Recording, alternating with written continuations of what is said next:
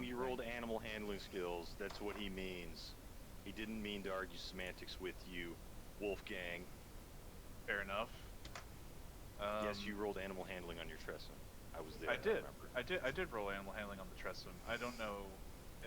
I doubt I rolled But as many animal handling. You unlock I its could latent have crit failed. powers. Its What? latent So powers are it becomes forgotten after you unlock its latent powers. yeah.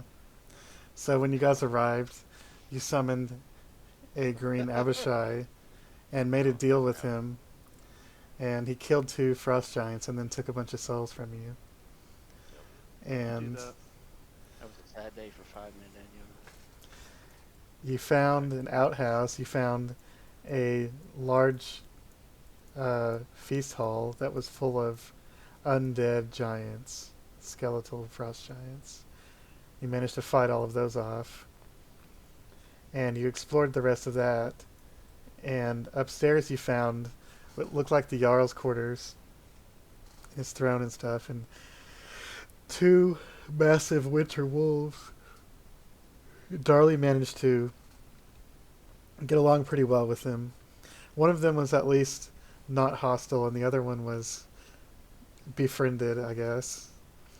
It does seem hesitant to fight frost giants, but it did not seem hesitant at all to help fight those wormlings that came out of the eggs.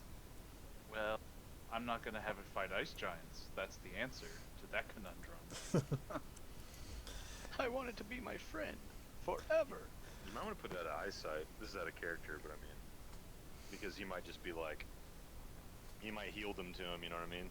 If he's their leader, That's their owner, master. true. I mean, the ship is still coming into port, though, Hmm.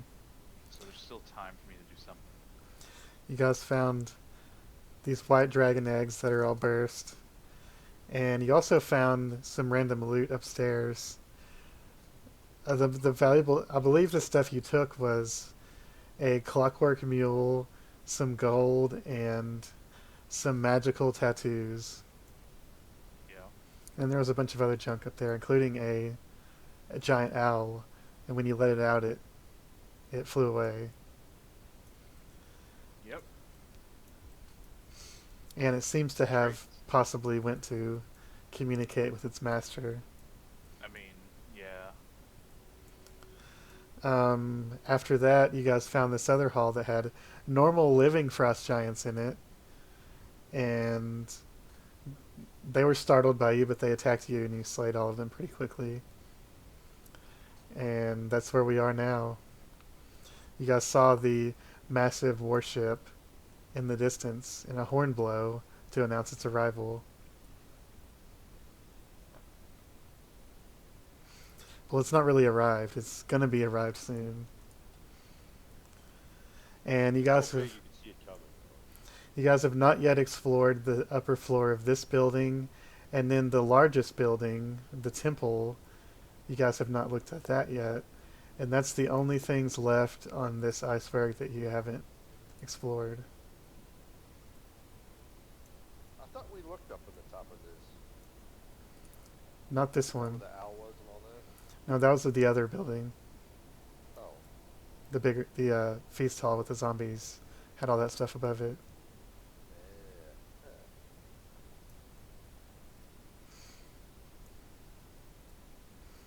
So, what would you guys like to do?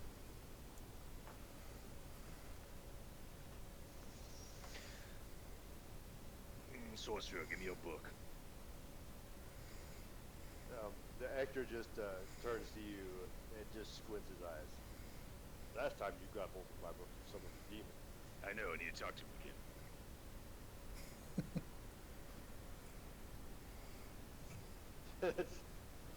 Actor just slowly gives him the book.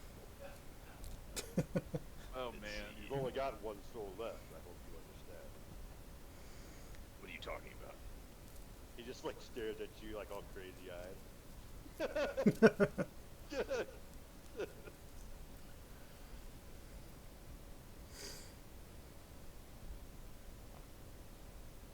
How far off is the warship?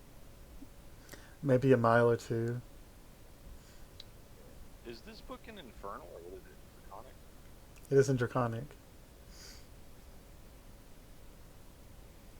It's got like footnotes in Dwarvish. And I mean, shit. I can read it. Yeah. I've got the Helm of Comprehend languages, so I can read it. But just looking for. I'm gonna. Can I roll investigation on the book to see if I can find any Bad idea. name, any kind of. What type of thing are you looking for specifically? I'm looking for specifically the name of a demon, something that's tied to this book.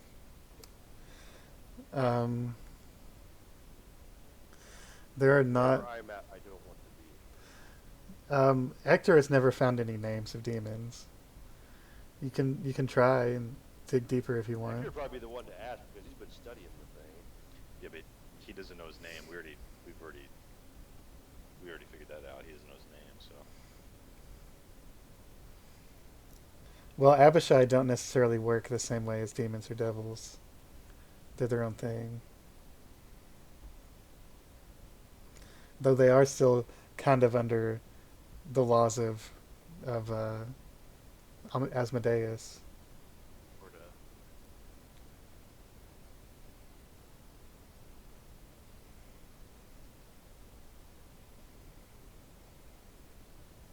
How long until the boat gets here? Do you have any idea? Possibly. Depends on how fast they're going. They're assuming they're not going very fast. It could probably be an hour or more.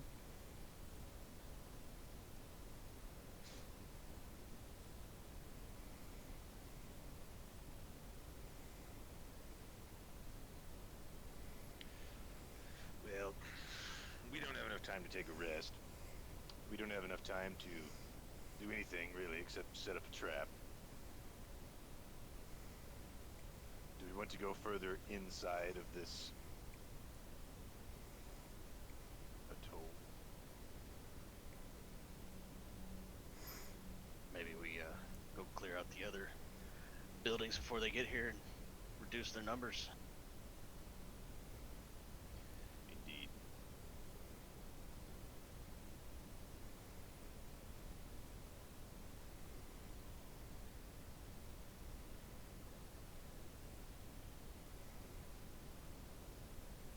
You said there was 2 other buildings that we hadn't looked in yet? There's one other building and the upstairs of this building. Wait, what building is this? This is the lodge. You guys just opened the front doors. That's all you've done.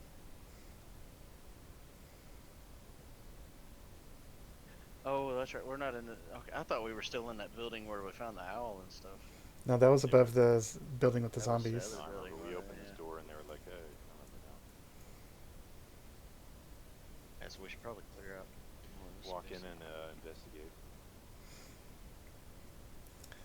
This is a kind of a living space, living area. There would be a nice fireplace here, but the frost giants don't need it. But it's that kind of a room. And there's one of the frost giants died up this way. He went past this curtain, and down this hallway there's a door that leads out the back. And there's 2 smaller rooms back here. I can't remember if you guys have looked back there or not. And then there's stairs over here. I'm not seeing you ping anything, but I think I see the stairs that you're talking. Oh, my bad. And I Yeah, remember there's a stairs. frost giant. Yeah, walking up back here. there. Yeah, he's up here. And then there's 2 rooms back here. I saw a frost giant go around this way, right? So I could follow him, Hmm. see where he was headed. Yeah, you just see a door that leads out and then a door that leads over here. Go down there and check out that door. That's a really long walk, so that'd probably take a few minutes. Probably Yep. seconds. I don't know what it is. Well, he's going down the hall. What are the rest of you doing? Just sitting at the feet of the staircase, reading a book. Hold on, roll 20 is still loading for me. It was loaded, but it's active. Mm-hmm.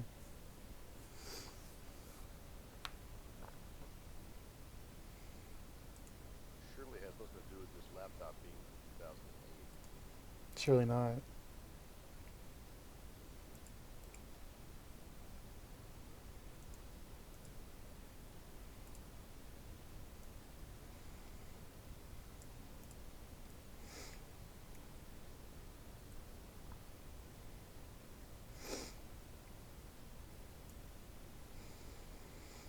So this door over here opens up to two rooms that are attached together, and there are giant hammocks set up in these rooms. This is sort of like a barracks. Appears to be empty, I think.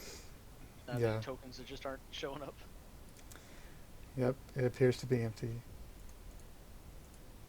That's good. I'll just make my way across this room, and it looks to be another doorway down here. Yep.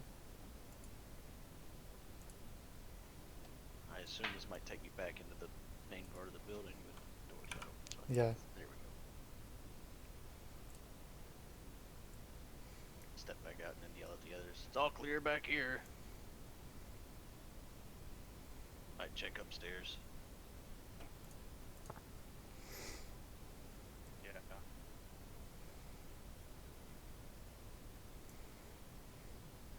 You guys gonna go peek upstairs? Yep. I think so. I just know that was a really long walk, so I was trying to give time for Mm-hmm. other people to do stuff. Trying to decide what to do with the wolf here. 20. Good old Fenrir.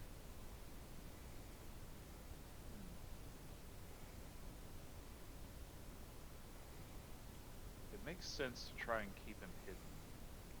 Maybe. Mm-hmm. I'm not sure what a good hiding place would be. I was thinking maybe down this way. Well, okay. There are two doors down. Like this door. Has anyone been down there? That door leads outside. Let's see.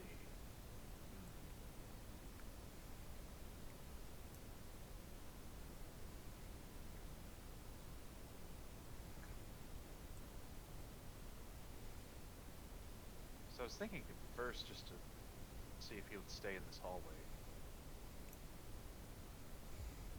I'm not sure if he'd really be hidden that way though. Also gonna do this. I think I got hasted? Yeah, I think so. Yeah.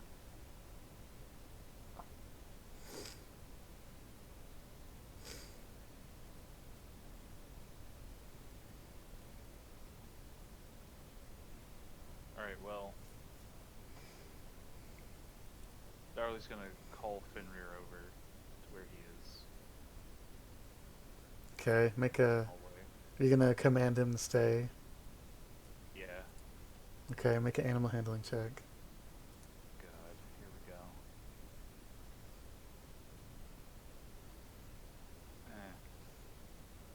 It sits down when you say stay. You're not sure No. if it's gonna stay there forever. Okay. Darley's gonna go over and pet him, of course. Yep.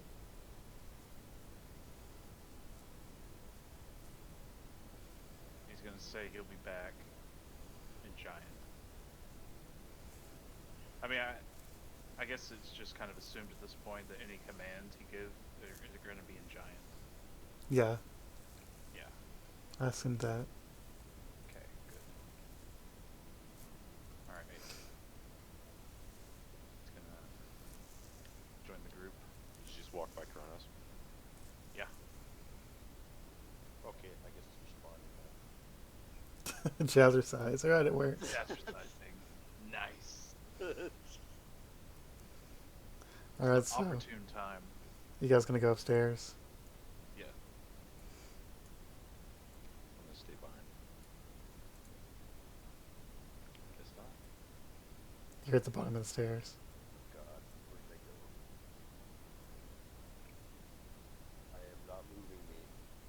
You're upstairs. You have to scroll up and to the left. Right. Yeah. Oh God, help us all. I'm gonna light a torch. All right. It's not too dark in here because there's an opening on the other end of the room that's lighting it up, but it is a little dark. Yell down the stairs at Kronos. There's a new whistle up here for you. Not now. It looks pretty big. There's a open balcony here, and you can see down to the lower level. And there's some crates and barrels in the corners. There's a hallway over to the left that leads to 2 doors. And then at the other end of the room, you can see a massive horn etched with runes that looks like it has been recently carved out of ice. Not made out of ice, like it was encased in ice and has recently been broken out. The horn itself is not made of ice. And what is this area in the middle of the room here? It's an opening that reveals the lower floor. Oh, I see. Okay. What's this? It's a giant hot dog. It's a giant hot dog. I mean, Giant-sized hot dog sits on the floor in the corner. it's not that crazy. We are dealing with giant-sized dudes here. That is a broken piece of armor. Giant-sized armor. Oh, okay. As well as these other brown things. I want to try to open these boxes. Okay, you notice behind the crates, right here, there's a skeleton. Humanoid sized. Your size. God, can I do a check to see if I can tell how he died? Make an investigation check.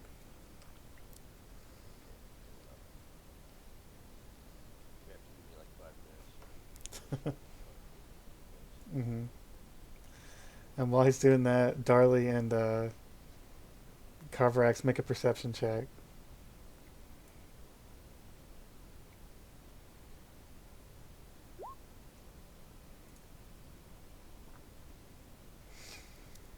Okay. Carver, it sounds like you maybe hear someone in the room to the south. I was gonna open this door to the north, but I think I'll go check out the door to the south first. Try to crack it open. All right. I'm guessing it's a giant-sized door. So It is. Make a stealth check. Oof. It's with disadvantage because armor.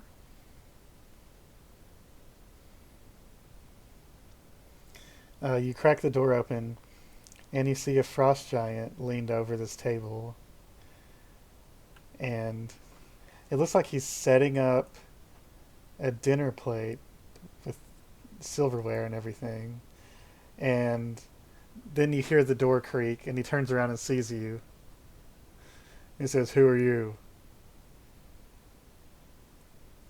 Did the Jarl send you? Am going to. I'm trying to decide. I wasn't ready.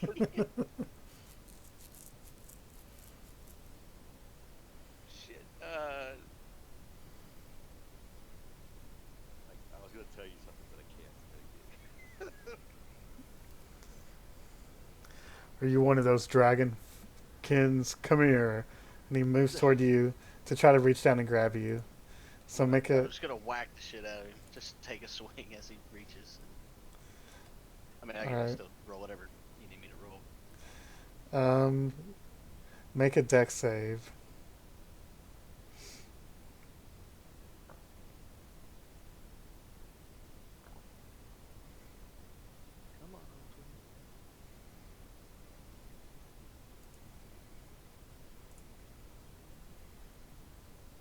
Okay, 19. Um, you can roll an attack roll. Go ahead and roll an attack.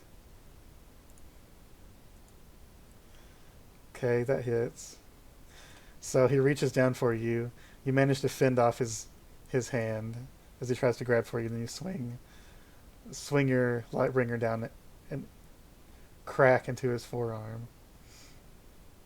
Yell at him, I'm not your servant. And get ready for another attack. And then he looks like he's ready to fight you. So go ahead and roll initiative. And Darley, you can roll initiative too.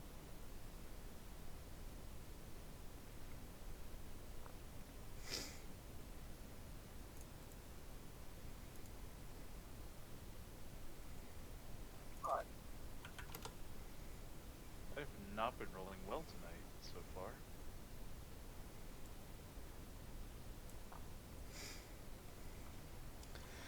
The Frost Giant is gonna. He does not have any weapons. So he's just gonna try to punch you. Giant punch. 19 to hit and 28 to hit. 28 does hit. Alright, that's. Let me calculate how much this is without using his weapon.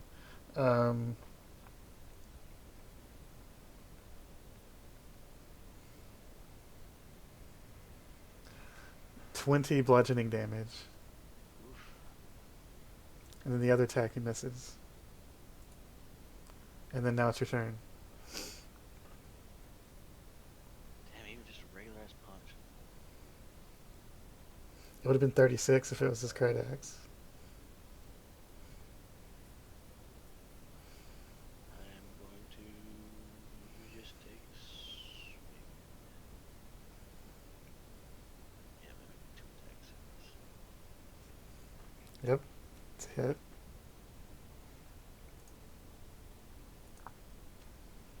Those both hit. Any smites or anything? I think I'll save those. Alright, Kronos, what are you up to? Any spell slots.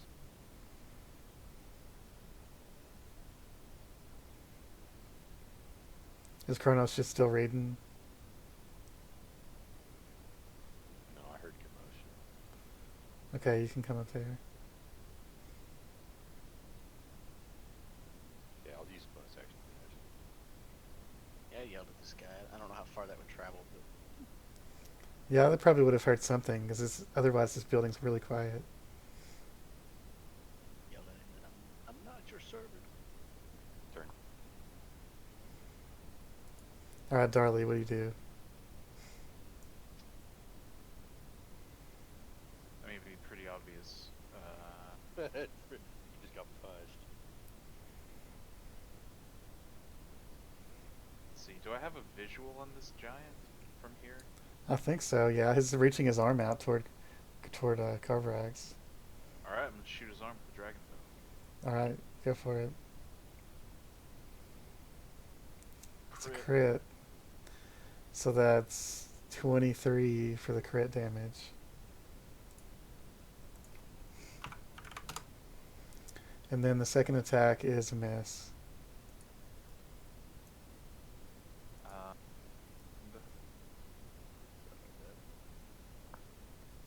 Nothing from my bonus action.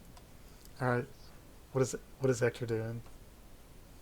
Well, I was investigating this skeleton, but I imagine I would have heard him yelling. I'm gonna peep over here so I can see Yeah. what's going on. Okay. Pretty likely everyone heard it Mm-hmm. on the floor at least.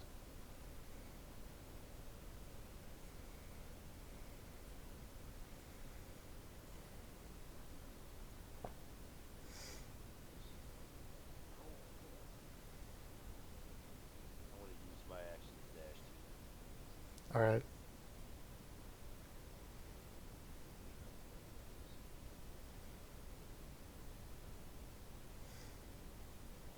Wow. Hold on.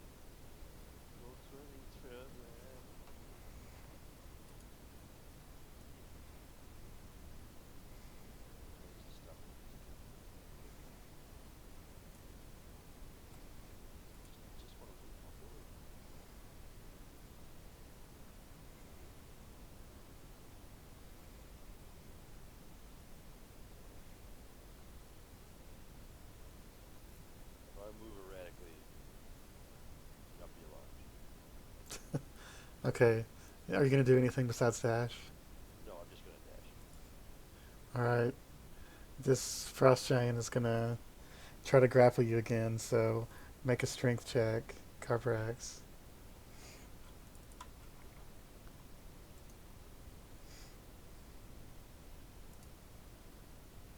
He crit failed. Got Charlie horse. He's gonna grab. Pretty weak for a giant. He's gonna grab the giant plate off the table behind him and throw it at Darley. Oh god. Wait, what? 19 to hit you, Darley. That's a hit. Yeah. That's 30 bludgeoning damage. Oh god. And the plate Fucking shatters. huge fucking flip. You're lucky you didn't get severed. Shit. Yeah. It broadsided. No kidding. Destructo disc. There's also Right. a bunch of cooked mammoth meat all over you. And Pause grease. combat and just down a whole bunch of that. Just Skyrim the shit. Yep. 1 HP at a time. That's right. Oh, I'm below half HP. I better eat 30 cheese wheels real quick. Yeah.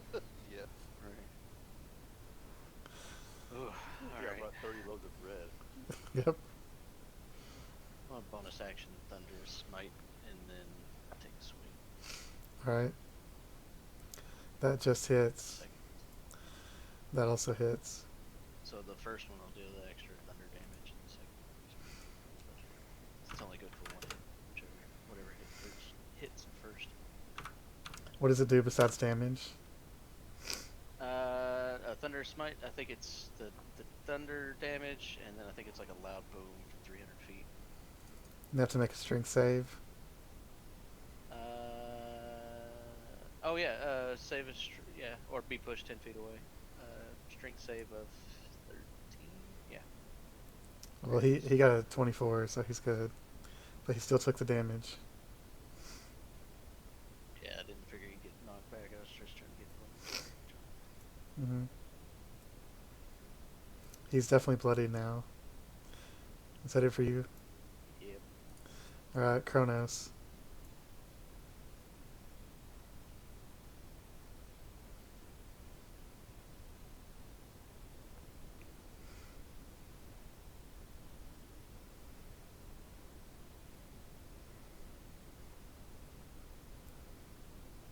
If I make a range attack, is he gonna have cover? Partial cover? Possibly. What kind of ranged attack? Throw the magical crystal beetles at him. I think it would be partial cover because he's. I think so, yeah. Because it'd be considered a normal ranged attack. So I'll he'd get hold a he'd get a +2. Okay, you can hold I it. guess I probably need to be up a space too, is where I should. Yeah. Turn. Alright.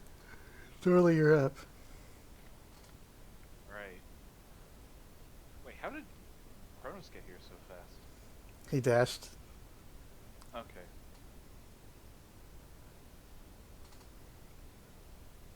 Darley's gonna close the gap.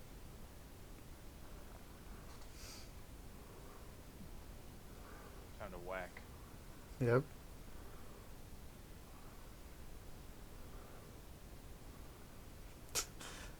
I just imagine you slam both of his knees.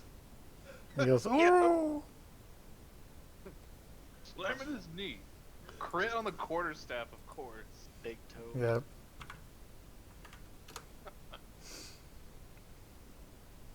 It's like 2 swings of the hair on the knees and just right up the middle of the quarterstaff. Right Oh, up the yeah. gun. Yeah, he's pretty close to death now. Alright, X-Ray, you're up. I'm gonna-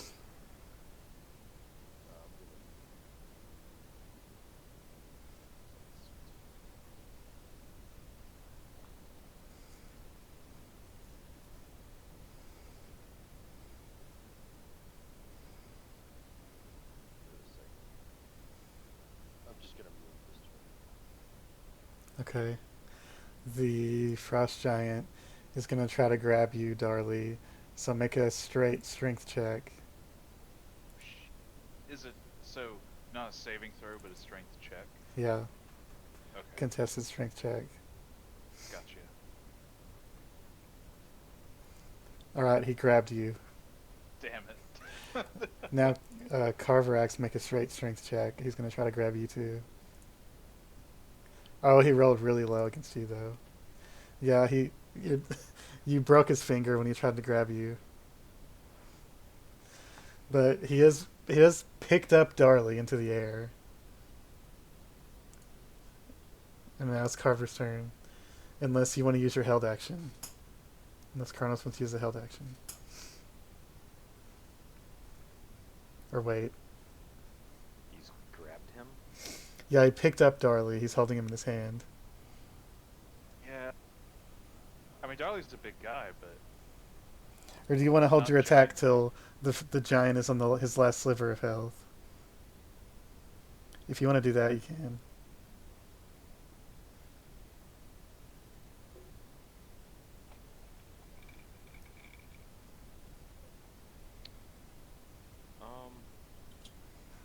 Still can't really see him. So there's not really much I can do. Okay, Carverax, you're up.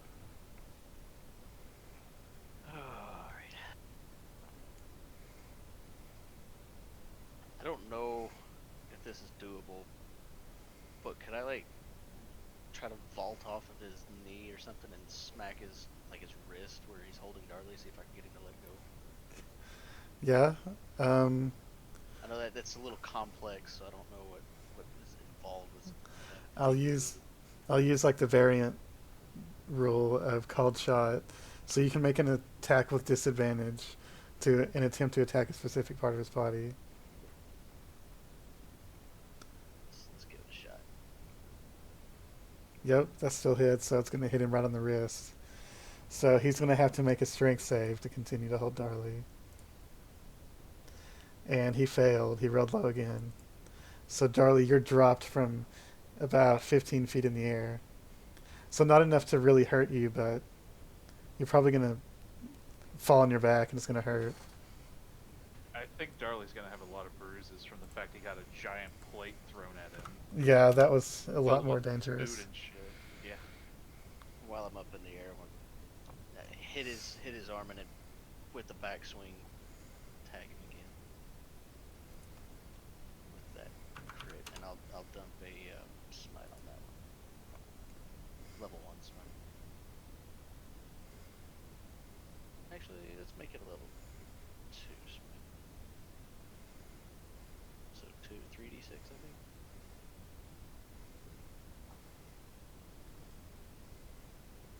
Yeah, level 2 is 3d6. Unless they're undead. Or d8, sorry. Yeah, d8. Well, I'm pretty sure he's dead no matter what, so you don't really have to roll, but yeah, he's dead. Let my people go! Smack the shit out. So your first attack jumped up and smashed his wrist, and then you dropped Darley, and then you came down to hit him in the knee and broke his leg, but also the radiant lightning went into his body and stopped his heart, and he falls backward onto the table. Any other plates on the other end of the table go flying up in the soup. Now, what would you guys like to do? Probably take a breath. There's nothing else in here. Nobody else in here. No other people. This looks like a dining, maybe like a private dining area set up for one person. I want to try to read the runes on this horn. Alright, make a, let's say, history check. I have one greater healing potion. Let me use that to see if I can get a little before I start burning spell slots.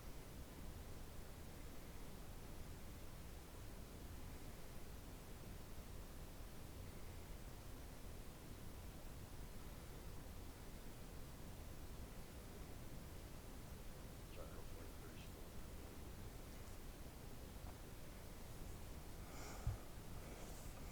While he's investigating, what are the rest of you doing?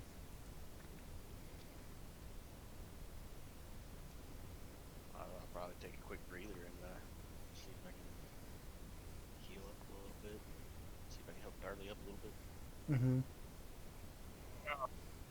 And there is one more door up here if you want to look in that. Yeah, I'll get to that in just a second. 19. Okay, so Hector, you don't speak giant, right? Or do you? I do speak giant. Okay, these runes make it pretty clear to you based on your. You have a pretty good knowledge of history. You would know that this is an artifact from the ancient giant empire of Astoria. And this is a large. I can't remember what they call it. It's like an. There's some term for it in D&D, like Eldritch Machine or something. It's basically a giant magic item. It's not something that players can really attune to and carry around, but that's what it is. It's imbued with runic magic. It's very old. It seems to have been encased in ice until recently. And Is it all clear inside of it? there's just there's still a lot of ice on the inside, but it's been cleared out enough to blow it. And as for the runes, um,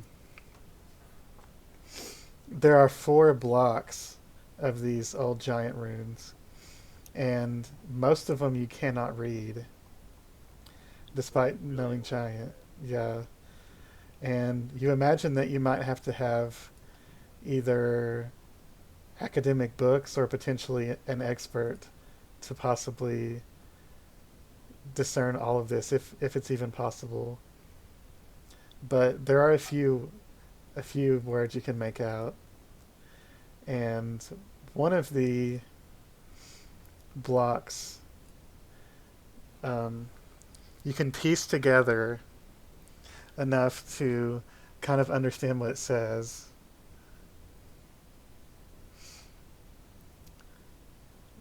Based on your abilities, you manage to. This will take a while the rest of them are resting and stuff, but eventually you manage to piece together this much of the runes. This is only about 25% of it. Okay. I'm gonna take out my. I got a spare like fish, be like a one I use for notes and stuff. Mm-hmm. The rest of it in style later. So the rules are. Yeah, just copy all of them. Yeah. Okay. And then later on we can read. I'm probably not gonna be carrying this whole part too much. Yeah. And Looks in like fact, I need to go get some of that dragon blood and go pour it on the horn and take a blow. after inspecting it, it looks to you like it's probably made from the horn of an ancient dragon.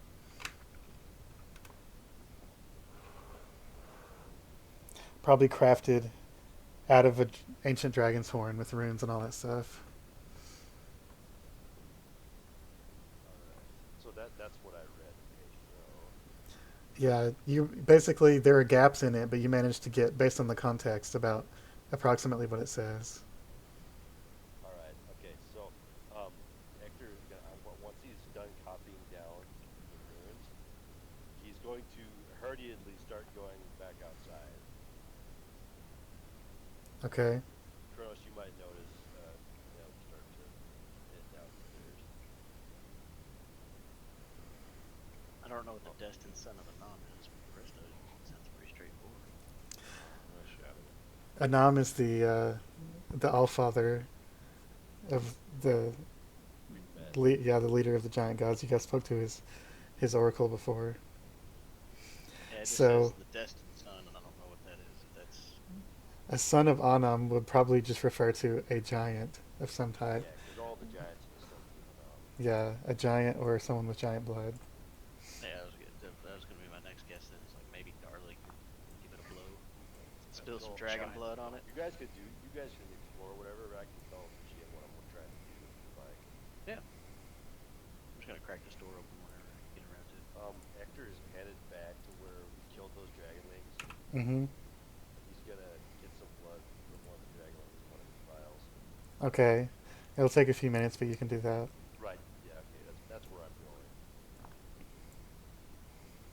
Are So, you shadowing me, Jonas? Yes. Okay. You need to roll stealth against my perception. It's probably gonna be pretty easy. Hey, hey, you need to nope. give me back my book.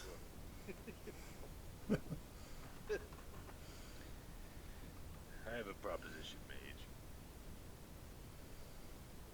He's sauntering along. Like, I'm listening. You know that demon we summoned in the toilet? I don't actually know him. That's why I didn't summon him before. No, I just mean, you know that we summoned a demon in the toilet, right? You summoned the demon in the toilet. Right. Well, I want you to summon that demon.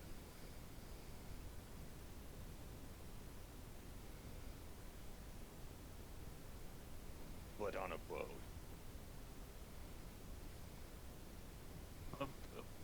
Hector,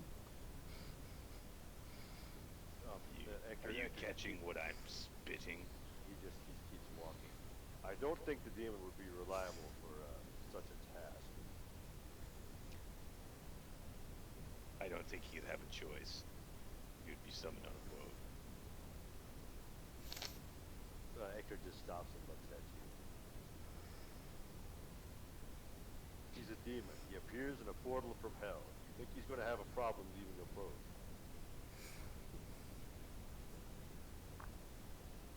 Hector just like shrugs his hand at you. Point being is that he's not going to have much of a choice. He's going to have to either fight his way out of it and sink the boat, or he's going to have to make a deal with us. Or he could just leave. No. When you summon them, you have to make a deal. So if the deal is good enough, he'll stick around even if he's on a boat. Hector bends down to look at you because you're short. Because you're short. You have to remember that, right? The problem with deals is there's always a price to be paid. And between us, we've only got our own souls, and I'm not going to give a demon my soul today. Maybe tomorrow, but not today. Maybe tomorrow.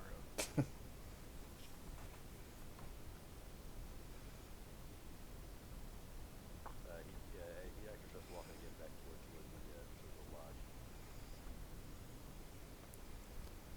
So, Carverax and Darley in this room. This looks like the remnants of an armory. Very old armor and weapons. All of the wood is almost completely rotted away, and the metal is, some of it's rusty, some of it is like, seems to be immune to rust, but it's still very old.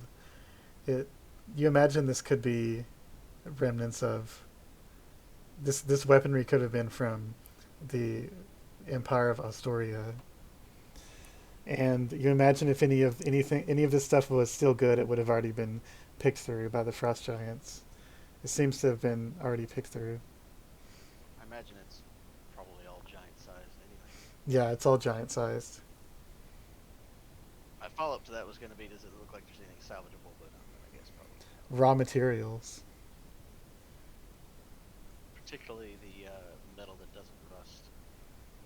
That could be interesting just for crafting. There are pieces of a breastplate that are made of steel that was previously enchanted.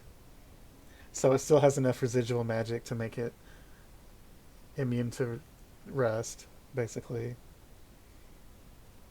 So that could be pretty useful to craft with. Yeah, I'll grab anything that's, if it's not like super large that I can't carry or anything. Any scrap metal that I might be able to reforge or repurpose. It looks like it's still in good enough condition to use. Yeah, you could take some pieces. Some of the pieces even have runes on them. Definitely would grab some of that. You might be able to translate at some point. I don't mind grabbing some of that, see if I can repurpose it later. Yeah. All right. Is there anything Darley's doing right now besides looking around at the weapons? Totally eat that mammoth meat. It looks like that giant had begun to prepare a meal for the Jarl because he saw he's arriving. Probably wearing most of that meal. Yeah. Yeah, you have a self-tweeting shirt though. It would have been good. That's right. The squirrels would probably be eating away at it. Yep. They just dissolve it. Yep. It's even better than prestidigitation. Yep. Whatever it is. All right. I'm not sure what.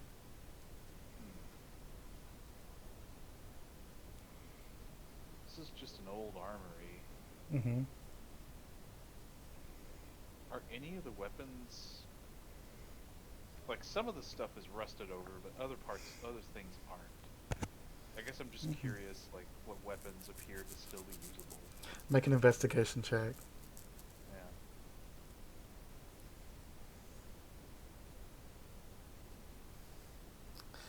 Yeah. You find, tonight. yeah, Outside of attack rolls, that is. you find a giant-sized spearhead, and the rest of the spear is completely deteriorated, but the spearhead seems to be unrusted. So it could either be good for raw material for the blacksmith, or maybe it could be repurposed for something else. Charlie's gonna shout for Carverax. But the original spear was probably 40 feet tall, so the spearhead is, I don't know, a few feet at least. It's still carryable. Yeah. That would be kind of it'd be probably awkward to get. Yeah, it's probably like 2 or 3 feet long, and just solid metal spearhead. Why don't we tie it up and strap it to your back? Or strap it to my back, I don't care. Yeah. If you want to bring it along, we can probably use it later. That's why I wanted to ask if you could use that. I don't know anything about begging metal, so. Well, I might be able to melt it down and repurpose it. We can see. About that time, Ector returns with blood from the wormlings. Is Crow still trying to get Bisbee to summon the demon?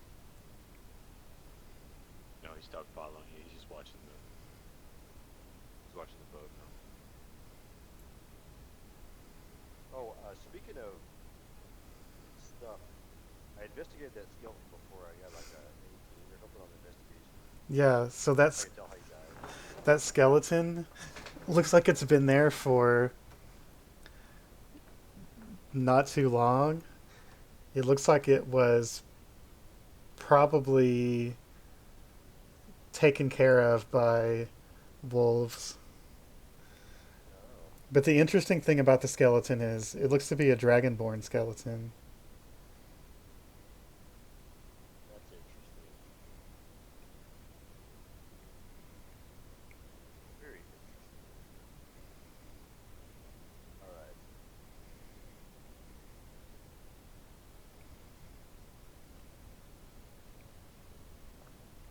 Oh god. Hold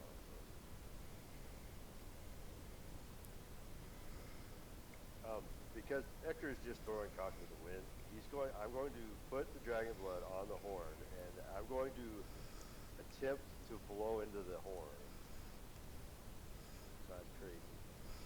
Make a constitution save to see how much you can blow.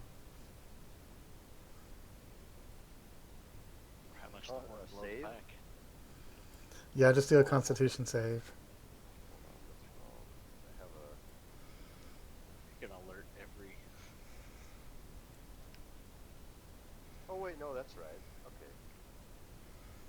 I thought I had something wrong.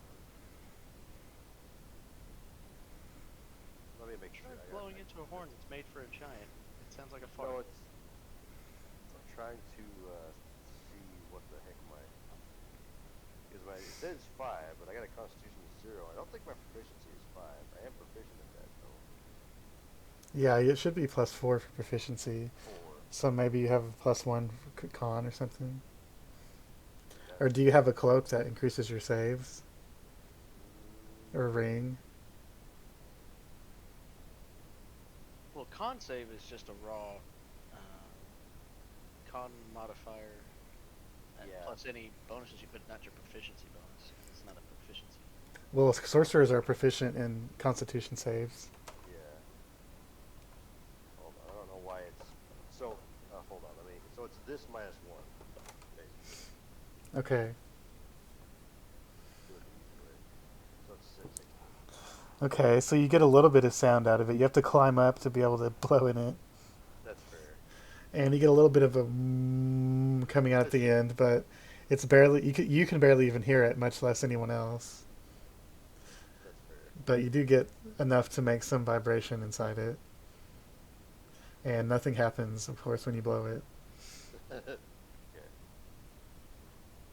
Yell at him from across the room. You should be careful doing that. You're gonna alert every giant in the area. Doesn't seem a lung capacity to blow this horn. Well, that stands to reason. Hector's gonna resume opening these 2 crates over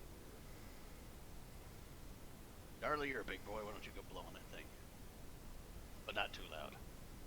Oh, the big horn? Oh. Sure. We can bring some giants here, but we don't necessarily want to bring them all. We don't want to take them all at once. But we do want to kill them all. Just not all at one time.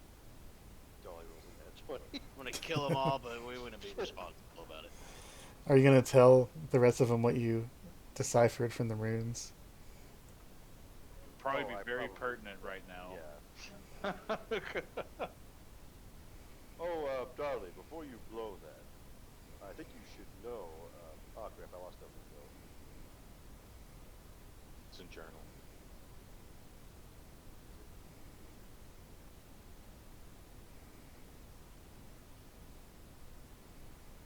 The player handouts. Oh my god, this thing's freezing. It's very on brand. Just real nice. But Yep. there we go. Thank you. Hector pulls out his journal and clears his throat. From what I could read of the runes, I managed to piece together that it reads, "The destined son of Anan shall spill the worm's blood upon the Watcher's horn, and blow with all his strength. Then he shall receive the blessing of Thrym." And that's about a quarter of the runes.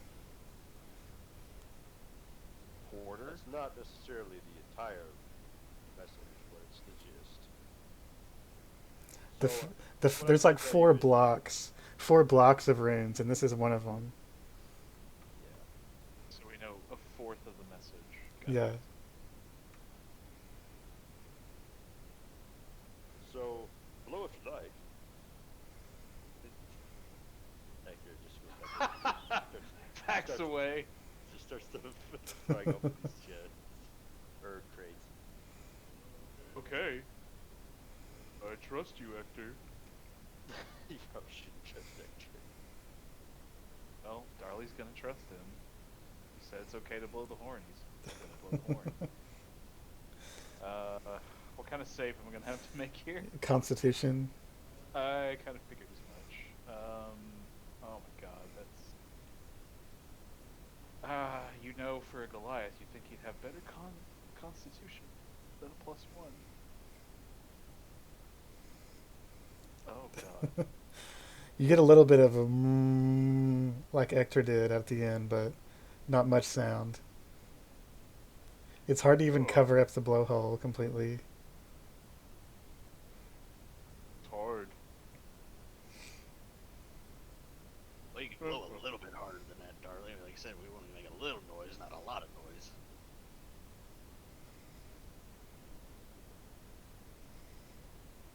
You could blow it.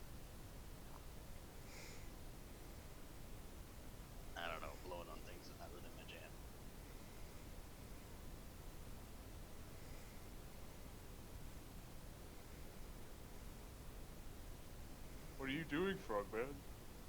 Last time I You blowed think I anything, should blow the shot lightning horn? out of my mouth. Do I look like the blessed son of fucking Anam? That's what I thought. Now what are we doing here? I'm sitting at half health. He's at half health. We're sitting here trying to blow a fucking horn so that everybody in here can hear us. And then that big boat's gonna come here, and they're gonna fuck us. And then we're just gonna be a big pile of fuck. Frogman's That very sounds like grumpy something that's right right now. up your alley, yeah? He storms off. This coming from the guy who likes to blow bagpipes everywhere. Okay. What are we doing? Hector's opening up these trades. Let me see here. Do you need help with that?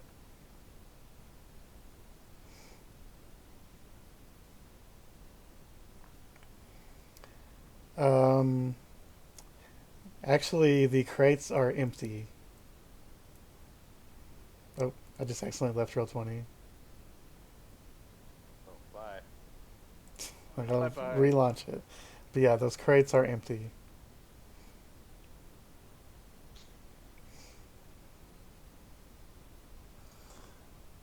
There's just a skeleton and some barrels that are full of barley and stuff and wheat that are half dry rotted.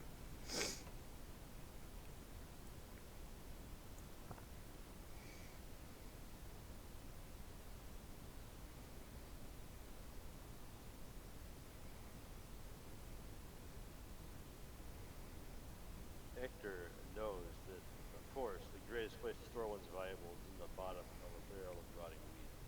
So he's going to try to dig down to the bottom of it, try to see what's in the bottom. Alright, make an investigation check.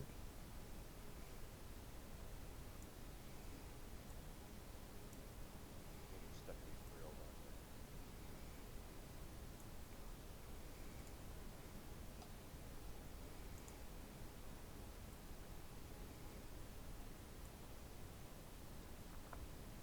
Goddamn. Probably just still some barley. Okay, I'm back. Alright. Critical success. Found, but actually, Ah. You determine at one point this barrel held some kind of alcohol in it, and it wasn't sufficiently cleaned, and that's why it's not doing a very good job at keeping this barley fresh and wheat. And that's what your investigation finds. What a useful crit. Yep. Well, he found as much information as he could, pretty much. Yep. Clearly, the ancient giants did not practice best practices for barley storage.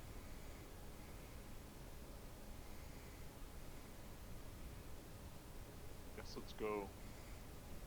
Yeah, the frog's probably right. We need to go clear out some more space before that boat shows up. Hector's gonna go out the front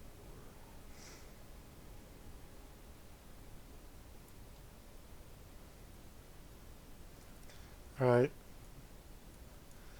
Let me move you downstairs.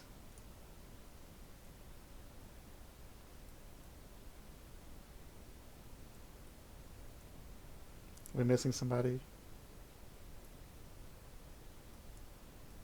Where'd Hector go? Did I just delete you? Maybe. I don't see anything. You might have Deleted. somehow got deleted. I delved too deep and I got sucked into the void. Yep.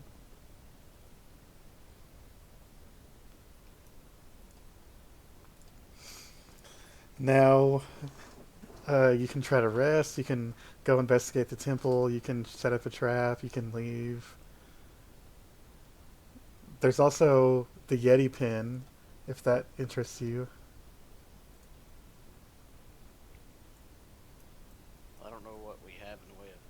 setting traps. So if that's an option, then maybe we set that up here, go blow that horn again, and draw some attention. Try anyway, or we just go see if we can clear out some more space. Who do you want to set a trap for? Anybody coming in these doors?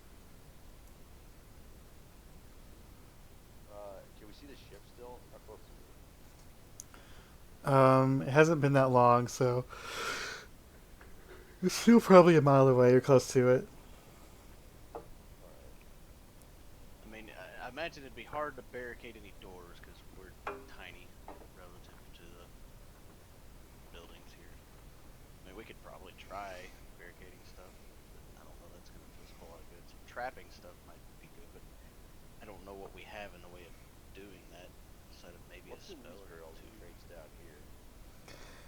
Just various, like empty tankards and stuff you would find in like a common room like this, almost like a tavern in a way.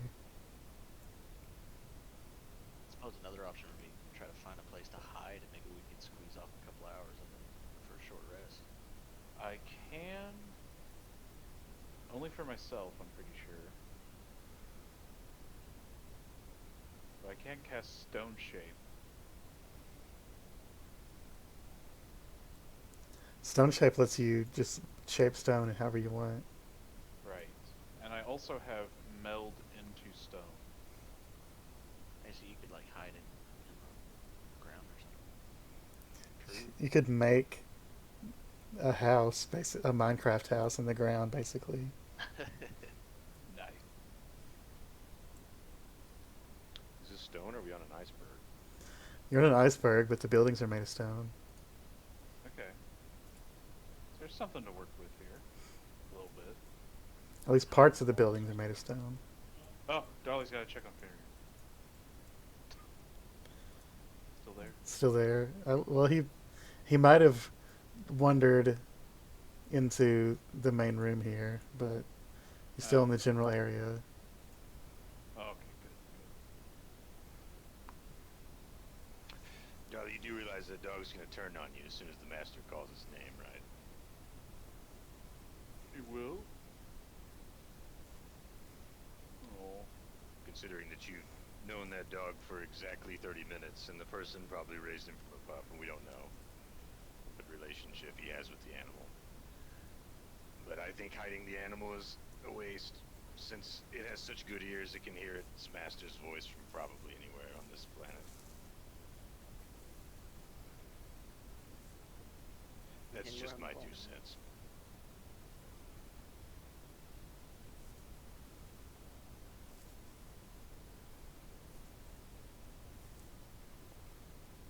I mean, if you close it somewhere, it's not like it can open doors. Right.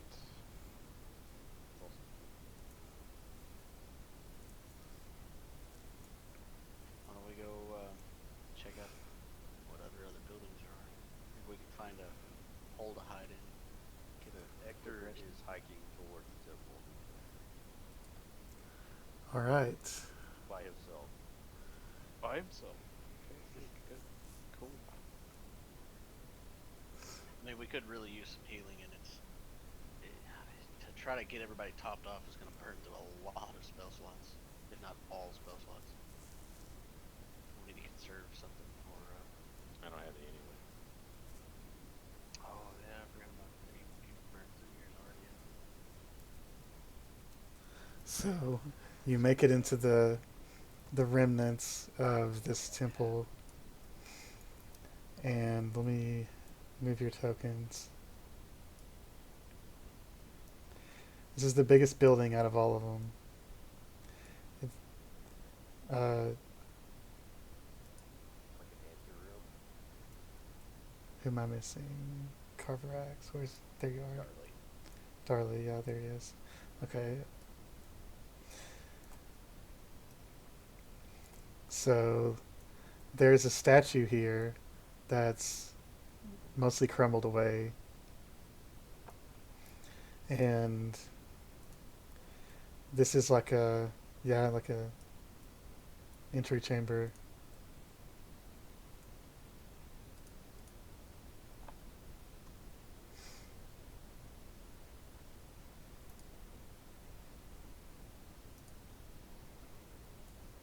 This is room 4A.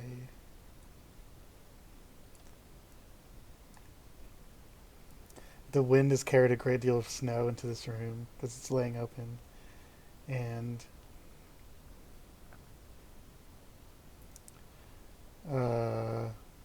timber from broken rafters and smashed doors is strewn across the floor. And there's that half crumbled statue. That's the only thing you can see in here. How about we press forward? Hector's gonna cast Mage Hand. I'd like to try to do stealth. Alright, make a stealth check.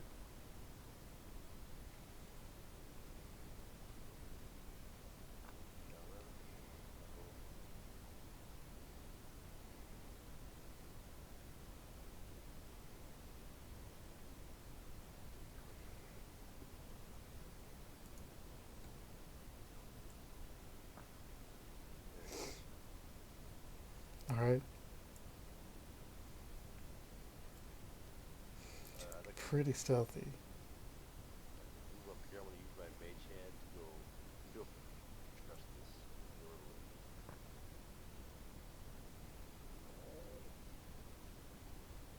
Well, I guess it's just like an archway. I don't know what this is. Yeah, this is an opening here. Open doorway, basically. Yeah.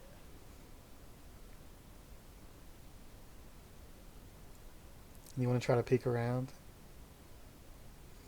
I wanted to use the Mage Hand to go across the threshold of it, see if there's any hidden trip on. You do not come across any with your mage hand. I'm going to go around the corner here. Come up behind you.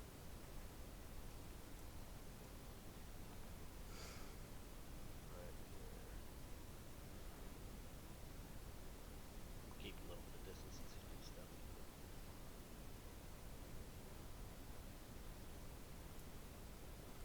You see a massive open room out in the middle, and rising above it is a bell tower. And at the other end of this massive room, you can see what looks like an altar made of solid ice, and then a few large patches of ice in the room. And then to your left, you can see a room that leads to some type of hallway. But that's the way that leads to the giant room. The main chamber of the temple. What are these lines here? Is that like an archway or something?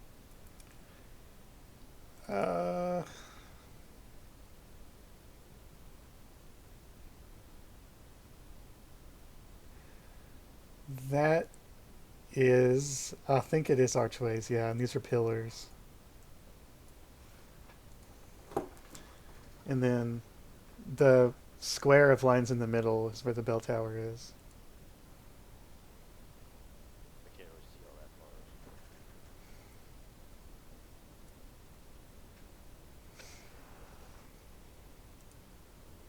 This entry, the Mage Hand, see if I can across the trip lines.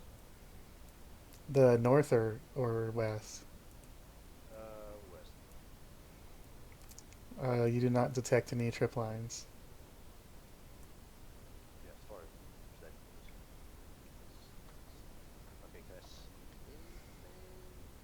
Big room. You do A not. better question, can I hear anything? You do not. Listening for voices specifically. You do not hear any voices from where you are now. As far as you can tell, I mean, it's a gigantic chamber, but as far as you can tell, there's not anything moving around in it.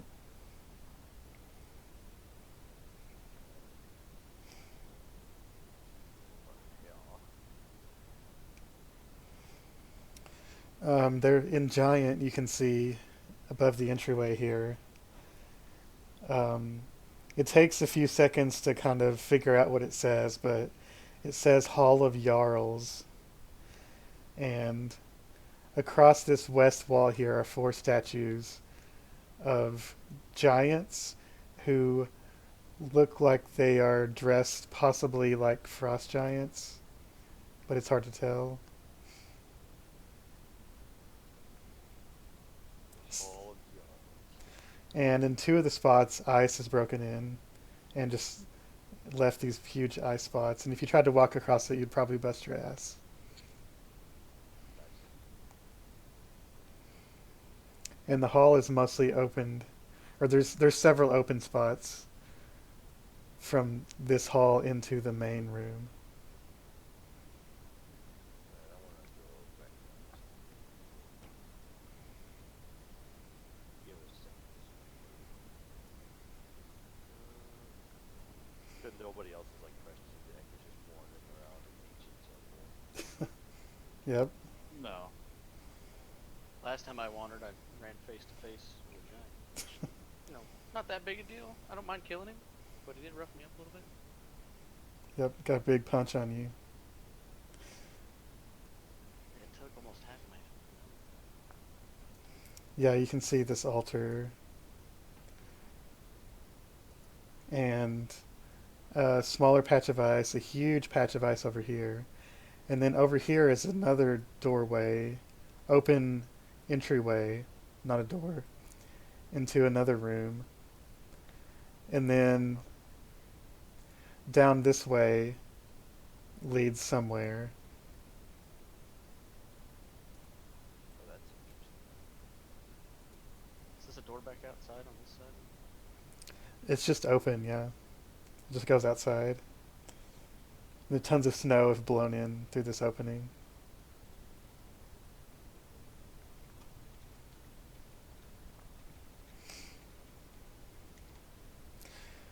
The bell that's above you looks like it's made of solid iron, and it's enormous.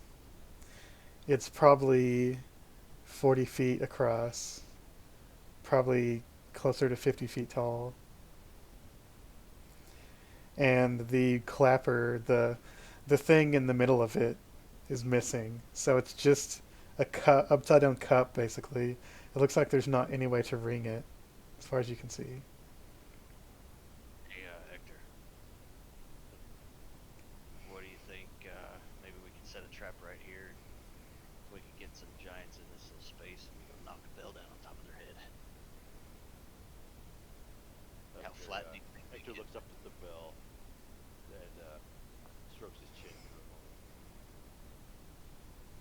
Certainly trap a giant. I don't know if it's even possible, but I wouldn't mind seeing how flat of a pancake we can make. Hector just kind of squints. I think if you were to hit a giant square with the bell, it might just hit the top of their head. That's a very large bell. I don't care if it hits them in the head or hits them in the chest, hits them in the foot. If it landed on a giant, it would do some serious damage. It's pretty much as big as the giant, if not bigger. Hey, you said like 40 feet. I'm like, shit, that's big. Yeah, that's bigger than the giant. It could probably fit over the top of a giant, just completely cover it. Right. Should That's go what I see was if thinking. it's Is they would fall on him and they would just kind of hit their head a lot. Yeah, or trap them inside it, Yeah. if it's a perfect hit. I was kind of thinking like if we knock it off where it's not just a straight fall, but where it's like kind of kicked to the side or something, it might bounce around the shaft or whatever, but land kind of sideways-ish, and maybe just fucking obliterate a giant. Is there Or hey, two or is three or there, four if they're just close enough. Is there like a balcony or a belfry up there that I can see? See Up any by way to the get bell? up that way? It looks like there was once a rope that with on a pulley that you could pull from down here to ring the bell. There doesn't look to be any upper floor. It's just hanging up there. Yep. So it doesn't look like there's any way to actually get up there. No, not really. Not that you can see. So, if you wanted to do that, my suggestion would be, um, weaken these pillars. There's 6 pillars. Weaken, oh, I don't know, the 2 middles, then 2 of the corners, like break them almost all the way out. Then you just have one just barely keeping that up, because if you knock all these pillars out, that roof's coming down, because that bell is really heavy. I didn't realize those pillars were supporting it. That's. I mean, that would have to, be. I didn't know what was actually supporting it or how it was designed. That's just a guess, because we're standing in it's an open, like a chapel. Mhm. Pillars in it. I was picturing like a bell tower that's got like 4 walls that go all the way up to the top, and then there's like a little steeple of sorts that bell You hangs see the from. like outlines? Yeah, that's what made me Mhm. think there was like a shaft because of these. Yeah, but that would have to be Outlines. held up by something, because this is an open space down here. Mhm. You know what I mean? Right. So it's got to be sitting on those. So if you wanted to do that, that's how we did it, possibly. Some reconstructing. Yeah, it is sort of a pyramid shaped shaft on top that the bell is inside. Yeah, I suppose we could ask the question to the DM then is, could we determine what the structure of support is like for this? And if so, maybe we can either work these pillars or find another option. I bet it wouldn't be as hard as you think, because this place is ancient. Right. Yeah, it looks like if you found a way to take out all 6 of these pillars, it seems unlikely that it would be able to hold itself up with just a wooden roof. So the question would be, how do we weaken the structures? We don't really have explosives. I mean, The question is how are you going to get the giants to get in here and funnel in underneath that thing in the first place? Because or a little frog might grab their attention. they're already alerted, so they're going to show up pissed. And then they're going to see a bunch of fog in their chapel. You think the Jarl's going to walk in there? He's going to send his dudes in, and then we're going to end up hitting like 2 flunkies with it. Yeah, but I mean, 2 flunkies in one shot's better Or sink the whole than ship. several rounds. Well, that would be great too. You got cannons, giant-sized You don't need cannons. a cannon. You don't need a cannon. You just need some creativity. I actually have a plan for sinking the ship if you want to try doing that. It just seems a lot better than possibly killing yourself under a collapsing thing to kill 2 giants. Well, you're gonna have to bring that up if you want to sink the ship, because Hector's not thinking about the ship; he's thinking about the chapel. Mhm. I mean, I've been thinking about the ship kind of in the back of my head too. I don't have a lot of options that I could do. Well, the ship is enormous as well. Right. I mean, maybe Hector could set it on fire, but if it's such a massive ship, it's No, I think big. I don't think fire not like setting it on fire is not a great idea, because it's an ice giant ship. It's probably got some ice magic involved on it, especially if it's like Possible. the Jarl's fucking ship, So they'll put out a fire, especially if there's a bunch of giants on there. That's kind of where I haven't been putting a lot of focus on the ship. Like I've had a couple of minor ideas that might help, but nothing substantial. Because, I mean, like you said, you want to lay it's out a a freaking groundwork Titanic, for it? and it's not. I could tell you my plan if you want to hear it. If you want Yeah. to sink the ship, I've got a plan for that. If you want to try to help me make it work. Taking them all out in one fell swoop is probably better than anything else. Okay, so I'm not gonna talk like in character. I'll just kind of let you guys know kind of what I was thinking. So you remember the lodge? They had the Jarl's place. They had all that liquor up in the top there. Like Mhm. They kept the strongest liquor, right? So we get all of that as much as 2 of us, 3 of us can carry, or whatever. 2 of us, I think. So I also looted all that alchemist fire. I still have 58 of that. That's a lot. That's a Yeah. lot of alchemist fire. I've Mhm. also got 50 bottles of oil. That's a lot of oil. Yeah. So when you say alchemist fire, are you essentially talking about like Greek It's fire? Greek fire. Yeah. It's Greek fire, yeah. Oh, You open the bottle and it catches on fire.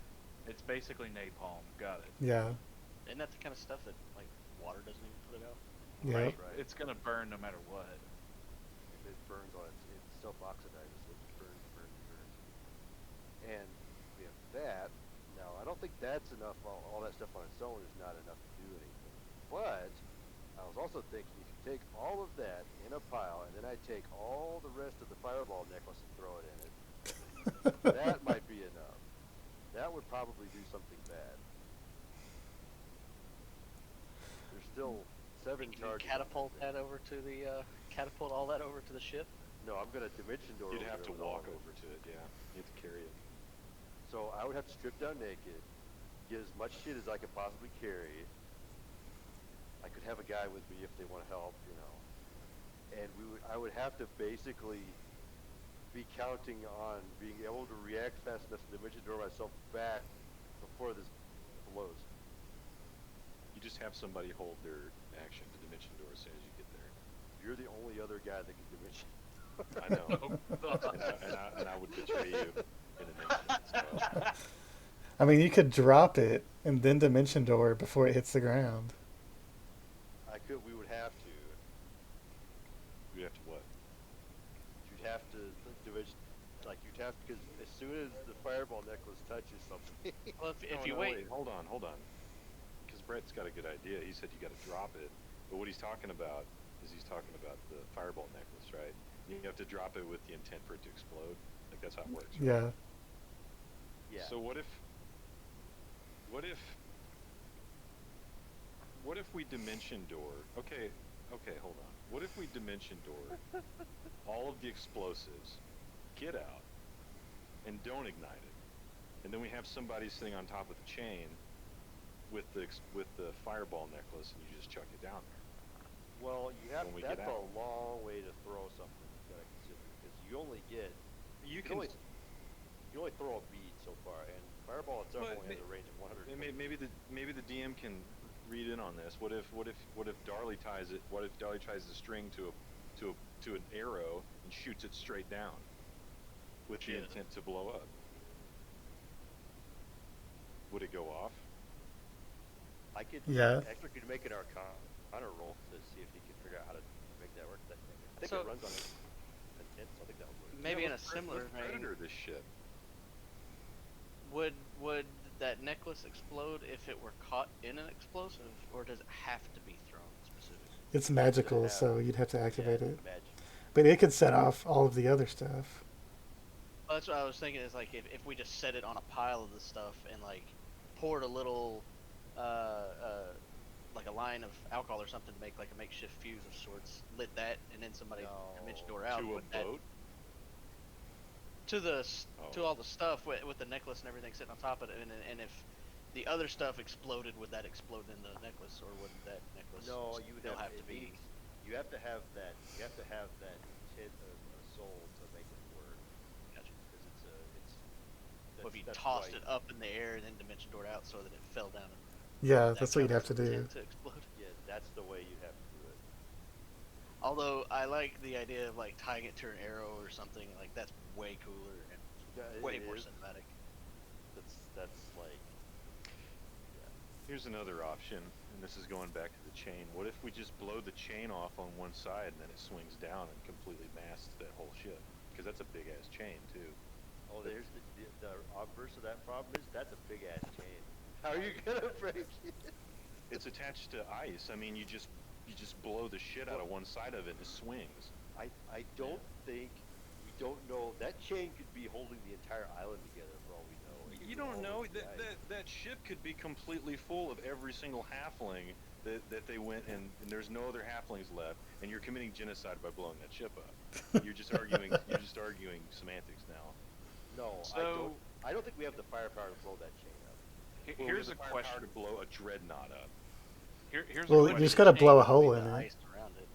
Is the chain pulled taut or Yeah, it is is. kind of loose? It's full taut. It looks like it might be holding the iceberg together.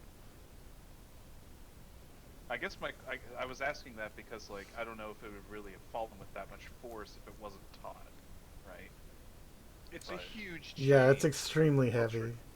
That's true. But even The- even if it is holding the iceberg together, like what's the worst case? Like it's not gonna sink the fucking iceberg, but It's gonna mask break. its ship.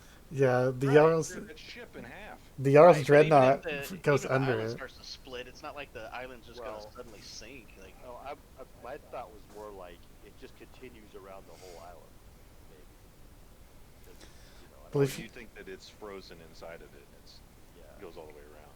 yeah. if you- it's unlikely. I don't know. If- well, even if that's the case, if you just blow the ice on one side of it and let it fall, you're not breaking That's the a lot entire of ice. That's a lot of alchemist fire. I don't It have could- enough after this Friday. Yeah. It could possibly be easier to blow a hole in the ship.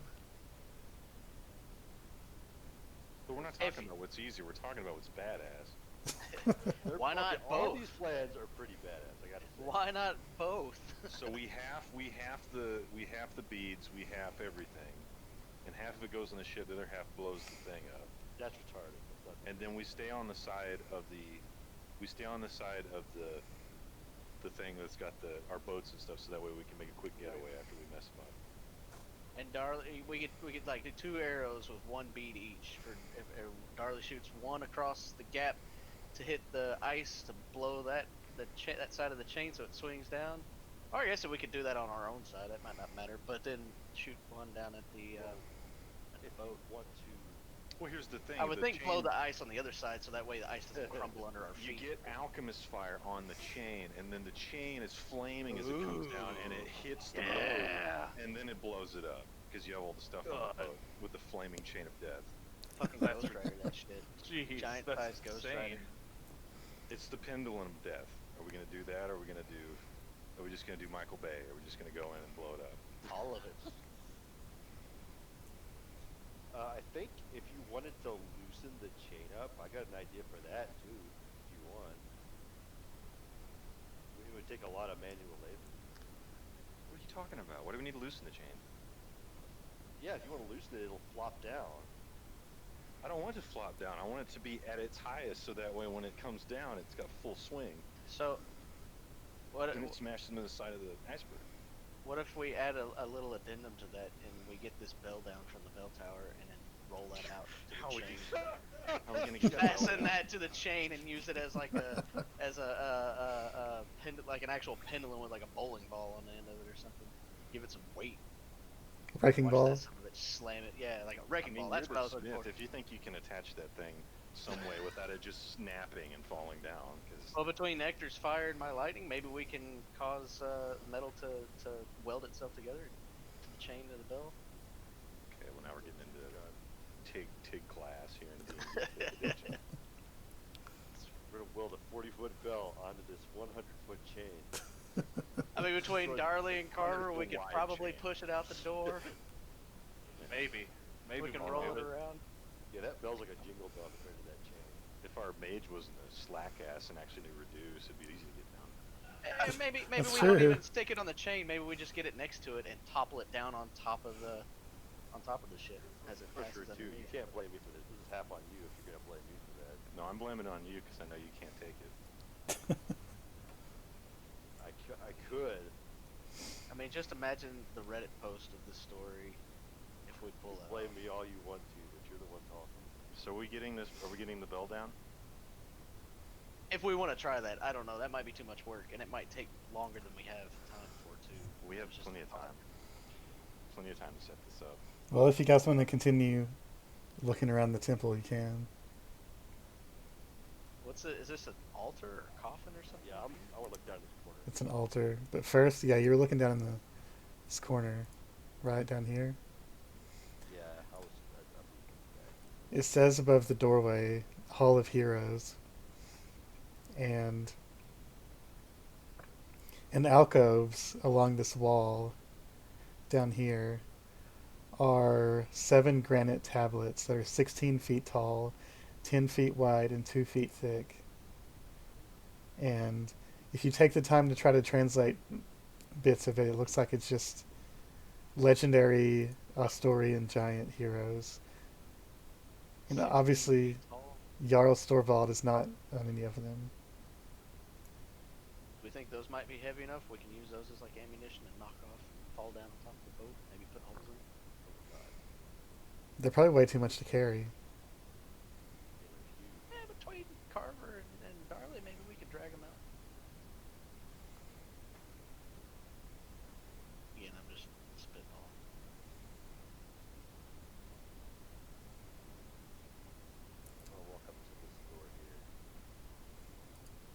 All right, that door leads into the room that is open from the other end. It Oh. is kind of another anteroom or like a sitting room or something like that. A little separate room from the main chapel room. I'm going to attempt to skate on this ice. Okay, make a acrobatics check.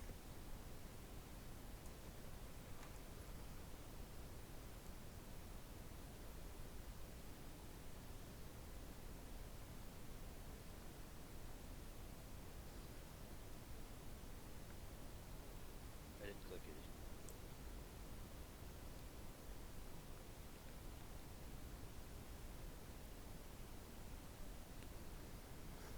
You don't hurt yourself. That's good. Plus, That's pretty much it. That's what you accomplished. Excellent. I should probably just ice skating across. Yeah, considering this, the end of this is a wall, I should keep skating. Probably I'm gonna not. go to this elementary. Is that just a bunch of ice? What is that? Yeah, there's a huge mound of ice in the corner with dark spots in it. And then there's this altar that looks like it's possibly made of ice itself. Are these all pieces of like wood hanging around here? Yeah. I wanna. Can I pick them up? Yeah, you could pick up a shard of wood. I wanna. I wanna pile some of the wood over here. Like try to make a big enough pile as I can by this this mound Okay. of ice. I'm probably gonna be doing this for a while. I'm trying to gather all the pieces I can carry.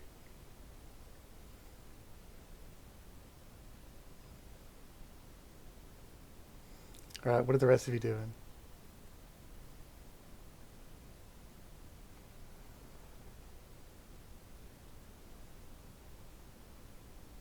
Standing in the doorway, staring out of the ocean.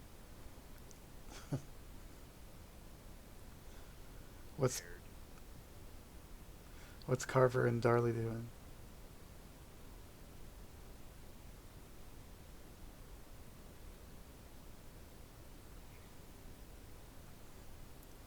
And Hector's just gonna build a big bonfire. Yeah, actors stacking wood up for a giant bonfire, but he's just keeping going. Have we established that Darley can read? I don't think he can. I don't know. It seems like it would be a bit of a stretch for him to be able to read. I would agree. Maybe he knows. Well, he probably would know giant runes.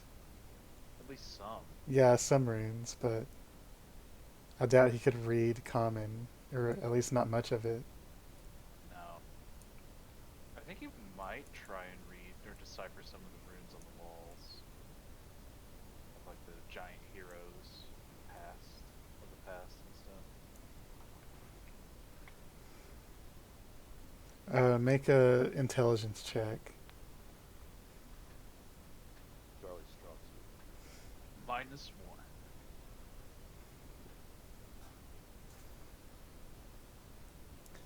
-1. Um, the only real interesting information you find is some of these giants are they're referred to as like runesmiths, but they're basically mages. And it just seems interesting that some of the giant heroes of the past were mages, because now that is pretty rare. Wait, say that again? Some of the giant heroes are runesmiths or mages, Oh. and so some of the heroes from the old empire were mages, and they crafted things and stuff like that. And that's not very common for modern giants. I mean, there's Zephyros that you've met before, but there's not many that are competent spellcasters.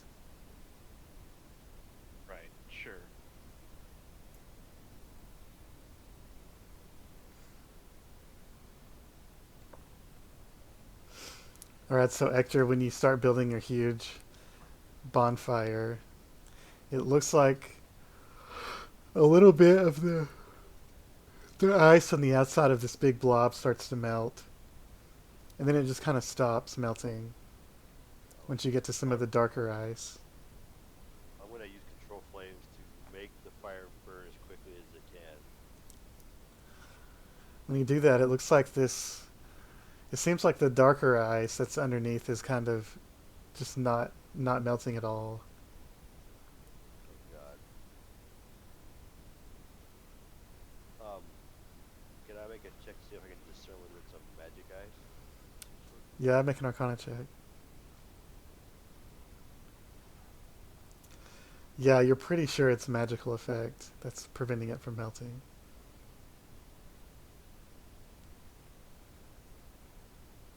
I'm going to cast Dispel Magic on the mound of ice. Alright, roll a d20 and add your charisma.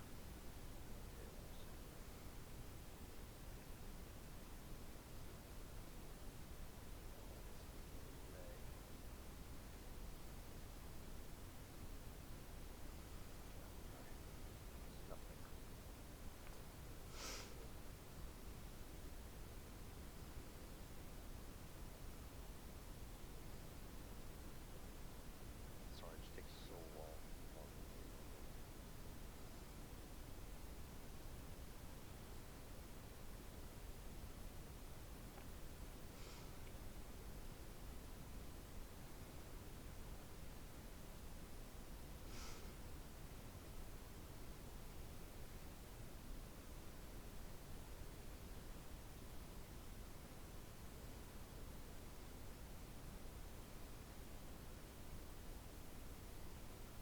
That's bad.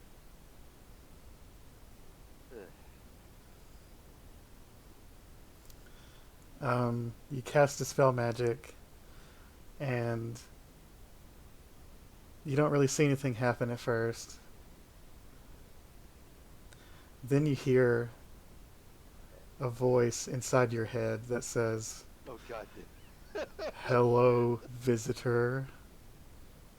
It's kind of a rumbly voice, and for a second you think it's Kronos. You realize it doesn't really sound like him.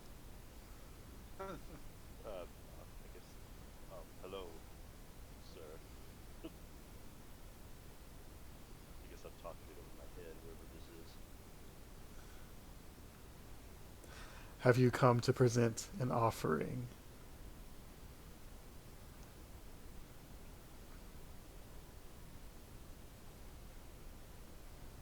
I'm just gonna tell him I was actually looking for treasure, but what kind of offering can I offer? I can feel your attunement to magic. I can give you secrets, power, if you give me what I need.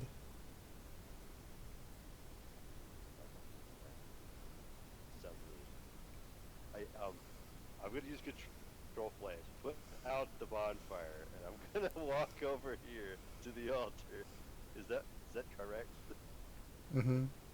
I'm gonna walk over to Carverack. Carverack, you notice Actor looks noticeably shaken. He seems a little bit paler than usual. In fact, he looks a Even lot paler paler than than usual. Oh no. He just saw a ghost. What's wrong with you? I think there's a demon in the ice. Another demon? Like the Poop Man? I mean, it might not be a demon, but, you know, offering power and secrets for a price. Very much a demon thing. Darley, you hear a voice. Seems to be coming from the altar, but it's in your Yeah. head, and it says, "Hello there, son of Anam. Have you come to honor me in my temple?"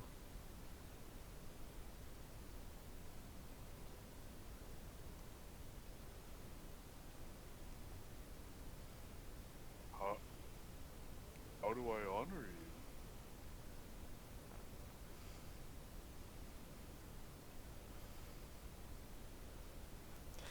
I need an offering.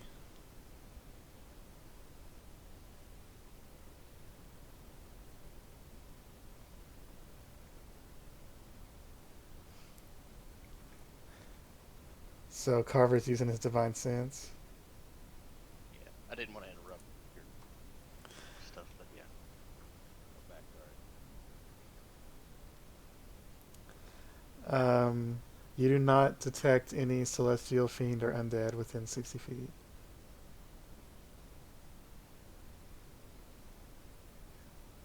I don't know, Hector. I mean, doesn't seem like there's any demons around here. Maybe it's just all in your head. You need to lay off the sauce. No, I heard a voice. He wants an offering. Maybe you're both crazy. After looks and squints at you, did you perhaps use some kind of evil sensing magic? Evil sense it. Yeah, you could call it that. Hector grabs you by the shoulders. Do you know how far it reaches? A little bit that way, and a little bit that way, and that way, and that way, and pretty much all around. Hector takes your About 60 hand feet. and starts pulling you towards the giant block of ice. Darley, the voice says to you, We're coming over here. Yeah. you have come to my temple. You are not one of my. You do not have my blood, but we are brothers.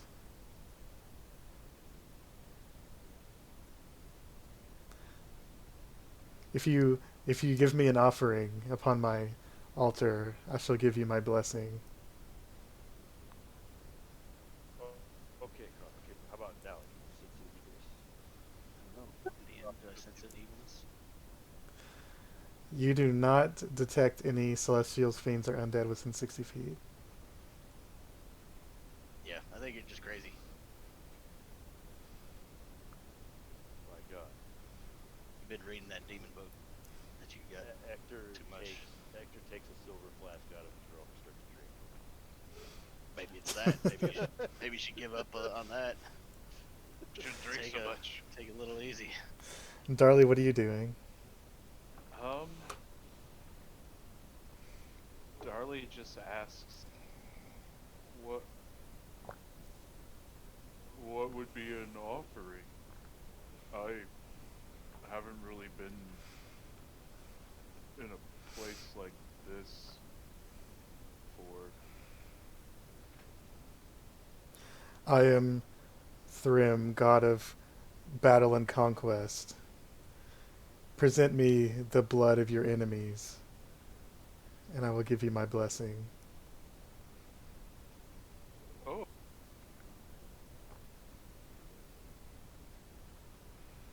He doesn't have any blood on him. Dragon's blood. Yeah, I still have a little bit of that.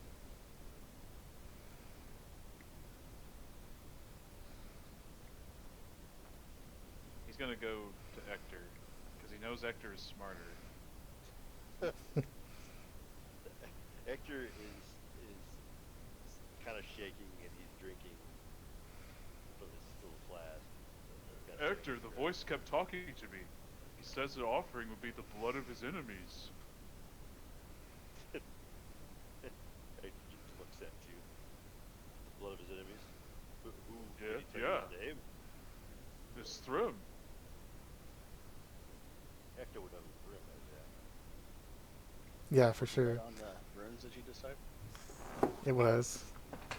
It was also one of the gods you guys saw in the Eye of the Allfather. Thrym, god of frost. Okay, that makes sense. Well, the Yeah, blood that of makes a their lot more enemies would have to be dragon's blood. I've got a few vials left if you want to try. Yeah, sure. Don't you have dragon's blood inside you? You cut your hand? That's not enough.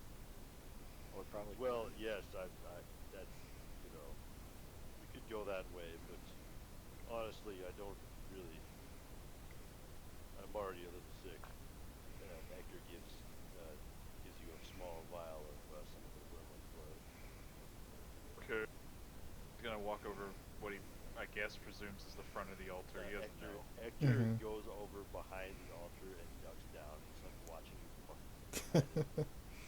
So, can Darley like Stand right, reach watch up, or both. does he have to like awkwardly climb onto the altar? He has to climb a little bit to get up there. Yeah, Okay, It's so like- let's say it's like right here. it's like 12 feet high.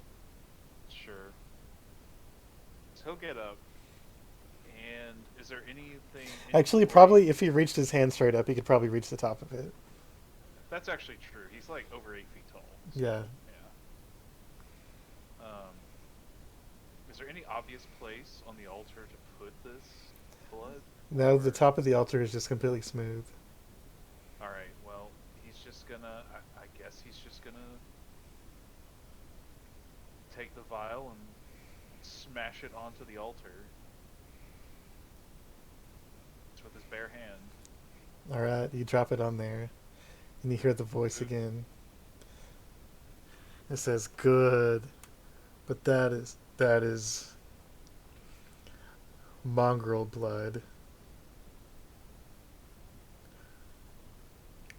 I need the blood of a of an ancient bloodline, an ancient chromatic dragon." Oh, fully grown dragon. Okay. An ancient the bloodline of an ancient foe, an ancient chromatic dragon.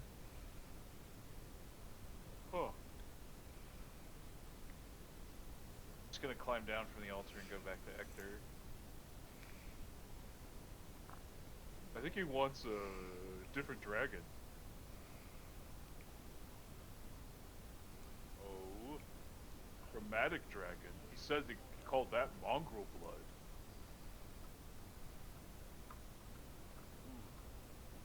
Ancient dragons, I guess. Bigger ones. Oh, an ancient dragon. Well, that would be. Hector takes another drink from his glass. Something interesting to get.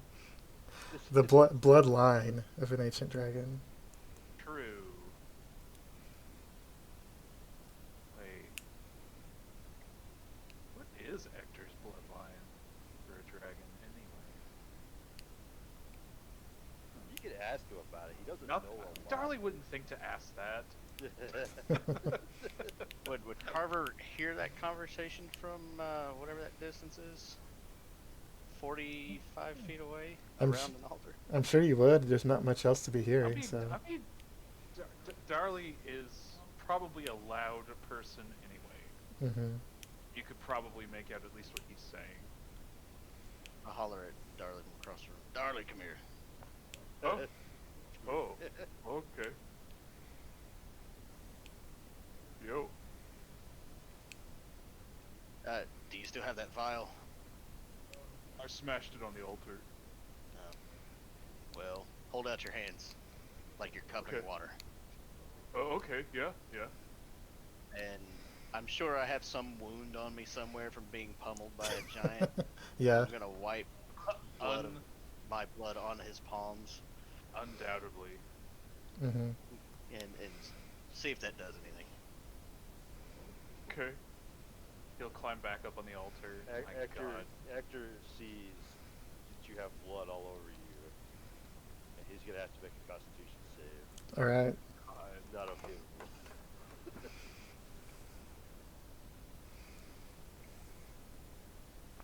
Oh man. He's fine. Yeah, he's totally fine. Super fine. Probably used to seeing me beaten and bloody.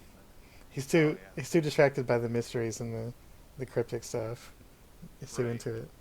Good God, how much? It feels like we've taken a billion years on this.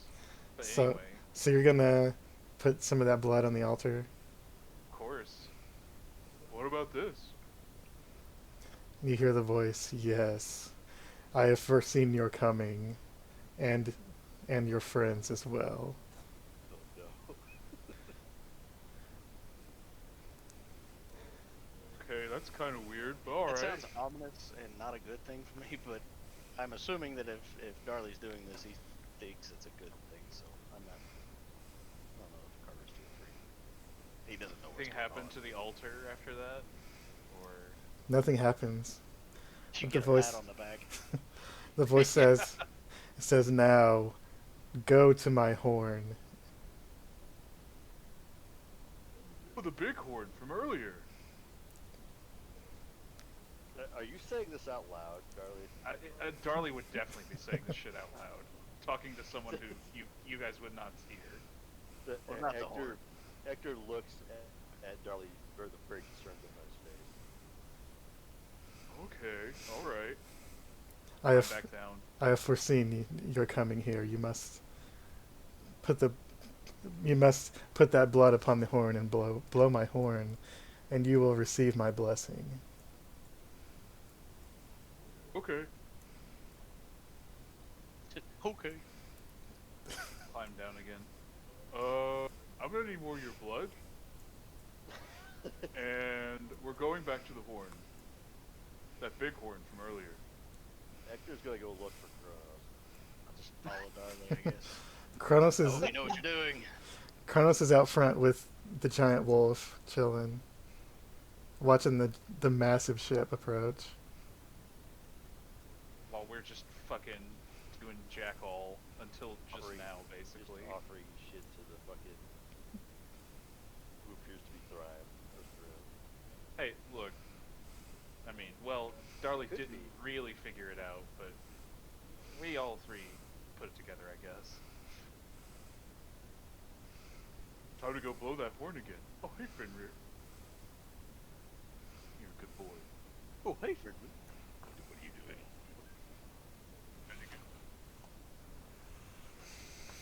Kronos, as you see Hector walk out, he continues drinking from his flask, and he looks paler than usual. I spoke to Thrym.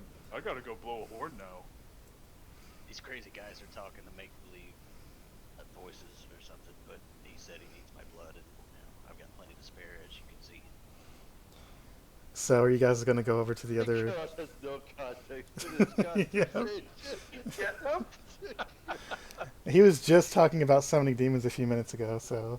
Yep. I mean, at this point, I can't even.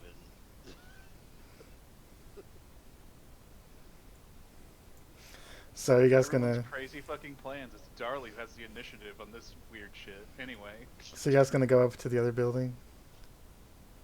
I mean, I Darley suppose will. Hector's not gonna Yeah. go up. Hector's gonna I'll stay follow out Darley. of the building. Well, if I just moved everyone, so. Oh, you didn't move me. Oh, I missed you. There we go. I feel like that 16-year-old girl from my village who just can't even at everything. Just can't even. Can't even. None of the weird shit we run into just surprises me anymore. I just kind of give up even trying to figure it out. Now you're getting it. All right. Come here, Carve. Come here.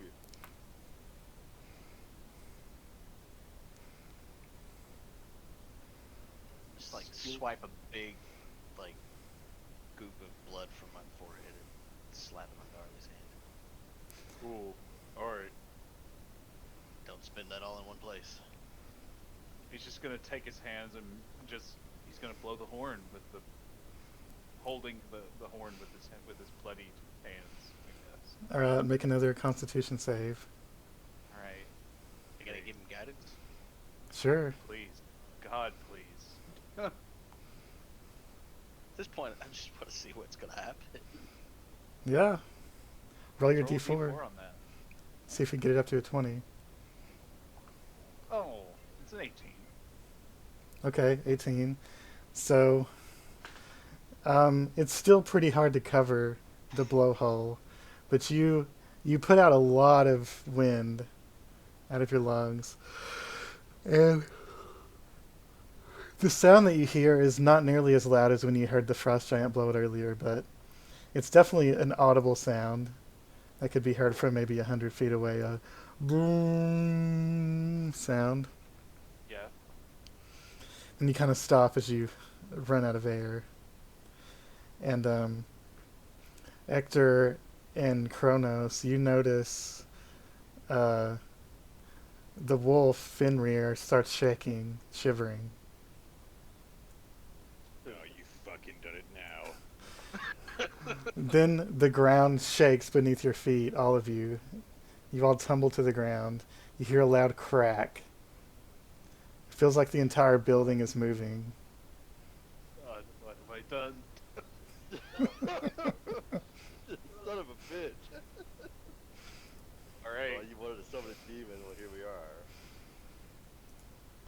And Look, I don't know what you hang did. on a second.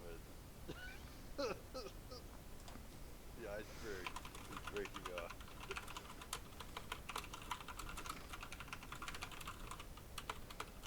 look, I was expecting something far less intense than that. Like a blessing with stat buffs or I something. was totally expecting something terrible to happen. Well, here we are.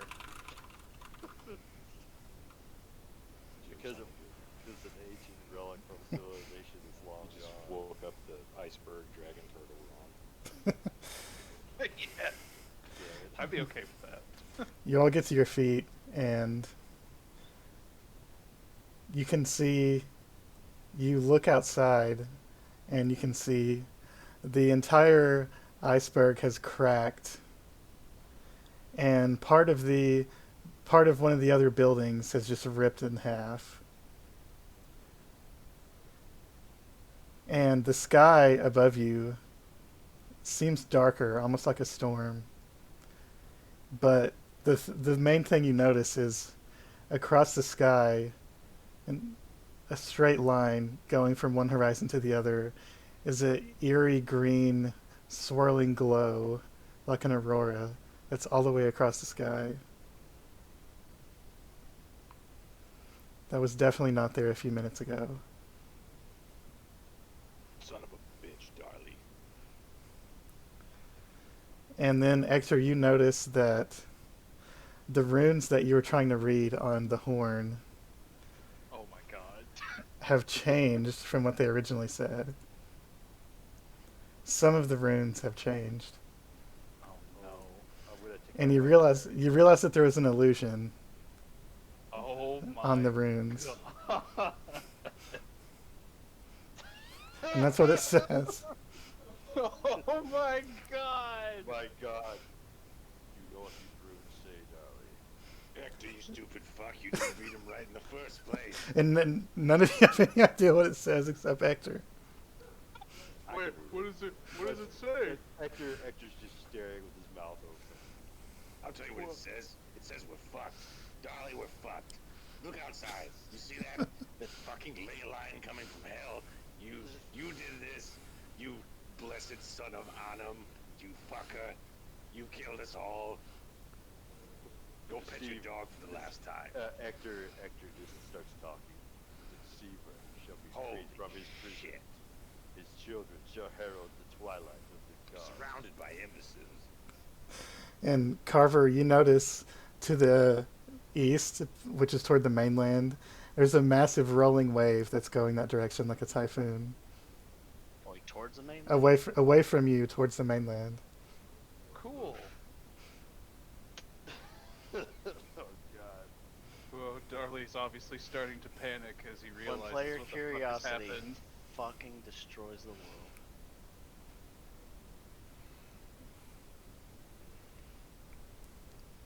And Well, that leads us to the next question. Who the fuck's the deceiver? Are we gonna find out? Most likely. Can I make a check because of all those things about a story I read back in the maybe if I find anything along those lines? yeah, you can make a history check. Yeah, that makes sense. It's the No! torch. That's what it is all along. God damn it! Thought he was a torch. Okay. If escape was a setback. Oh my god. Is this side quest time, or we're gonna have to side quest to go stop some other end of the world thing after we finish the Probably. next? We have to I join think- the Jarl and go do it. It's, I don't know. This might just be the end of the campaign. Cutscene, end of the world explosion. Basically. Hector, you have no idea who this could be. You have some, you know of some figures that could make sense for that, but none of them are related to the giants at all. Oh, There aren't really any figures involved with, the Empire of Astoria and stuff like that that would make any sense for what it's referring to. Except you do know um, the rune that you translated that says Twilight of the Gods is something you've heard of before. It's an Asturian uh, prophecy about the end of the world. Oh my god, did I just initiate Ragnarok? Technically, no. Technically, it says his children shall herald it. Oh, well. You've set the wheel in motion, I would say. Cool, great, awesome. This is probably what the Frost Giants have been up here trying to do the entire time. Which is No, they probably had it hidden up there, so don't mess with it. They probably found it. They're like, oh god, this is like bad, and then we blew it. And hey, wait, I'm gonna go outside and see what the ship is doing. Well, the Frost Giants obviously didn't know there was an illusion either, so they were obviously trying to get his blessing too. The Frost Giants might have been the one that Well, put the illusion on there. Well, somebody put an illusion on it. Well, obviously, the deceiver, somehow. No, probably somebody who worked for him. Though. Well, yeah, a proxy, sure. You saying you're looking at the boat? Yeah, I want to look at the boat and see what they're doing. It looks like the boat is farther out and turned sideways. It looks like it was possibly hit by this tidal wave, and looks like it wasn't capsized, but it's definitely thrown off course. It's also no longer moving. Hey, so we beat them after all, yeah? Maybe It's they're all too drowned. it's too far away to say what's happening, but So something happened. it was definitely affected in some way by whatever happened. And probably the ship that you guys took here probably was as well. Oh, that probably got fucking sunk. 'Cause, I mean, it was just a skiff, right? Well, you took a skiff from an actual ship that was Right, sent by That stealthy ship. yeah the guy from that's Yartar, probably the big That was ship. probably- Yeah. Hector's gonna put his hand on Dar's shoulder. Well, Darlie, I think you may have initiated the end of the world. What? Yeah, there was an Arthurian prophecy that does point to some events known as the Twilight of the Gods. Might possibly be a reference to the end of the world. Well, that's a little premature to assume that. Hector takes All another that. drink from his flask. We're all going to die. Well, I guess we were going to do that anyway. but it's gonna be Hector scribbled way down less. the correct runes off of the, off of the thing. Yep. Rips out the pages that he copied down before he gets rid of them. All right, so you got all the correct runes, most of which have not been translated. Great. I'm sure it's got more You- very pleasant things to It- say. It also might have a clue as to how to undo the blowing of the horn. Oh, probably not. but Probably alright. not, but it might point us in the right direction. Or it'll at least tell us the horrors that await us. It might. Probably will actually. All right, well now what would you guys like to do? God damn it. How about we set a trap with that chain, and if that boat ever comes this way, then we can kill the Frost Giants, and then go home. Is that? We're fucked.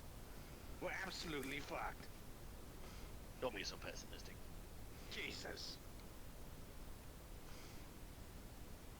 Make a religion check, see if you know who Jesus is. He knows now.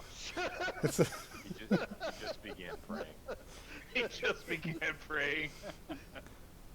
in favor, and it's just a gobbledygook curse that people say out of nowhere. There's no meaning. In the side quest that we do sometime later down the road, it starts a religion. Yeah. The That too. You assume Ragnarok is going to be a side quest. That is. No, I was talking about just the act of Kronos trying to start. Oh with it. yeah. Just I him get running you. around the world trying to spread the word. Yep, that's right. Looks like Jordan cut out. Yeah, his Discord froze up.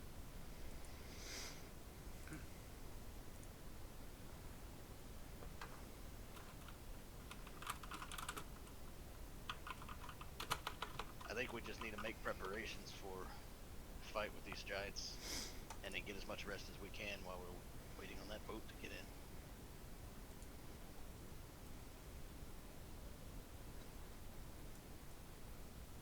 Charlie's still kind of freaking out here. The world's gonna end. Maybe go blow on it again. Maybe you can reverse it. No. Maybe if I take your giant blood and I blow on the horn, we can reverse it. Is that how it works? Fuck if I know. Hector takes another drink, and he seems to be slightly inebriated. Maybe if you suck really hard on it, it'll have the reverse effect. Well, that's not really my forte. Well, you told me not to be pessimistic, and I just found the silver lining in all of this. I'll be fucking rid of all of you once we're all dead. Carl's gonna go outside. Huh? He still has Hector's book. He's not giving it up. Perfect. Just as Good. I was getting used to your crazy, weird frog face, now all of a sudden you don't like us anymore. You just ended the world. You don't know that. I have a feeling. What has your feeling ever been right? Hector's gonna stumble over and try to take his book from Kronos. I'm gonna do a barrel roll and dodge it. Make Do a barrel roll. acrobatics or a sleight of hand. Alright, We're actually, gonna have to take this. Hector's got disadvantages, Drown. that's true. Hector has to make a sleight of hand with disadvantage to try to grab it.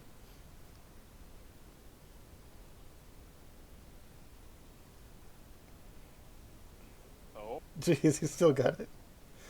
You got one end of it. Now you're both holding one end of the book. Oh, amazing. This book is worthless to you, sorcerer.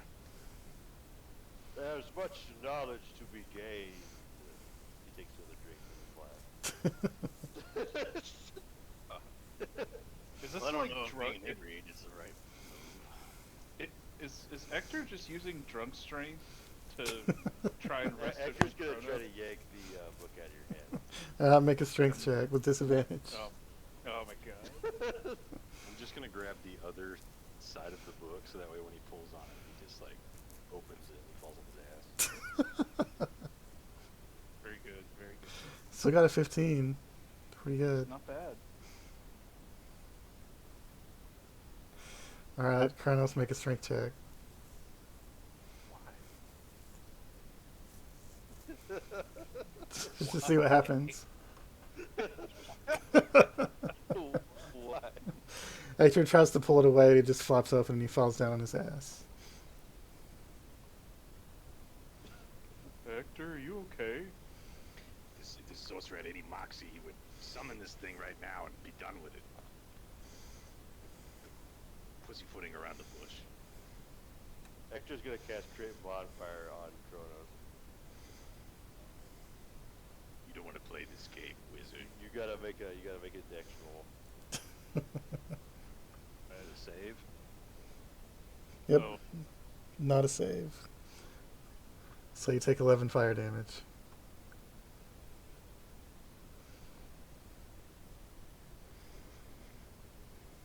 The Hector passes out. So now do you guys want to try to build a trap? Do you want to try to find a place to hole up and rest? Do you want to leave? God. I'm at 6. I'm at 13. So Yeah. I think we need to We find could a place use to the rest. rest, but it also wouldn't hurt to try to set a trap. I don't know if we have time for both. It depends on. I guess it probably depends on how set back the boat is out there. Well, I mean, with the initiation of fucking Ragnarok, I mean, that might set them back and shift their attention Mhm. for a while. Just Yeah. saying. That's definitely true. What do Yeah, we but, need, like, 3 hours for Two a short. short rest, I believe. Short hours is 1 hour. Short rest is 1 hour. And a Oh. long rest is 8 hours. We can get away with a short. Yeah. Unless you want to try to find a place to hole up and sleep. Yeah. Since that's Darley can make his Minecraft house. true. Where that we can take a full long rest if you want. Try to hole up and sleep. Probably not here, considering that they're going to be here, and then they can just sniff us out with a dog if they really wanted to. Oh my god, it's gonna have to be the outhouse again. Probably summon your tower inside the outhouse. Yeah. You easily could. Over there. You definitely could summon it in this room, in this building. Yeah. Yeah. But we'd Easily. also have to get back across that chain. Do we have spell slots to fly again or anything? Or we just have to walk? I've got enough to. I can cast fly on everybody. No, I don't have any more. Long rest might be too long anyway, though, because that boat might come into dock, and if we're sleeping, then we miss a chance to jump them as they come under that chain. But if we do cross over that chain, then we can back in that direction, maybe. So pretty much you can try to set a trap or try to long rest. It'll be tough to do both. Right. You can shoot just short rest. I'll use a few extra hit die to give everybody else some more hit die, and then we can set a trap after the short rest because they'll be getting close by the end of that. That's kind of what I was thinking. Maybe a short Okay. rest instead of trap. I don't know if we necessarily want to cross that chain to the other side, because we also set fire to that one building, so that area might be swarmed by any other giants that are on the island. I mean, I don't know. This side with the doo-doo hut. Yeah, the building next to Mhm. the outhouse, we set it on fire. Yep. Well, it'll be nice and warm. No, And- it's and probably just a pile of crowded. ashes by now. Well, the stone infrastructure is there, but most of it is completely ash by now. So you mentioned that the glacier itself was cracked. Yeah. Yes. Like, Iceberg. Yeah. well, the iceberg. Is the chain Um, still intact after all that? The chain is intact. The crack is across basically where the temple building is, and Oh. the iceberg is very slowly opening up because the place where the chain is almost like a hinge, and probably over the next 24 hours it's going to open up. Cool. Well, I mean, we kind of fucked them over anyway, I guess. Yeah, their little secret dock area is going to be open, and most of their buildings are now destroyed.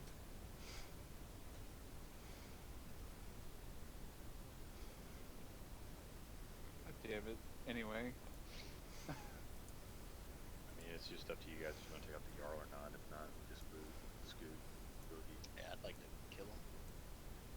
Be cool to kill him, but I mean, we did come here with the purpose of stopping them from terrorizing Stopping the raids. Yeah, Yeah. the raids. Yeah, I mean, it's you know, some in the world. So Well, at least there won't be raids. At least there won't be raids. Instead, there's going to be a horrifying typhoon. The deceiver walks the earth, and the end of the world is nigh. Well, if we created one problem, we should at least correct the other one, so we don't then have two problems. We still just have one problem. They may not stop. They may not raid anymore because guess what? Maybe their goal was to initiate fucking Ragnarok. Maybe, but you know, I mean, it looks like we also incidentally. destroyed their home here too. So you know, They're not- maybe they'll they're not- continue raiding to. yeah, they're not sea Muslims. I think they're just raiding to raid. Probably. It's part of their religion. So I No, think it's we not a- we still stop them and then Sea deal with jihad. deal with the other stuff afterwards. Yeah, All right, so we're taking a short rest. I think we are.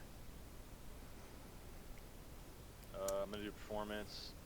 I'm gonna spend. I don't even know how many hit dice I have. We could probably. Well, everyone. We just need to find Yeah. a hiding place. Yeah, just to stay out of sight. Well, you can Find s- go back upstairs, I guess. Yeah. I'll put you up there. There's these two rooms in this upstairs. Whoops. I moved while you moved everyone. Oh, no, I don't know where you are. Oh, there you are. Yeah. Okay, there. There's food in this kitchen area over here, right? It's mostly on the floor, but there's some, yeah. Yeah. But it's like big food stuff. So I mean, some of it's not contact with the floor. Not Yeah. really care about germs. There's like a roasted mammoth leg. It's like as Nice. big as Darley, basically. Very good. Very good. Probably a warm room with maybe something that's still edible. Yeah. Dead giant, you know, that's always good scenery. Yeah. Yes. Yes. And the wolf is definitely eating the meat off the floor. Oh well, of course.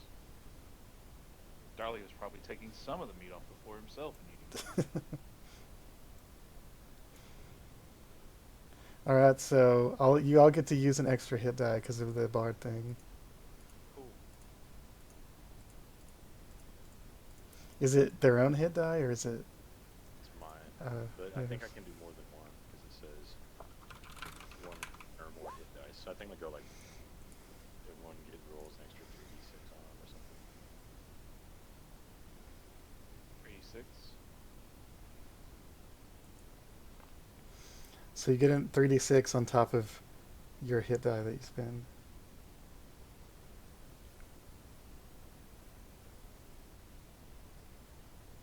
Oh, I've also got that temporary reduction. Does that go away on there's a long rest that it goes away?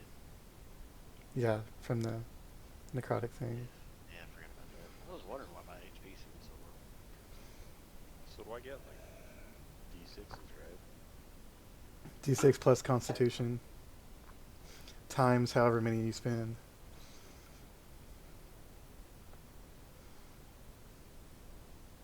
Yeah, but I don't know how many I have. It is if you push the short rest button on D&D Beyond, it'll have a thing that'll let you tick off your hit die and stuff. Right, but that's a crutch. I would like to know how to do it like on paper if I have to. Okay, it's you get a number of hit die equal to your level. I'm pretty sure.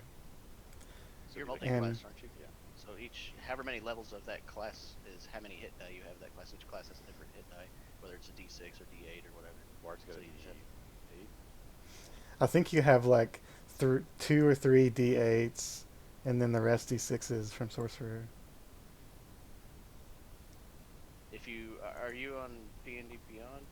Is your character set up Yeah. there? You can go into edit your character, like manage levels, and your first level tab or whatever. You can open that up, and you can find what your hit die are there to tell you what type of hit die you get for that each class.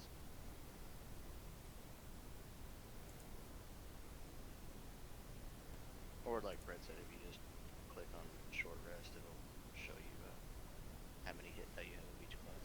Yeah, you get a D8 per bard level and a D6 per sorcerer level. So And you can choose which I one. used 3 d6. That was 3, 5, 2.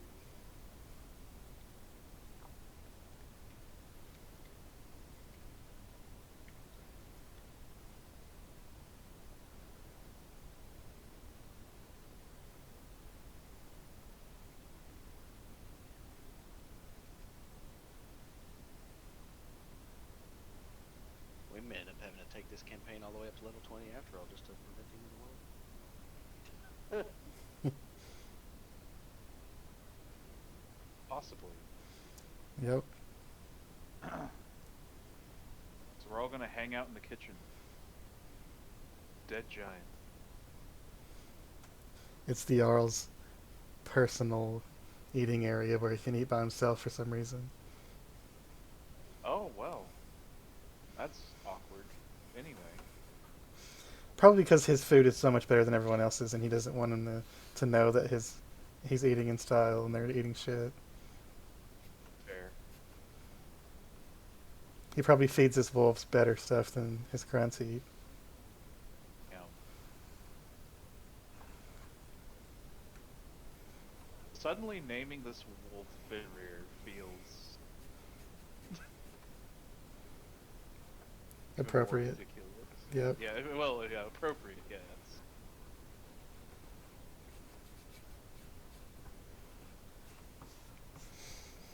All right, so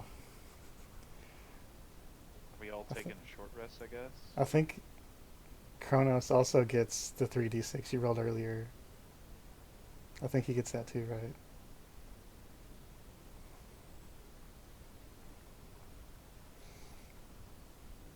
Anyway, you guys are healed up and you returned any short rest stuff, not spell slots, but some stuff. Health at least. Yep. Now, what would you like to do?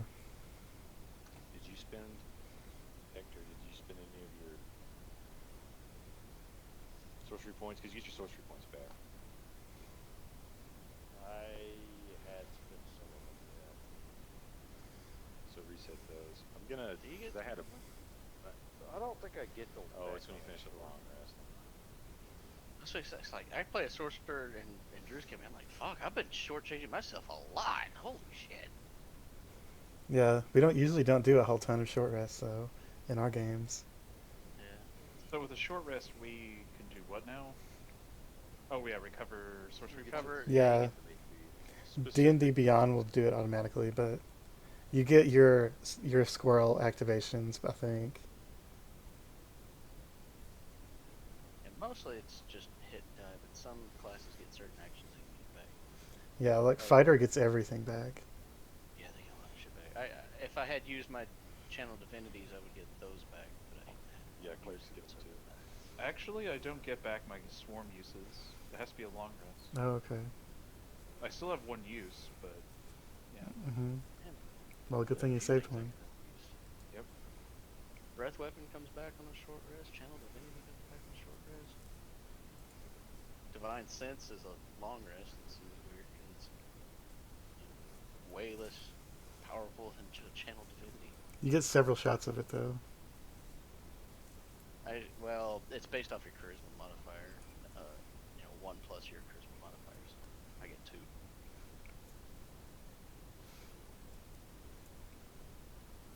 I purposefully put like all my actual spells that need a modifier in of my cleric class, and then use my paladin class to just do like self spells, things that don't rely on a modifier. That makes way I didn't sense. have to spread out my points across too many. Yeah, because paladins already rely on a lot of stats to begin with. Right. All I'm right. super lucky you gave me that belt. I don't have to worry about pumping stuff into strength. Yeah, that's pretty Or at least, strong. I mean, I did start out with some, so I could have put those elsewhere if I'd known. Never would have known. So I'm not complaining at all. Though. Yep. All right, now what do you guys want to do? Probably go see if we can set a trap. See how that boat's doing. We spent an hour in here. Hector woke up after being passed out for an hour. Yes. Oh yeah, I forgot to mention I was like Darla was gonna pick up Hector and drag him in here. Yeah, we assumed that happened. Draw a mustache on his face. Now, what are you gonna do with your wolf? You're gonna leave him in there? Yes. I will tell him to stay. He'll end up eating every single drop of food in the entire room. I want him to. And then he'll lick everything. Because it's all over the Better. floor, so... He'll probably take a nice long nap. Yeah, probably. That. It's fair. Alright, so... I'll put you guys downstairs.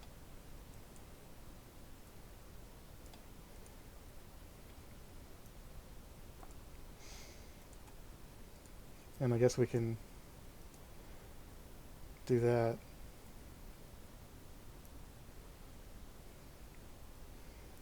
Now, I think you guys are over here in building 2.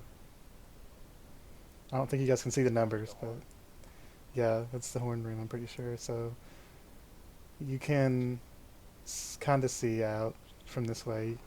You can see the ship, and it's kind of in the same spot, and you can see 4 giant-sized skiffs rowing out from the ship toward the iceberg.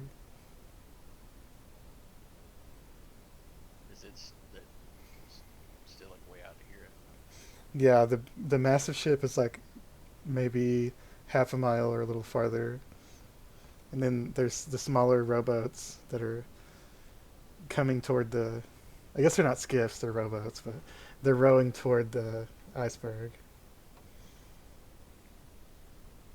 So we can probably deal with those a little bit easier without having to like blow the chain or anything. But maybe we still set a trap to blow the chain in case the dreadnought comes through. See if that do any good. Take it the dreadnought's probably not going to come through because they're investigating what that. Yeah, something happened. Well, it Well, blew the yeah. entire ship side. I was like, what the hell? Yeah, they're Mhm. probably sending those to investigate, but I imagine they will probably bring it in eventually, especially if they see us attacking the boats or anything. We could also play it like if the giants come up, we could tell the ones in it that there's like a cursed or something. You convince them to fucking go away. You think they'd respond that easily to it? Maybe tell them the deceiver has been freed. Yeah. They might know what that is. They might not though. That's a relic of like the ancient past. They might. Now, if the shaman's with him, he might know. But that might be his plan all along too. I don't know. There's a lot I don't know. Yeah. I say we just sink those boats as they're coming in. Yeah, just drop alchemy fire on them. It's chain.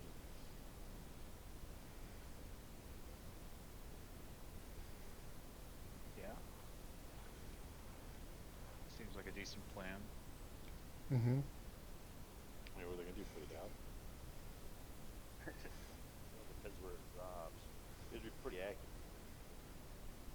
You have Darley like douse his arrows in it or something and start lighting ships on fire as they get close enough. They're in Yeah. vials, right? Yeah, it's a new bottle.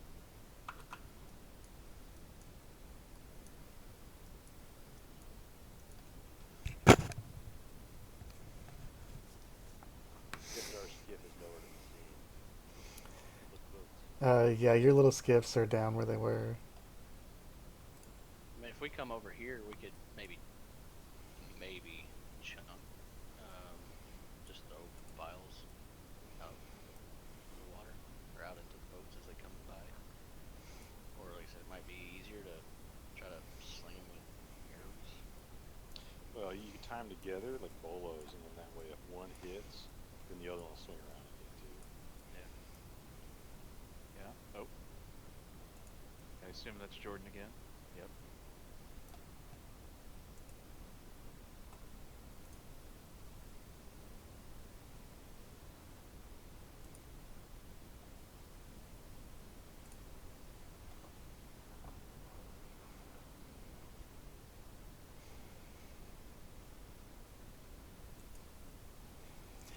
So, you guys are gonna prepare to rain down fire on them when they come I through. feel like that might be one Yeah. of our better options. I still think it might not be a bad idea to set some up to blow this chain, like break the ice, so this chain would swing down if the dreadnought comes through.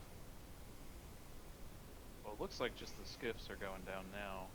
Right, but if if we take those out, then I'm sure they're gonna send the like the whole fucking boat will come our way. Probably. I would imagine. Yeah, I think for now we probably just want to focus on taking on the skiffs. I think we would have at least some time to prep, if we could prep the chain maybe. That's what I mean. Mhm. Like if they're far enough out and it's gonna take them 20 minutes, 30 minutes. I don't know what their time frame is like. They're only 500 feet out, and that's probably not gonna be here in a matter of minutes. I would imagine. But I mean, what does it really take to do that? I mean, we just pile up some vials around the ice that surrounds the chain, and then just blow it up when it. I mean, maybe dig a hole. And you got the fireball necklace too. Yeah. So you can chunk a bead at Well, I've got a few of the vials to oil break up vials the ice. too. If you put the oils on it, light them up, that also does a lot of heat. Yeah. I mean, anything that's explosive, if we can just get it around the ice around that chain. Okay, I got an idea. You could go in there, the Jarl's Lodge or whatever, go get all his booze, use all that, just smelt ice.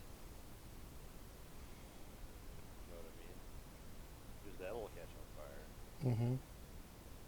There's a lot of it because he apparently loves liquor.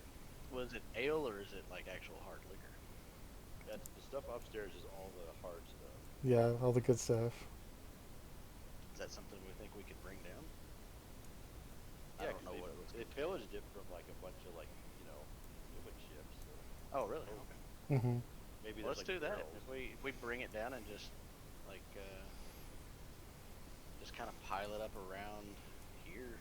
Well, it's in this Just- building, so it's in the top floor of this Yeah, building. it's right next to it.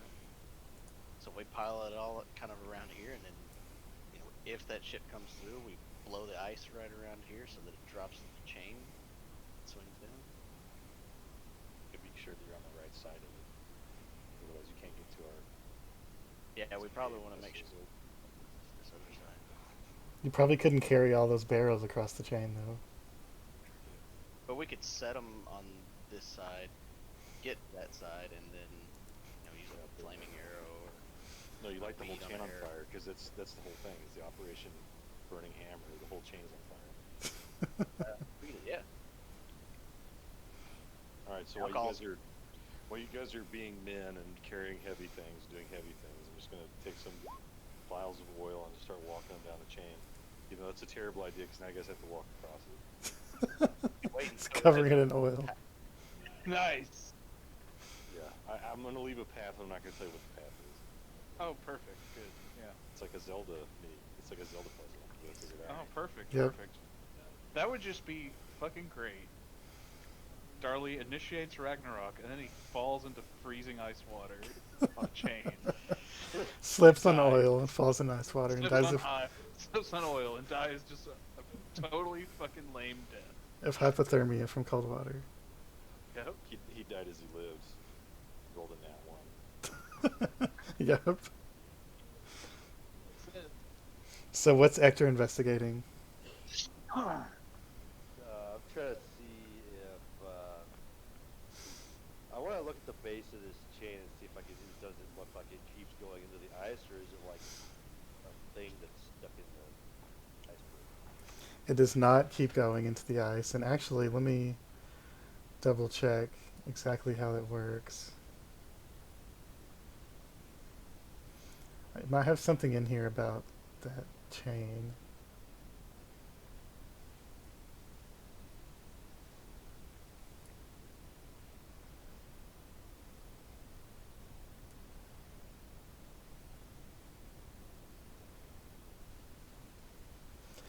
Oh, it looks like you could actually there's machinery to lower the chain into the water. Oh, goes up and down. But yeah, when you drop the chain down underwater, then the ships can go over it. Or is it not high enough? Like the ship can't come in if it's A large ship wouldn't be able to go under it. like the dreadnought wouldn't be able to go under it. Yeah, they'd have to lower it to let it through. So then maybe we don't blow the chain, but we do something so that it can't be lowered. But you got this ice shelf over the top of it, right? Mm-hmm. Right there. And it makes like a big entryway. What you could do is you could drop the chain on the small boats, and then when the big boats like, oh, now we're free because the chain's undone, they start going in, and you could drop the ice shelf on it. I'm Yeah. also wondering here too. I don't know how big this ship is, but could it even fit inside here in the first place? I think it's where it's meant to grow. Yeah. It Because like even these boats are in here, and this may just be the art, and it may not actually be reflective of the the reality situation. But even these bigger boats inside here look like they're too big to fit to that passageway. Yeah, I'm a little skeptical of that.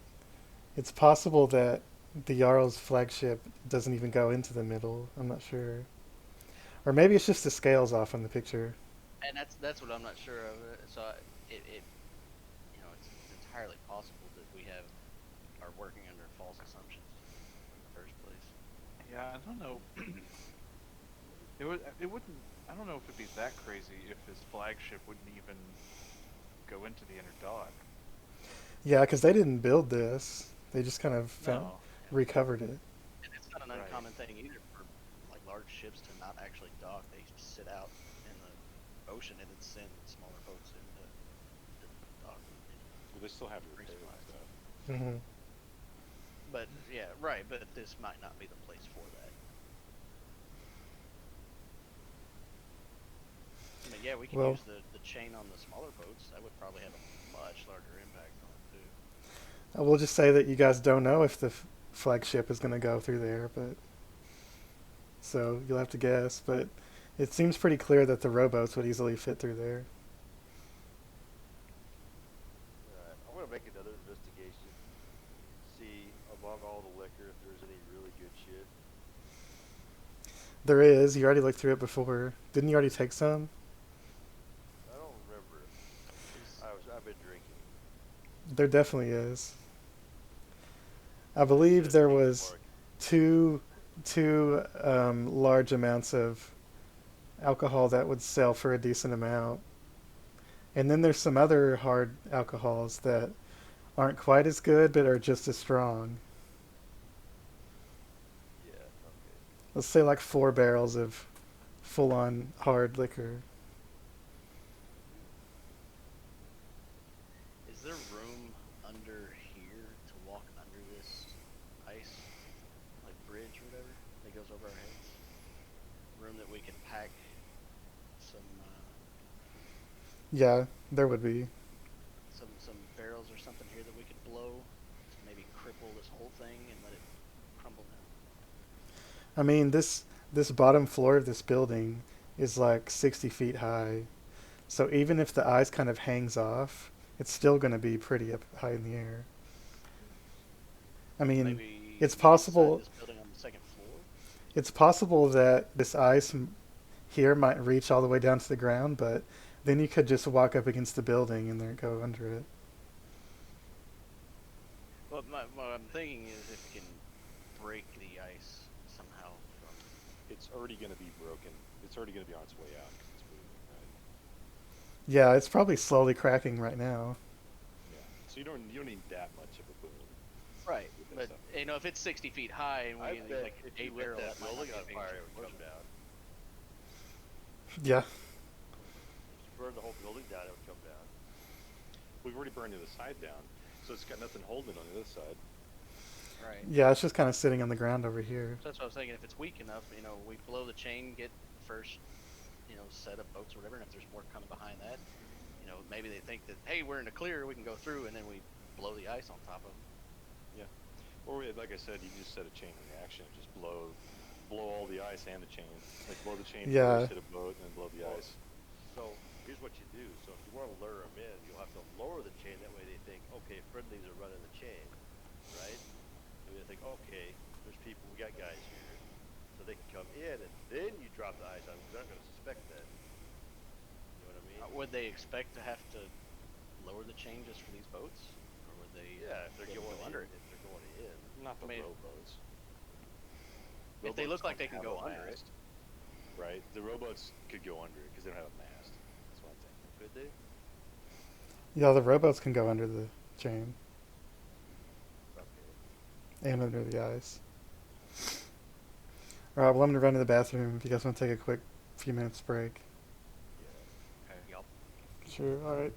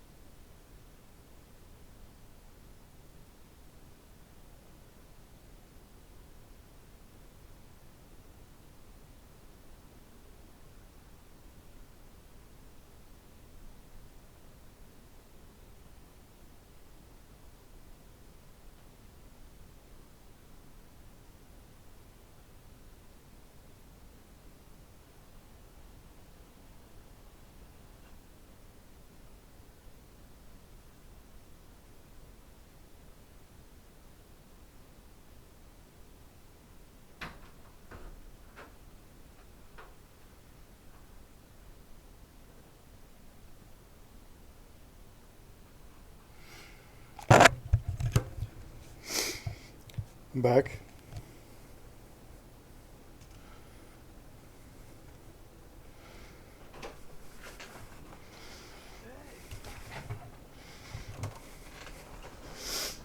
Got some music for you, buddy. You ready? All right. This is called Zelda Wave. I think this is OOT.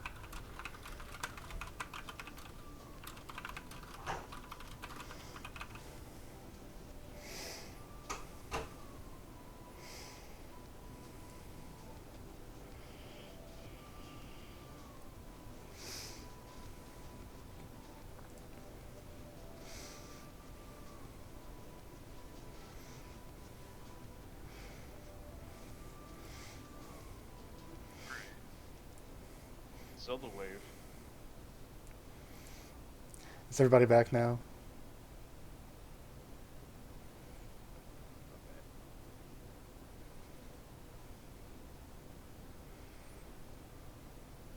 David, are you back?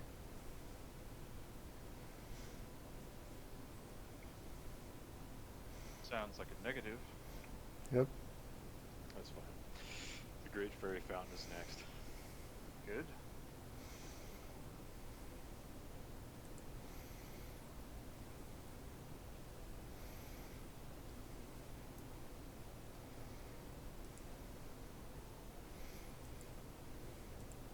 I changed the name on our stream, Yeah. so it's actually not the wrong campaign. It's been the That's Badlands good. for forever, dude. Yeah, I Yeah, kept forgetting to change it, but I'm okay with that. Everyone thinks that there's like 2 dimensions to the Badlands campaign, and that's fine. yeah, well, I mean, it's gonna be permanent on YouTube, and then I'll have the correct name there. So, Right. but I guess it's gonna be harder to get a following if you put the wrong names on there. dang, dude. I need to check our views again and see if anyone's been watching. It's not very good. The Okay. problem is that we don't have like cameras. I think if everybody had cameras and everybody dressed in character every time, we would have a lot of followings. Yeah, and more female players too. You don't even need female. You don't even need that, man. Like these kids that watch Twitch and stuff like that, they're like saloon doors, man. They swing both ways up here. Well, you got to be entertaining or be a girl. Are you saying that just even just our brainstorms are entertaining on here? I've seen some other streams, man. We're pretty out there. I know. I've seen a lot of really bad I've seen D&D streams. Well, this is the thing. Like I've seen some bad. Here's the thing, okay?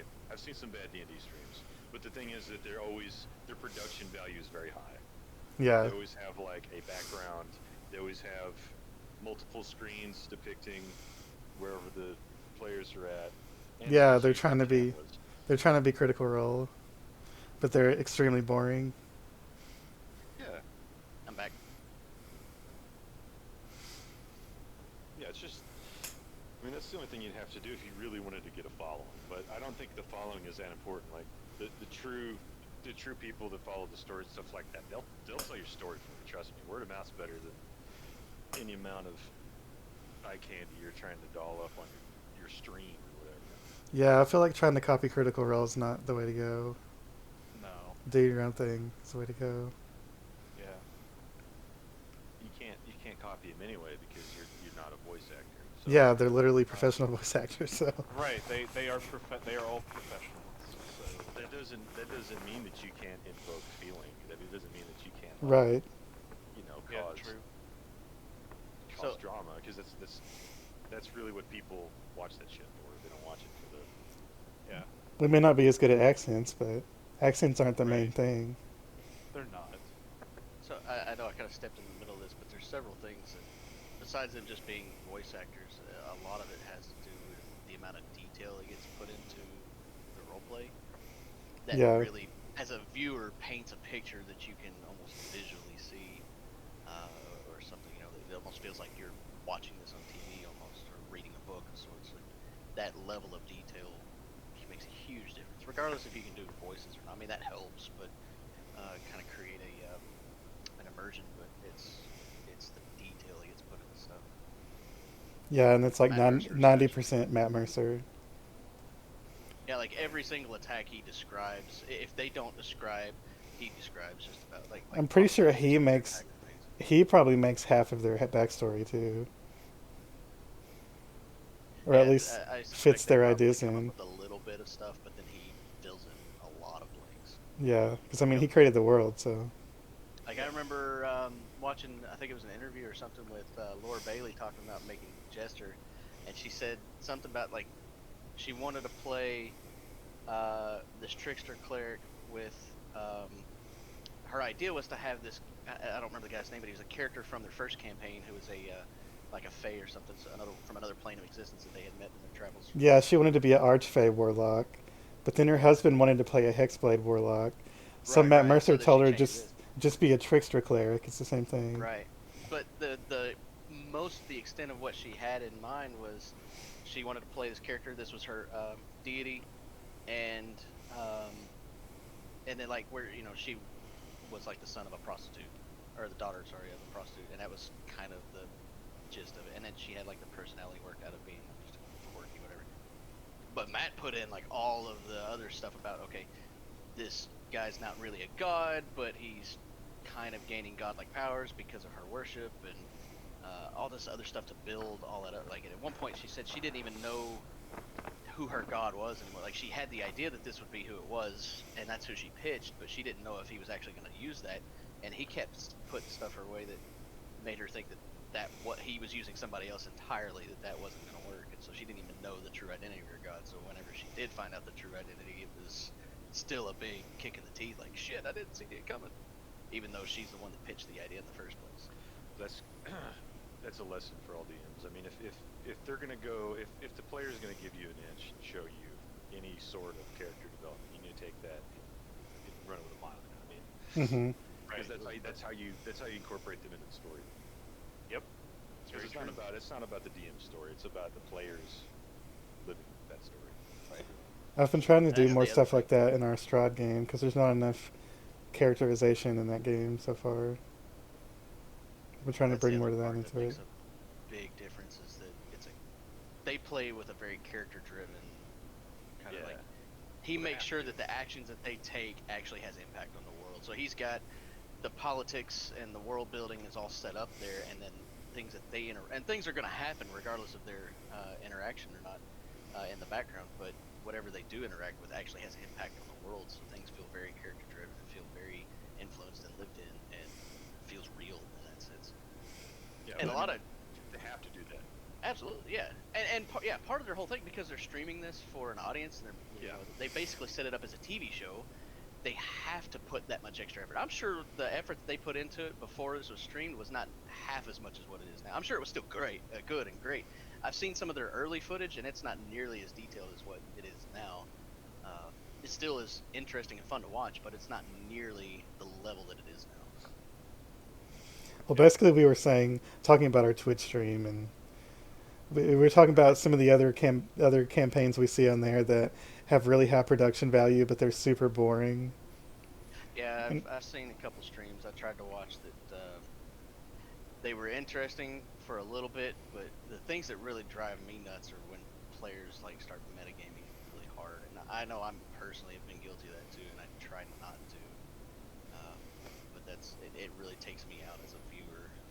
Kind of just kills that immersion for me. I feel like there's certain points where you can metagame and it's okay, but you have to strike a very fine line. Right. You can't do it all the time, obviously, but I Mhm. feel there are situations where it's fine, even appropriate. And I think that's something else you just kind of have to consider when starting a game, especially with a group of people. What is their gaming like? What do they expect out of the game? And it's Yep. fine if you want to have play a D&D session, a game that allows for that, and play it like you're playing Diablo 3 or something. Go for it. Let that happen. But if you're looking for a more roleplay heavy thing, then you probably want to avoid that. Yeah. All right. Well, if everybody's ready to go, we can do this. So you guys are gonna set up explosives on the chain and a little bit on the ice on this side to try to have the ice fall. That's right. Is that what you're doing? I think so. If we maybe need to go inside and put it like in the interior of the wall or like up second floor or something, that might make it. Who has the highest intelligence score? Who's going to be the main planner? Not me. Could probably do that. He likes explosions. Okay, make a intelligence check with advantage because everyone is helping you. There's not really an engineering skill, so I mean, let's be real. You don't need that many explosions up here, so we might as well just put the majority of your explosives right here. yeah. You could probably even, like I said, as they're coming up, set this building on fire to help it melt, and then all you got to do is really just, poof, it's gonna go down. My biggest thought towards that was that there's maybe a timing issue, and if it takes too long for the building to burn, maybe we miss an opportunity. But an explosion would set off a chain reaction a lot quicker on the ice. Mm-hmm. But I don't know how weak it really is too, and that might be part of the issue. Well, it's My gotta be perception of that might be. Okay, so it's cracking on the other side, right? And so it's just a matter of time for it to get to this point, and then the potential to crack the ice. And if this chain is actually holding some of this together, then just breaking the chain might be enough to release tension. Yeah. On the, Well, just breaking the chain, I think, is going to make the iceberg split too and then start drifting. But I don't know what's under the water. It's an iceberg. So, X-Ray, you feel pretty confident that you guys have set up the explosives in a way to maximize the chance to pull off what you're trying to do. Hold on. This is going off memory.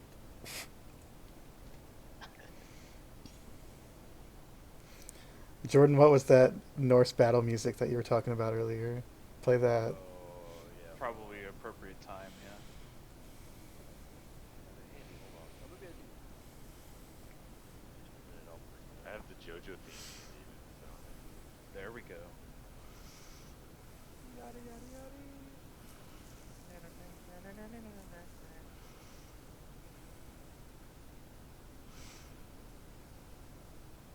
I forgot about that.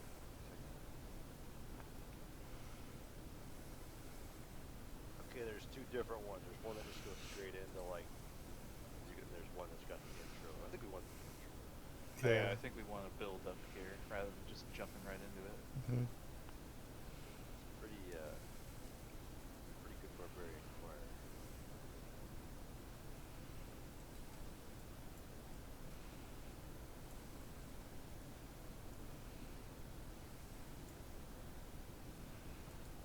Actual Finnish death metal album called Language the War of My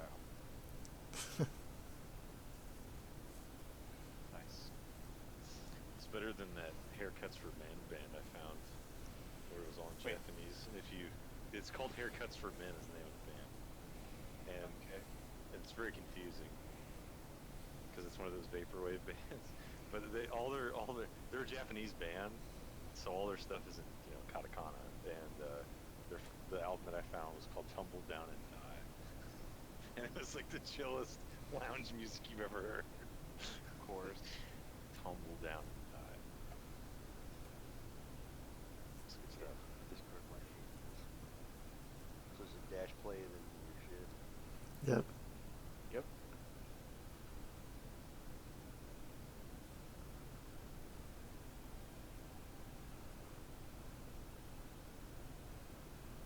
Okay. The picture Alright. is two kings falling on each other's swords. Yep. Okay, that's pretty. Yeah, that's pretty metal. Okay. Now, where they kicks in with the drums and shit. So as you see these boats approaching, you can see these are large rowboats, and they each have shields on the sides of them. They look like they're they're for battle. Like a mini longboat. Yeah, and each one has 6 frost giants in it. So altogether, this is 24 frost giants. So this is likely a large portion, if not all, of the crew of that ship. Any of them look like they would be a leader. Does one Mm, look like our Jarl's boat? you don't see any signs of any of them being particularly different. And so they start coming up. None of them seem to notice you guys. I'm assuming you're kind of staying out of sight. Do we need to be on this other side of the chain? You just wanted to do one side, right? No, I'm waiting for you guys to go across so I can oil behind us. Right. That's what I mean. Like we probably want to be on this side if we're gonna Oh, explode yeah. this side. Oh yeah. All right, so Yeah, you we guys are probably going wanna be to on cross this side, over. Yeah. Alright, Jesus, let's get over there. I mean, we can assume you guys had already done that. We're gonna Okay. Naruto run across this thing right now. No. Yeah. We gotta do work for this. All right, make an acrobatics check. Oh my god. Here we go. Just acrobatics. Yep, Not me, as your I've gotta pour oil. What do I gotta roll? acrobatics also. As your Naruto running across the chain, pouring oil behind you. Can I not Naruto run and Just say that you were already there in position. athletics? You're gonna lose a lot of cool points. I mean, we could just assume you were already over there and ready. I mean, I don't mind rolling. I just my acrobatics is junk. My athletics is better. Well, you don't have to Naruto run at the last moment if you don't want to, What? but that's what they're doing. You're never gonna find the hidden leaf village with that attitude. Not looking for a leaf village. I'm just trying to survive. All right, so now the whole chain is drenched in oil, and the boats are approaching quickly. It looks like an army of frost giants, basically. I'm gonna pull the sword out. The sword of Narbub, because that's his new name now. Yeah. Did you sell that? I didn't sell it. We need Why would I to blow sell it. that? Blow it to hit the back row of ships so that the front row can be covered. in I just gas. gotta set the whole thing on fire. Over the bed. I thought Pull the sword I out. thought you were gonna do the fire arrow. You have to be quick, so it'll have to be a fire arrow. All right, Darley, it's up to you. Or Yeah, like like a still- scorching ray too. That's fine. No, I'm gonna pull the sword out. I'm gonna scream, "Sovngarde awaits you!" As you do that, one of the frost giants in the back looks and he sees Darley's head, and he points, and he taps on the shoulder of one of the other one and points, and the other 2 more look up towards you, and they can see figures up on the ice, but by that point it's kind of already too late. So now. Yeah, they get to about right there, and this ship that's closest to you starts calling out to the others. What are Hey, they there's saying? There's if you can understand giant. They're saying, "Hey, there's small folk up there. What are they doing?" What is Sovngarde? Please let the chain flow right about that. All right, Darley, Yeah. roll your attack with your bow. Halon in Cilium. I'll say roll with advantage because you've been preparing the shot. Okay, you don't even need it. So the fire arrow hits. There's a tiny flash of light from the radiant, and then there's just ice chunks just fly up in the air. The chain starts igniting all the way across, from my left side all the way up to right, just slowly, fire drifting across it as it starts to slowly drop. And Shout Gummo, run! I'm gonna start getting out of the way. and then just the sonic boom of the explosion is enough to break the ice up here. Oh my god. So it This- pushes all those ships back into the chain. But this ice up here is that's remnants of that building on the infrastructure of the building is also falling off near you guys. Oh god. And We need to go. there's chunks of ice flying in all directions in the air. And we need to go. all four of the ships are smashed. The ones in the back had this flaming chain. Like, by the time the chain hit the water, the other end of the chain was on fire because it had slowly drifted across. And it just lands right in the middle of their boats. And one of the boats is cracked in half. The other one is still floating, but it quickly catches on fire. And the frost giants on that one all jump overboard. And the two ships in the front seem to have been completely crushed. Damn. What is Sovngarde? There's only maybe a few giants might have been able to jump to safety. And most of them took some pretty extreme damage, if not instant death. So for any that jumped in the water, I want to fire off some arcing bolts, electricity, lightning shit into the water. right as Okay. they landed. It's a cantrip, so I'll just fire off as many Alright. as I can. Just start blasting while you're running. Yeah. Just Why like don't you just hit the chain with it, just electrocute the whole chain. Yeah, I can hit the chain too. Just Bzzz. funneling as much lightning into the. So it's on fire and shooting electricity Shooting everywhere. lightning. he's sheav channeling lightning into the Yeah. chain, and it's going into the water, conducts through the water, and it's shocking everyone in the water in the I use my vicinity. hammer to conduct as I slam it onto the chain here. And just let it. Full scenario. And now you can see Alchemist Fire has started to drift out onto the top of the water, and the lightning has ignited it, and now there's just a flame on top of the water that's slowly Oh my. drifting outward. This is just getting worse and worse for these giants. Holy shit. That's the goal, right? I mean, yeah. We need Water to go. Water makes Alchemist Fire burn even hotter. This And is you like can the fucking see- Battle of Blackwater. Jesus Christ. You can see, I mean, it is. There's a giant chain. There's the wildfire. Yeah, it's pretty much the same. It's the Battle of Blackwater right there. You can see one frost giant manages to come to the surface and takes a big breath, and then is immediately engulfed in flames Oh god. because he's in the middle of a patch of wildfire, alchemist fire, and he starts screaming. No question. terrible What is idea. this thing? Is this a Ninja Turtle? It looks like a Ninja Turtle. Close. It's pretty close. I'm drawing Kronos as if he was Naruto. Yeah, that's very close to a Ninja That's the Turtle. rest of his body. It's weaving ninja sign. Might as well be a Ninja Turtle. Yep. So you guys are gonna jump onto your ship down here, I assume. Yeah, we need to go to the Dreadnought and kill the boss. We're just gonna storm a dreadnought. Okay. Why not? Yeah, why not? That's exactly what we need to do. Let's see. They're down what? 24 guys. So yeah, I guess try it. Probably the majority of the crew, actually. We don't have to fight them. We just gotta set their boat on fire. Yep.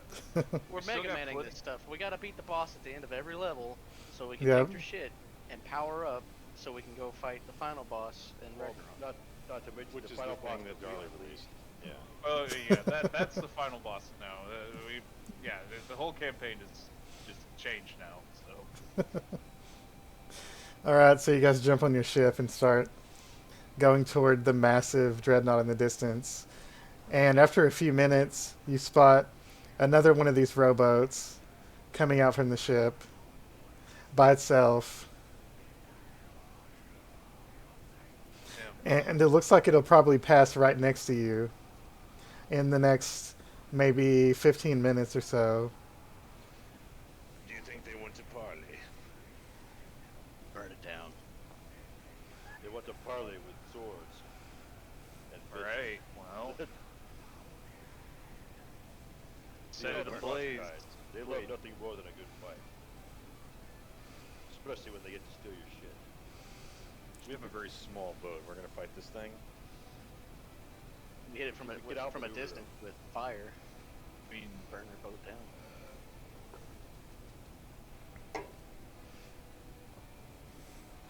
You know, we forgot.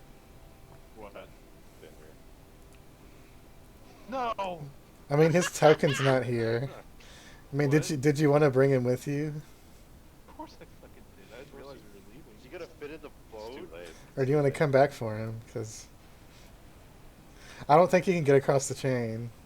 Yeah, it's over. I mean, he can Come swim. back with an airship. We can land right beside the building and go get him. All right, let's say that this ship is you guys, but it's not docked. It's in the ocean, and you see this other ship. This one looks like a little different. It looks like maybe a what do you call it? A cargo ship. Oh. And because it looks like it's meant more to carry shit, not as much of a battleship, and it has 4 frost giants in it. And they look a bit panicked. Hey, can I call out to him, the giant? You're not quite close enough yet, but you'll have a chance to do that. Okay, so there's their ship. You guys aren't right next to the iceberg though. You're far out, but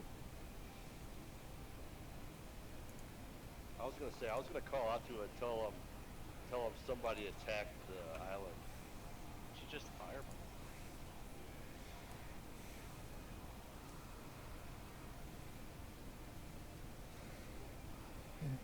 It's not an island, it's an iceberg. iceberg, yeah. So if you want, you can just wait until you get close enough to shout to him.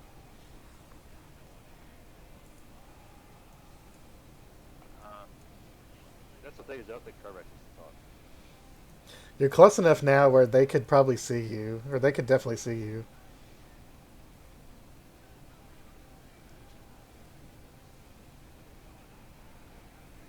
One mage, you like burning stuff down. Fireball their ass. It's all the same to you. I'd rather save the fireballs for the big target. Then create your bonfire. That's your favorite thing, right? That doesn't cost you anything. It's only got a range of 30 feet, so I gotta be like really close if I want to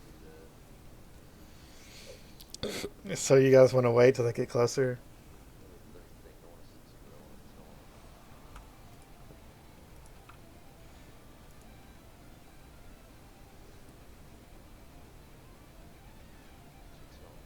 him. Our ships have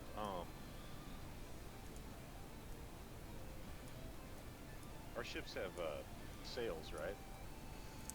Yeah, these little skiffs have sails. They're not rowboats. But the frost giants had giant rowboats. I'm gonna say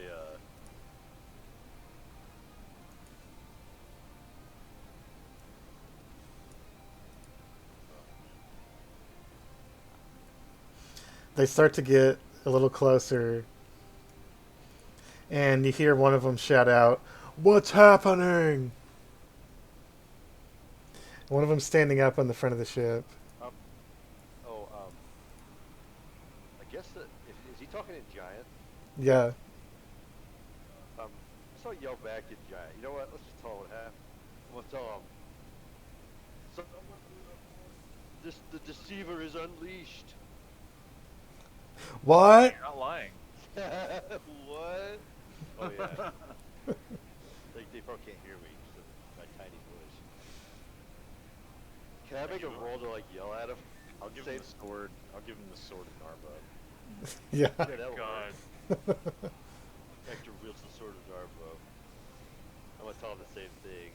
Someone blew the horn, and now the deceiver is unleashed. What's the deceiver? What's happening? I'm gonna tell him he broke the iceberg. Who broke the iceberg? Is it a kraken? I'm gonna Give me yell the out, the sword. deceiver. Give me the sword. I'm gonna give. Is it I'll a, give him the sword. is it a kraken? I'm gonna say, Ragnarok. He turns and looks back toward the other guys behind him, confused. God damn it. Fucking these crazy small folk. I'm gonna hold the sword aloft and say, flee for your lives. They get a little closer, and this guy looks over the edge of the ship down at you to try to like figure out who the heck you are.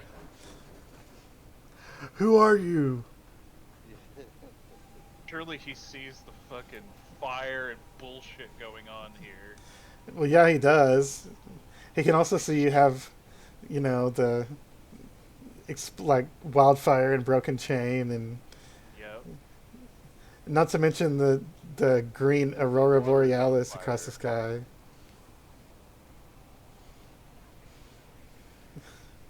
Who are you? The Members of a Waterdeep, God damn it. or the members of a Waterdeep Ecumenical Council on the appropriation of slave trading in Yeti folk. We came up here because we found a couple of red flags.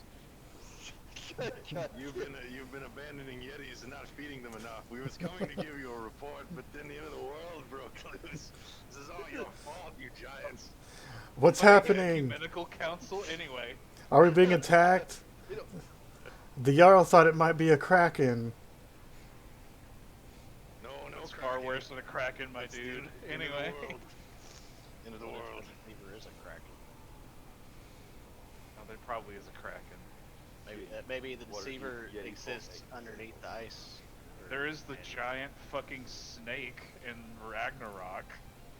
I'm sure that's a thing still, maybe. God damn it. And they're still drifting closer, and one of them stands up. This one stands up. He's holding his battle axe, and he's looking over at you. And he says, "Did you do this?"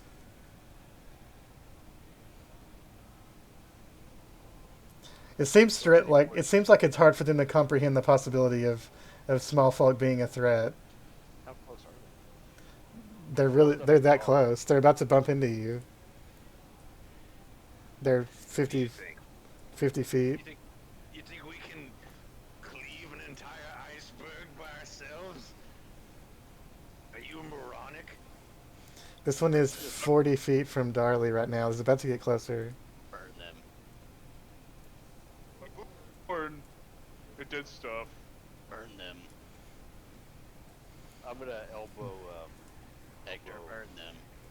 I'm just gonna elbow Carver and just like put my finger up to my lips as I subtle spell create bonfire at the prow of their boat. And one in the back goes, "Fire! Fire!" But it's in giant, so the rest of you don't know what he's saying, but it's pretty obvious what he's saying. Hey, your boat's on fire! Three of them start panicking, and then this one that's closest to you guys looks like he's about to attack you when he gets close enough. I'm gonna Hector's gonna pick up a bucket and attempt to try to throw water to the fire, but he's just doing a really shitty job. The fire's too big. Oh fuck! Make a strength check to try to throw a bucket of water. No. It should be deception because I'm not trying to hit the. Okay, yeah. Trying Trying to make it look like it. Okay. to make it look like I'm trying my best. I just suck at that small one. Clearly. While they're still a little bit away, I'm gonna start casting Sacred Flame. It's like Hold on. Sorry. Here. Scotty. Sorry, it's such a slow. Dang. Yeah. He's like, oh, thank you. Oh, and he just falls into the water. Oh, damn. And he puts his axe away, and he starts trying to help the others put the fire out. Subtle spell create control flames and spread it even further. Like it won't go out. What's happening? It won't go out. Repeat cast Sacred Flame so that they random spots around the boat in the water Okay. as lightning. Wood and oil. God. And they almost bump into you as they just keep going. They're no longer rowing. They just kind of have the momentum. And as they're all trying to put the fire out, you guys just kind of pass by them. And with a critical 24 deception, they don't seem to see you as a threat. And the one as you pass by, the one in the back says, he says, the Jarl's on the ship with the Elder. Go tell him what's happening. Okay, bye. And they just keep going, and they just pass by you, keep going. As they're trying to put out the fire. I'm gonna subtle spell, spread the fire one more time. and Okay. One of them starts screaming again. Oh my god. What's happening? Make sure they all burn. Well, I mean, there's no way they're going to assume it was you because of the deception roll, so they're just going to keep worrying about their own problem. They're probably gonna catch on fire even more than they go into the fucking alchemist fire. They don't realize what it is they're actually trying to sail into. They can't get through that gap either. There's no way. No, there's no fucking way. It's just a clusterfuck of death. Clusterfuck of clusterfuck of death. That about sums it up. Yeah. All right, so we'll just keep sailing towards the dredge. I guess so. I guess so. What the fuck is happening? Okay. Man, if I had enough slots for sending spell, I'd be telling Taylor all this stuff. And she'd be freaking out. Oh no, people like in high places are gonna be freaking the fuck out over what's just happened, but that's an issue for another time. Yep. So here's their perspective. Your tiny little skiff approaching the Krigvind. Rigvind? Krigvind. Warwind? What does that mean? I'm pretty sure it means the war wind. Yeah, Krieg means war, but it should be named the Naglfar. Okay. I don't think this guy's cool enough to have a ship like that. Have a supernatural ship. He just has a big ship. So you guys approach the ship, and you can only see two people on the deck of the ship, two frost giants. How close are we? Are we like pretty close yet? You're getting close enough to see who's in it, and it doesn't, from where you can see, it doesn't look like anyone is peering over at you. It looks like there's two figures talking to each other. I want to turn the boat towards like the prow of the ship, so like we're on the long end away from them. Mm-hmm. Guys, I want to see if we can get close to the nose of the ship, the bow. You don't see any signs of anyone noticing you. You spot ballistas set up on the sides of the ship, and there's 7 massive oars on each side and all the oars are still right now. They're not moving. And the front of the ship has two of these ballistas, and the two figures are on the back of the ship. All right. The front looks like you can't see anyone from this angle on the front of the ship. I want to cast create bonfire on the ballistas. All right, they are probably not going to catch fire too much because they're mostly made of metal. Oh, okay. How about the boat itself? It would take a while because it's like heavily treated wood, so it would take. I mean, it's burnable, but it would just take a long time to get a big flame started. Or an intense fire. Yeah, exactly, Or a chemical fire. exactly. I got a bottle of that. So how close do you want to get? I want to see if there's any nooks and crannies that I could just throw one vial of a chemical fire at. It just has to be like, like a drain in the boat at the top or something like that. No, I don't think there's anything like that. You would have to lob it over the top, really. Oh. They would definitely notice that. There's a dragon's skull as the ornament on the front, Figurehead. the figurehead. Yeah.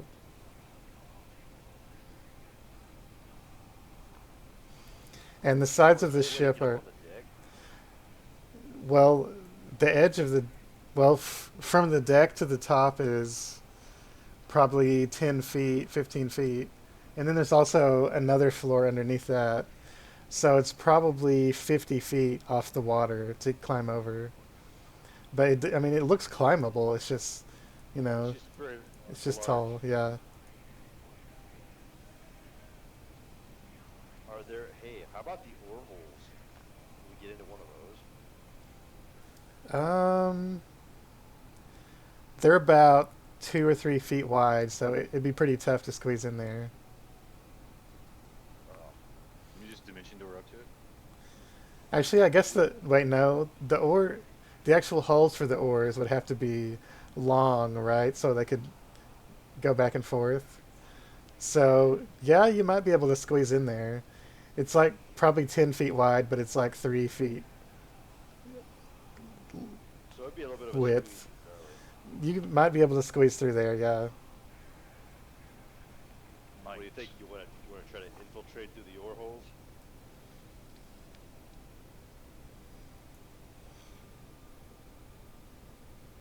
I'm going to ask Yeah. the rest of our mighty crew here. Seems like a good plan. Let's tie the boat up to the ore. That way it doesn't float off, and then we can try to climb into the ore. Just get me in there somehow. David, did you notice that I fixed the arcing bolt spell? I actually. Is this the one that had the text problem? It had a lot of problems. It was also just really clunky and badly written. So I just made my own version and deleted the other guy's version. It's a lot better now, I think. It does a D8, and then you can arc it to a second person. They take half if they fail a deck save. Right, I think that was in there already, wasn't it? The original Sure. one was like, it's a D4 and then another D4 if you make another attack, and then I don't know. It's really complicated and weird. And I didn't- it Well, only I did a knew D4. it was something like, yeah, if you get a hit on the first one, then you can arc to another one if they fail a deck save. I don't remember all of the ins and outs with it. It was really There's one. hard to understand, and it only did a D4. I don't remember what the dice roll was for it. But anyway, this one's better. There was another spell. I'm trying to remember which one it was. I'm looking through my list that has had a text problem, where it didn't show it used to, but then for some reason the text just went away and it didn't show anything. I don't even see it I on there thi- anymore. It must be gone. I think it was Arcing Bolt. It was one that if you got a hit, I think it was like a second level spell, and it would allow you to regain a first level spell slot. And it did. Oh yeah, Electrolyze, yeah. Electrolyze. Yeah, I don't even see that on the list. I probably removed it. I cleaned up a bunch of It was stuff. very broken. The spell, I think, as a whole was broken, but just the mechanics of it in the website was broken. Like it wouldn't list the text, the description. If you tried to use it through Roll20, it would just break Roll20. Yeah, it was screwed up. But I probably removed it. I tried to remove everything that wasn't working right, or was just bad. All right, so you guys gonna try to drift the ship up and try to climb up through the ore holes? Yeah, I think that's a good way to get on the boat at least. All right, everybody make an athletics check to climb up. Athletics check. Yep, athletics to climb up. Can I do acrobatics because I'm a weeb? Sure, you can hop around, flip up there, parkour up there.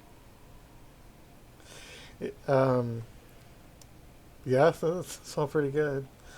So, are you guys going to try to get into the front of the ship or the back of the ship Yeah, we're by the front. or the middle? Front. Okay, the front. So, as you, who's first? Darley's first because he got a 21. So, Darley, as you peek up your head up through the hole, you see something that you couldn't see from down low. There's a dragon chained to the ship. Oh, Let me put you guys on this map so you can see what's going on. that'd be good. There's a white dragon chained to the front-ish part of the ship. I gotta get the tokens sized right. Because for some reason when I drop them down, they're tiny.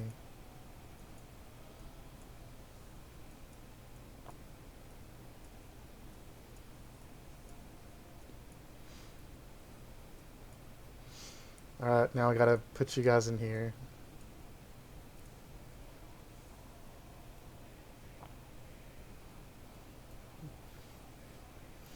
You can see a white dragon chained down. Not an ancient dragon, but it's still a pretty big dragon.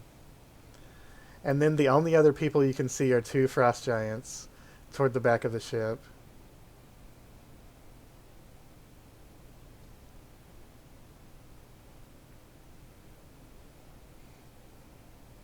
And the, Dragon noticed us. it looks like it might be asleep. Might be worth it to leave the dragon alone. We can come back into it. What are you talking about?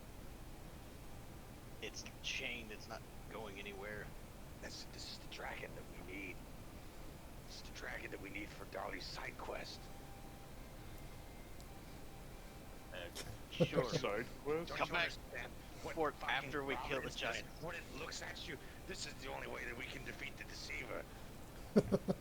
Well, It could be like that. well, this is not an ancient dragon. It is an adult dragon. Semantics. This is a big ass dragon. There's a big difference. Work wonders with this. An adult dragon is like Mista, and then Get out of here, DM. a ancient dragon is like CR 50 or whatever, invincible. Okay, well, you know what? Let me just measure its CR with my in character abilities. I don't know the difference. It's a big ass dragon. Keep doing it in character. I like the idea of Chronos talking to imaginary voices that don't exist. Okay, I'll do it in the world version. An ancient dragon is like 5 times the size of this dragon, though this dragon is still big and scary. We can kill the dragon. I don't care about that, but maybe we do that after we tackle the giants. I'm not tackling a giant. I mean, literally.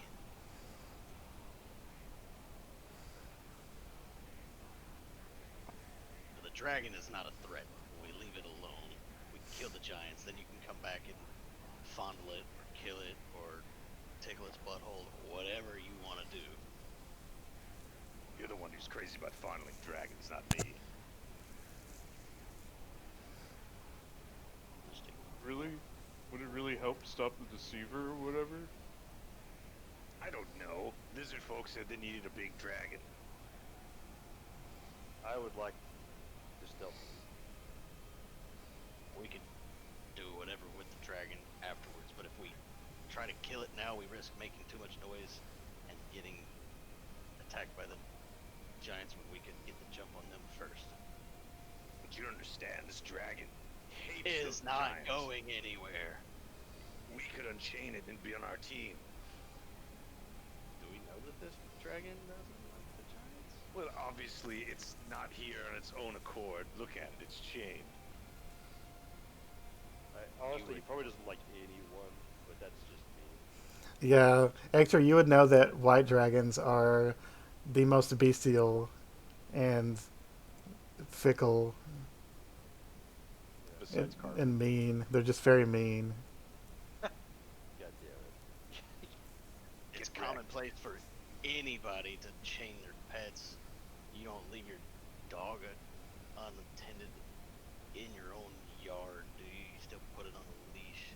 No, this thing is a. Yeah, it's got This chains thing all is a around it. dragon. Yeah, it's hands, it's front and back paws are chained to the deck. Hmm Against its will, and so if we let it go, it'll say, "Yo, dog, thanks for the help. I'm gonna go attack my." Hector just Captors. ignores you and stealthily starts to like pad foot his way towards the back of the road. I'm gonna shout, "Where are These- you going?" As loud as I can. These brown things are seats, so they're big enough for you guys to hide behind because they're giant-sized seats. Can we go under them? Hector is going Splinter Cell. No, right you, now. you'd have to go around them, but you can hide behind them. You burned up these ballistas too, didn't you? We can't use those. No. No, they're still fine, but they're not really made to aim into the ship, into the interior of the Oh, ship. they don't turn. Not that Not much. that much. What are these right here? Are these stairs or something? Go down. Yeah. This is stairs right here that goes down to the lower deck. Into the brig. So much.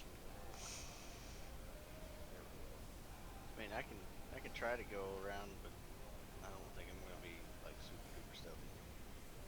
Not really reach the neighbors. Hector keeps sneaking. Quiet as he can. I'm just gonna walk it straight up, just scream Elder. Okay. Gonna walk up and be like, Elder!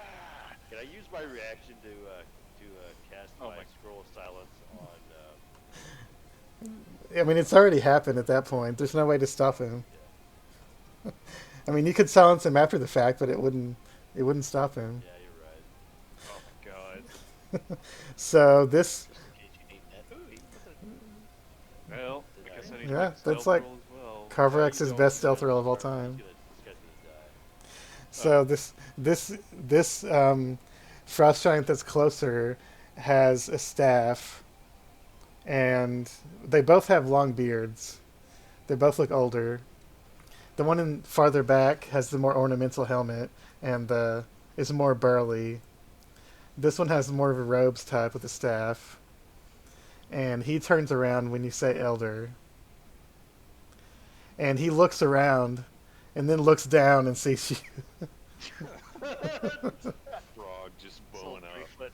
3 foot tall frog against a Yeah, 30-odd foot giant. Who are you? All the way back, my chest is just sticking straight out. You probably barely see you because you're fucking tiny. I'm gonna say, I'm sure you've noticed the ominous portents above. And this one in behind says, "Who are you? What's happening?" Pretend to be the deceiver. Oh, pretend to be the deceiver. In your language, it would be called Ragnarok. For it has been told that one will come, chosen son of Anum, and he will sound the horn, and Trim will bless him. Well, I am that blessing.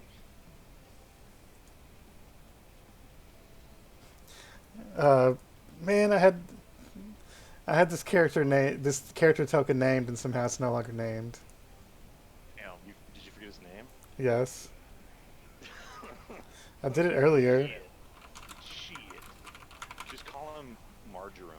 That's a really cool sounding herb. Dagrin the Elder. Let me change his name now, so I Dagrin don't the Elder. forget it. Dagrin the Elder. Got it. Dagrin Kama the Elder. But Kama's actually part of his name. It's Dagrin Kama the Elder. Comma. It's Dagrin Kama the Elder. Comma. You come and go. You come and go.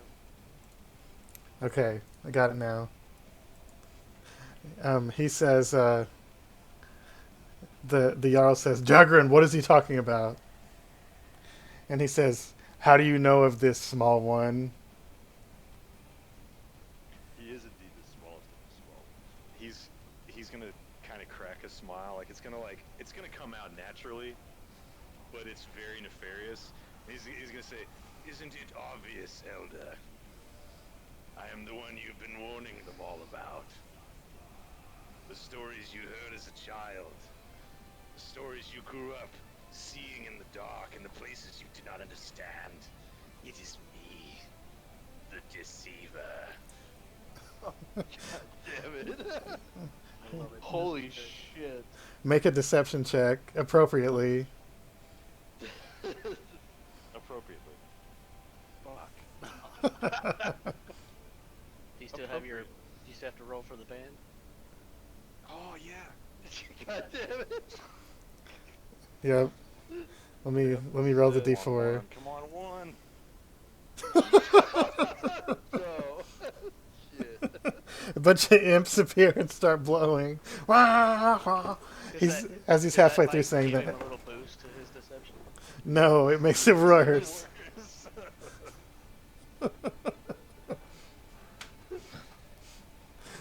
Fuck. And the Jarl says, You gotta "What play is it he off like it's all saying?" part of the gig, right? Oh, I'm And- still standing there ominously with the fucking band of imps behind me playing wrong notes. The shaman says, "If Ragnarok is upon us, then we are well prepared. Thrym has granted me blessings, so that we may rise to the top of the Ordning." Can I? Okay, I want a subtle spell suggestion on the shaman Okay. if he makes that roll. He might. He probably will actually.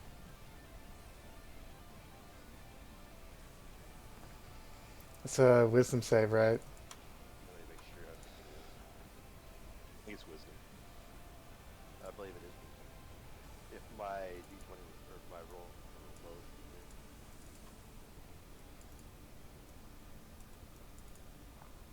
it's 60. I think it's wisdom. 16 is the save. Yes, save.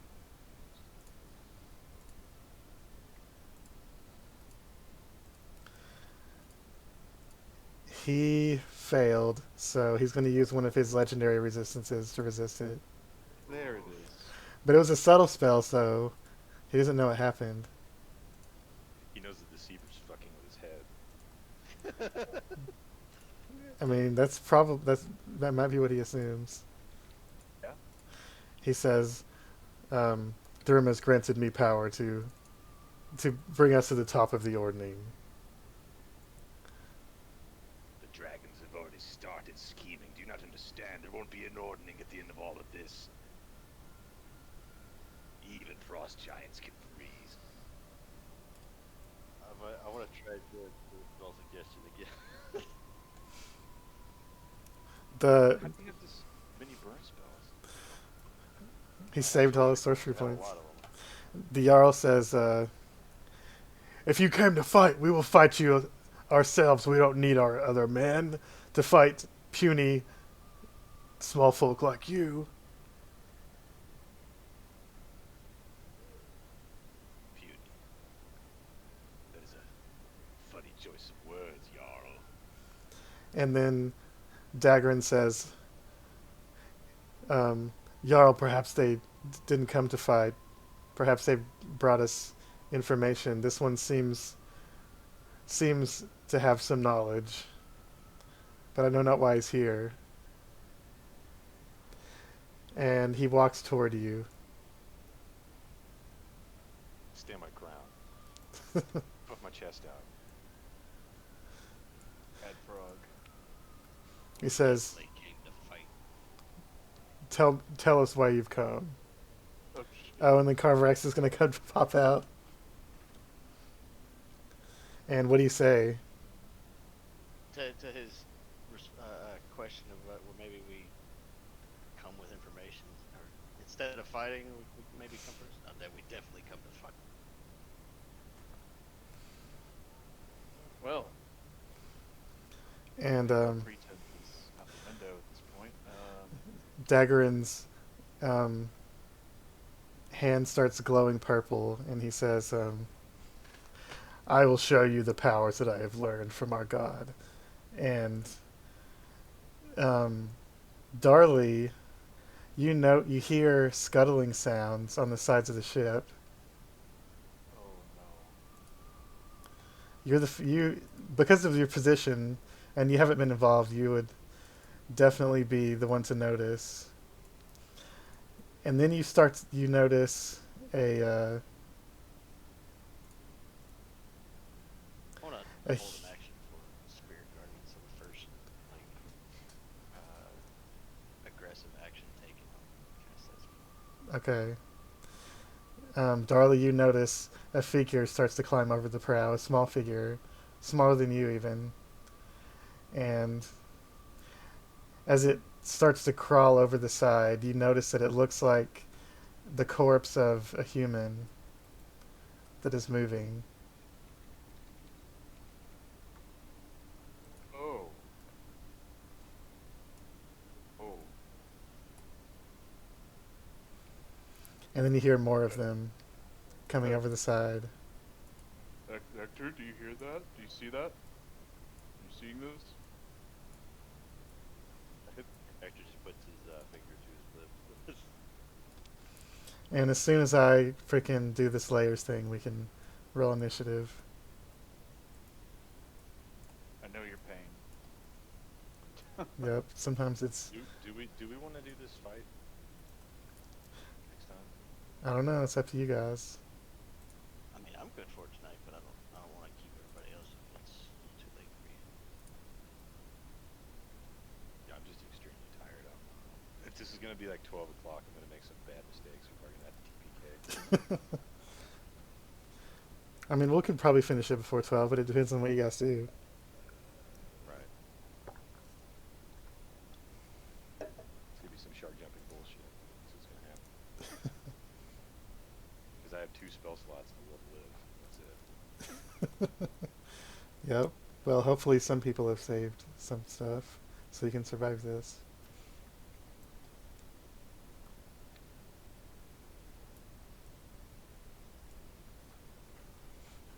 Well, do you guys want to start it now?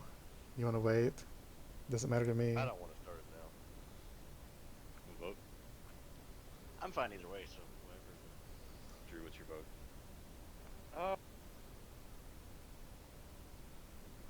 I mean, it seems like a decent place to stop, probably. Yeah, it is. But I don't know. I mean, it's kind of hard to predict how long this is going to be. Mm-hmm. Yeah. Yeah, we've had some fights go for a while, but we've had others that were over pretty quickly, so it's... Right. It's hard to gauge it. Airship fight. Yeah. Yeah, fight the airship fight pretty was ridiculous. almost 4 hours. That was insane. Really that long? The I knew it was one long. where we almost, it was really long, yeah. It was like 3 It was- it was like it 3 was hours really- and 45 or something. Wow, I didn't realize it was that Yeah, go long. back and watch it. It's half of that video. Wow. But Yeah, wasn't that whole session like 6 hours? that was when Tommy played, and Yeah. Tommy was only there Eh. for like that fight. we did like a little bit Basically, of the stuff. whole thing. Like you guys came out of the temple, got in the airship, then the we had fight the started, fight. and then the fight was from there all the way until the very end. Yeah, So it was like Del Felbar. it was like We didn't even get to Felbar that day. 80% of that session. Wow. That wasn't even as bad as the Duke Zalta fight where we almost all died. Yeah, the Duke That Zelta was fight that was long. quicker though. Yeah, It it was was good fast. because we had Narbug. Did you guys do the whole? We- Did you do the whole Frost Giant lair in one session, or was it 2? I can't remember. Frost Giant or the ice? No, The fire giant. Because I know you guys did the Yak City. It was 2 or Well- 3 if you count all the shit outside. The Yak No, it City was was only one one day. session. Yeah, it was so. Yeah, we stopped before we went in, so we started the next session of going down. I mean, we started up at the top of the mountain still, but we were going down pretty quickly. Yeah, because after I remember that. you And being I think very we went all the way surprised through at the that, right? finish. I think it was I 2 remember- sessions. Yeah. I remember. No, it wasn't 2 sessions down in the thing. I think it was just 1. I think it was just one down there. Because I But it remember. was like the majority of that session was that whole trip down inside the cavern. I remember Going I down the made a elevator and back up was all in one session. I made a stat block for Narbob. I'm pretty sure for the second I day take that it back. we did it. We might have ended right after that boss fight, and then We did. the next session we finished Yeah. down there and then like 'Cause- looted and then went up. Yeah, because Tayril showed up after the sending after we beat him, Yeah. and that was the next session. You guys recovered an item. That's when we had to learn about Jasper and all that shit. Yep. Because I remember Brett being like, I can't believe you guys finished that in 1 session. Yeah. That Narbo session was fucking insane. That was dank. Because that. Though to be fair, this session also was just ridiculous as well. In its I own mean, way. Iron Slag is a huge multi-level dungeon, and this is just like Yep. an iceberg with 3 buildings, and it's taken a lot longer. Well, to be fair, the Twilight of the Gods has now been initiated because fucking Darla. Yeah. I'm telling you, man, Darley's the main character. Right. If there was a main character among any of us, because I mean, you were all special and mom died, but Darley's the main character.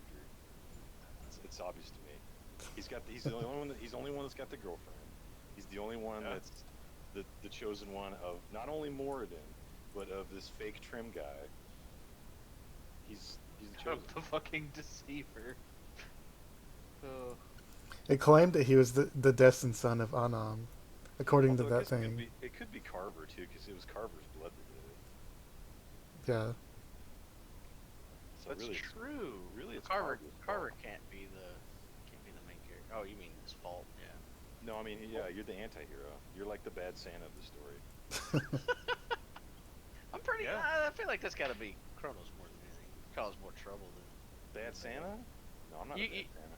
I'm like Bad Santa. Bad Santa's I'm not- just a chaotic kind of character. Like he's not a. He's I mean, he's a he's dick, like but Faust. he's. Have you ever read like selfish, Merch? not Have you ever evil. read Faust? Yeah, pretty much. Kind of what he's like. He's very. He's self-serving. I mean, he's down. It's a- He's down for the party thing. But he's self-serving. Tempter. Right. Definitely Oh, that. Faustian. Machiavellian. That makes Hector Machiavellian. the straight man. Yep. Yeah, you you're are the straight man. Yeah, you're the straight man. Yeah. Mhm. Well, every comedy group needs a straight man. Yep. I mean, it's either that or it's either that or you're the token black guy. You know. Well, one or the other. We I'm can't- gonna get there if I keep drinking. We'll see. Oh, see, then you'll be the drunken straight man. Yep. I don't think anybody knew that was going to be a bad thing to blow the horn. Well, I mean, that was kind of the intention, though. I mean, we It couldn't was have an known that, illusion. really. At least Darley didn't have the capacity to like, I oh, knew well, it was magic. why I is, just chose not to dispel it because I'm a crazy person. yeah, right. So then Really, that makes it it's Hector's actually fault. Hector's fault. Well, it would have been Hector really was hard for the you to figure out that there was an illusion putting up false runes. Yeah, all I knew is there was runes. I was trying to figure out what they said. I did, but And you told Darley that it was he would get a blessing, No? and then Darley later said that he needed dragon's blood from a chromatic dragon. Because he heard a fucking voice in his head, Yeah. and Yep. Darley's like, oh, okay, this is the god or whatever speaking to me. Sure, fucking whatever. Clearly, you guys are crazy, but you know, I know Darley's not a bad guy. You know, so if he thought that was the right it thing, might to have been do, a clue if then that you help him out. saw Hector start drinking heavily after he heard it in his head. Well, Hector was immediately suspicious of it. He was pretty much right to be, but he's already been messing around with demons and shit, so Right. he knew not to Hector's mess with it, immediately suspicious about everything, though. And, which yeah. is probably correct. And Darley doesn't really have a lot of exposure to this stuff, obviously. And on top of that, hey, son of, I forgot the name, Arnam? Anam, yeah. Anam. I was Think close. like Adam. That too. Yeah, Anam, yeah. I bet he felt, you know, probably, I mean, being a hermit obviously is a lonely life, but Hmm. doesn't really have anything to connect to, really, outside of his squirrels, I What are you guess. talking about? I talk in your head all the time. Well, that's true. Actually, that's probably why he wasn't freaking out over the fact someone was talking to his head. Yeah. Because Kronos has been probably been talking to his head at least once a day, probably more. Yeah. Makes sense. Oh, another voice in my head. Okay. Who are you, visitor? Yeah, and yeah, with Kronos constantly talking to people's heads, it's not that uncommon for any of us to experience. No. It's gotta be hard on you religious types though, because now you don't know if you're getting if you're not getting divine guidance or if I'm just fucking with you. Yeah.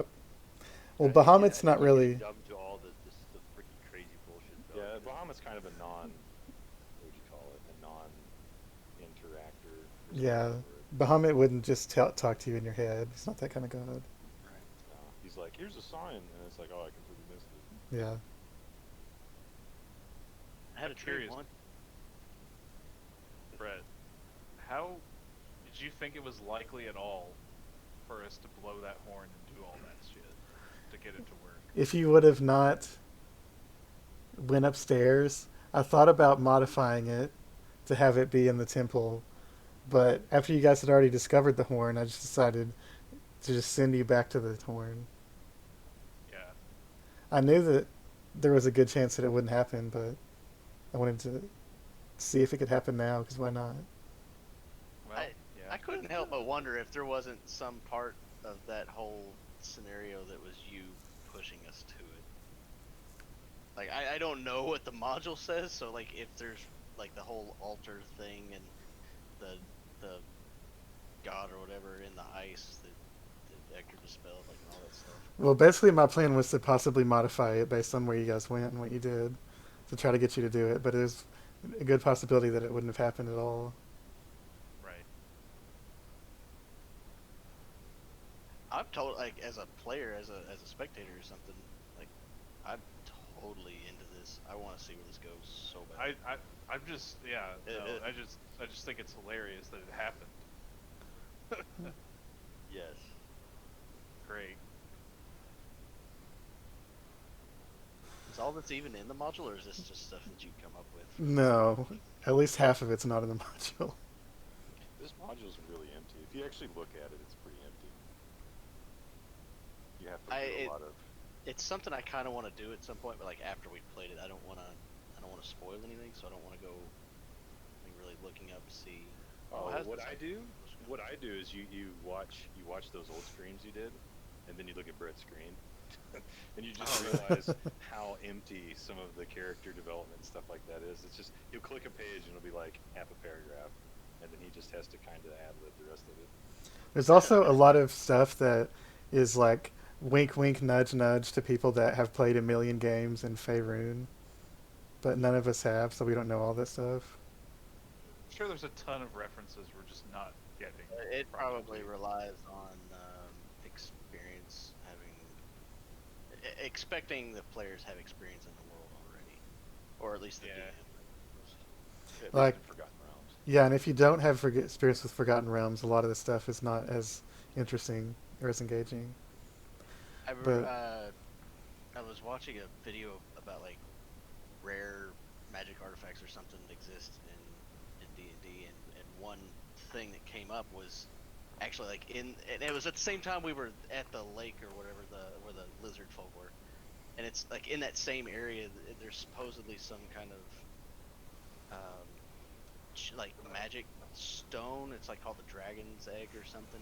It's just a big stone chest, but it floats and it's all magic Oh, stuff. I And heard about that. like, Yeah, and it's got there's like weird different little containers in it. yeah. And I was like, well, that's Yeah, kind of you weird and gotta go in wonky. there I and wonder if sleep. that actually exists in our game, and I thought about for a minute trying to see if there's some way I could force us over there just to see, because it was just like south or southeast of where we were, but it wouldn't make any It's- sense to do that. It's definitely not in Yeah, the it was- module.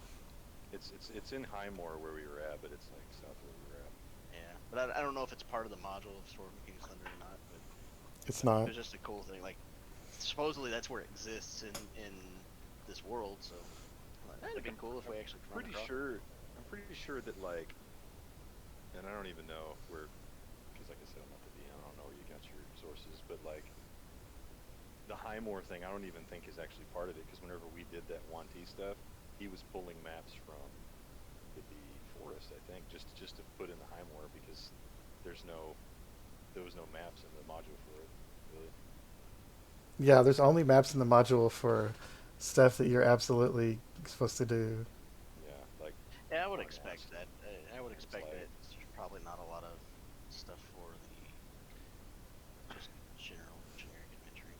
Well, you think like they would have stuff for like certain instances, but like Citadel Felbar, for instance, has a huge map. Yeah. Like if you really wanted to get into it, it has a huge map. And then you go to like we did that fight through Parnas and stuff like that. We had what that one map of the where we fought. Yeah, I took that map Yeah, from like a Arbor. different module Was that from a different module? because So, yeah, I mean, Parnas is big in the Horde of the Dragon Queen module, Yeah, and that's what I figured. what's his face? It's a weird name. Is part of that module too. Blagothkus. Yes. But yeah, we picked this module because we liked the idea of the Norse theme, but then later I found out it's like supposed to be the second worst 5e module What? Based on what? Whose review? based on like the general consensus of everyone's reviews. The worst one is the Underdark one. Apparently, everyone says that, but That's not what I heard. See, you get these things from different people. Somebody told me that the Mad, what was it? the Undermountain Really, Mad Mage. no, Mad Mage. Everyone told me that one was the worst one. Yeah, you could say that. I mean, it's like That's a. the thing. It depends on what kind of thing you're doing. If you're like a really numbers min maxy type of group, that would be good for you. But if you're a story type based group, that one would be awful. It's the same thing as like what we're doing here. I mean, if you like open world, choose your own adventure kind of stuff, this is the right one for you because all the other ones are pretty railroaded. So. I don't Well, know. I a don't- lot of them are even more sandboxy, like Curse of Strahd and some of the well, other see, ones. that's different though. I'm just talking about like in the Forgotten Realms. Like there's really not one that's just like wide open. Like you don't have a giant map like we got on most of them. Yeah, Our the map is very limited. this one's designed for you to tromp all over the place. Like Tomb of Annihilation, everyone's like harps on how good it is, and it's like the map for Chult is tiny, Hmm. but of course the map is full of mini maps, and that's what makes it good. Right. But I don't know. I think you have to take all reviews with a grain of salt. I think it's what the players make it. Like I haven't. This is my first ever campaign, so it's kind of hard for me to judge it on anything else. But this doesn't seem that too bad. Well, the But good also, part about like, this one the is effort you're doing too. it's really easy to modify this one. It's a Right. lot harder to modify Curse of Strahd. Because your changes might have repercussions later on. Yeah, there's a lot of stuff. It's a lot smaller, and there's a lot less stuff you can change, Yeah, it's a lot more intimate. and it's more in between each other. like themed. It's all Gothic themed, so you can't go too far off of that, or it doesn't fit. But yeah, if I would have known, like, if I would have looked at reviews, probably would have wanted to do Curse of Strahd or Tomb of Annihilation or Waterdeep. Probably Waterdeep would be the best, but Well, I'm Anyway, glad this that one's you been took the fun. reviews. That's all I'm saying. this one's been fine. It's Yeah. good for modification. That's been a hell of a lot of fun. If we were going to do another module, I would want to do Waterdeep, but I think it's going to be more fun to do Eberron. Oh, I got to play it around and like started getting a kind of a deeper like character concept drilled up that I think would be fun for that. 'Cause I've been reading Monster some of the campaign. or the the Everon stuff. Yeah, I don't know if that's the same as the monster campaign you were talking about. Yeah, it is. Eberron is going to be the monster Uh, game.